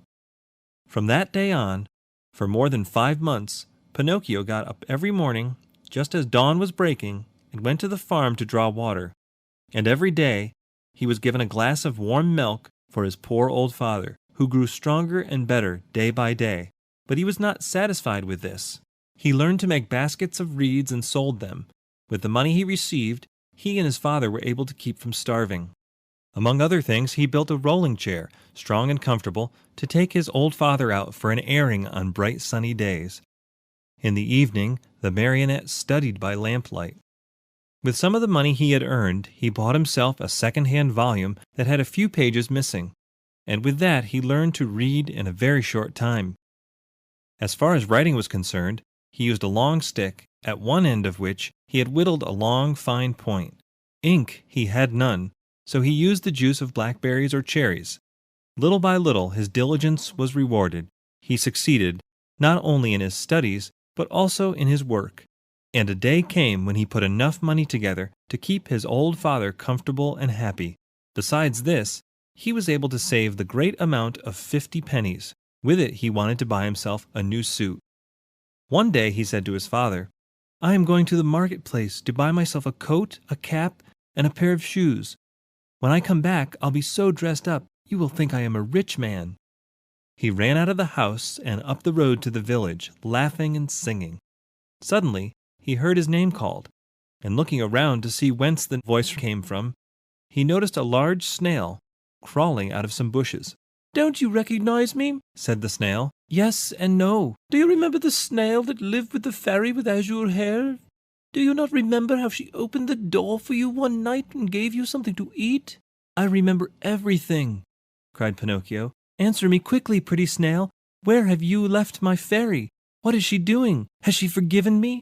Does she remember me? Does she still love me? Is she very far away from me? May I see her?" At all these questions, tumbling out one after another, the snail answered, calm as ever, "My dear Pinocchio, the fairy is lying ill in a hospital." "In a hospital?" "Yes, indeed. She has been stricken with trouble and illness, and she hasn't a penny left with which to buy a bite of bread." "Really? Oh, how sorry I am! My poor dear little fairy! If I had 1,000,000, I should run to her with it. But I have only 50 pennies. Here they are. I was just going to buy some clothes. Here, take them, little snail, and give them to my good fairy." "What about the new clothes?" "What does that matter? I shall like to sell these rags I have on to help her more. Go and hurry. Come back here within a couple of days, and I hope to have more money for you. Until today I have worked for my father. Now I shall have to work for my mother also. Goodbye, and I hope to see you soon." The snail, much against her usual habit, began to run like a lizard under a summer sun. When Pinocchio returned home, his father asked him, "And where is the new suit?" "I couldn't find one to fit me. I shall have to look again some other day." That night, Pinocchio, instead of going to bed at 10 o'clock, waited until midnight, and instead of making 8 baskets, he made 16. After that, he went to bed and fell asleep. As he slept, he dreamed of his fairy, beautiful, smiling, and happy, who kissed him and said to him, "Bravo, Pinocchio! In reward for your kind heart, I forgive you for all of your old mischief. Boys who love and take good care of their parents, when they are old and sick, deserve praise, even though they may not be held up as models of obedience and good behavior. Keep on doing well, and you will be happy." At that very moment, Pinocchio awoke and opened wide his eyes. What was his surprise and his joy when, on looking himself over, he saw that he was no longer a marionette, but that he had become a real live boy.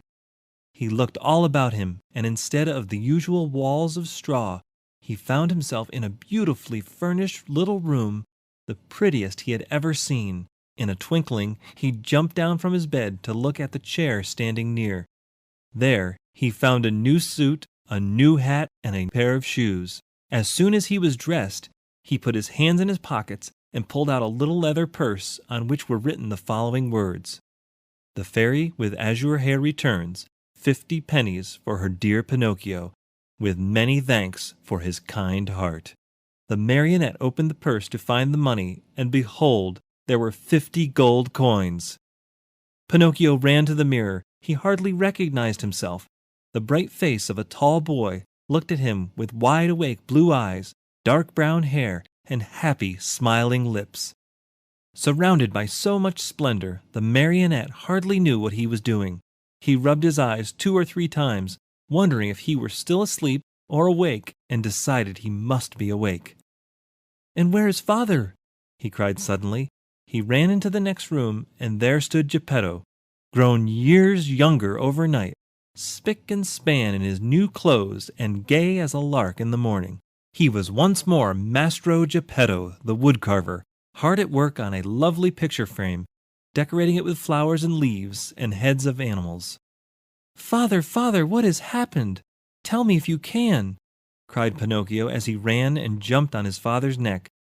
"This sudden change in our house is all your doing, my dear Pinocchio," answered Geppetto. "What have I to do with it?" "Just this. When bad boys become good and kind, they have the power of making their homes gay and new with happiness." "I wonder where the old Pinocchio of wood has hidden himself." "There he is," answered Geppetto, and he pointed to a large marionette leaning against a chair, head turned to one side, arms hanging limp, and legs twisted under him. After a long, long look, Pinocchio said to himself with great content, "How ridiculous I was as a marionette, and how happy I am now that I have become a real boy."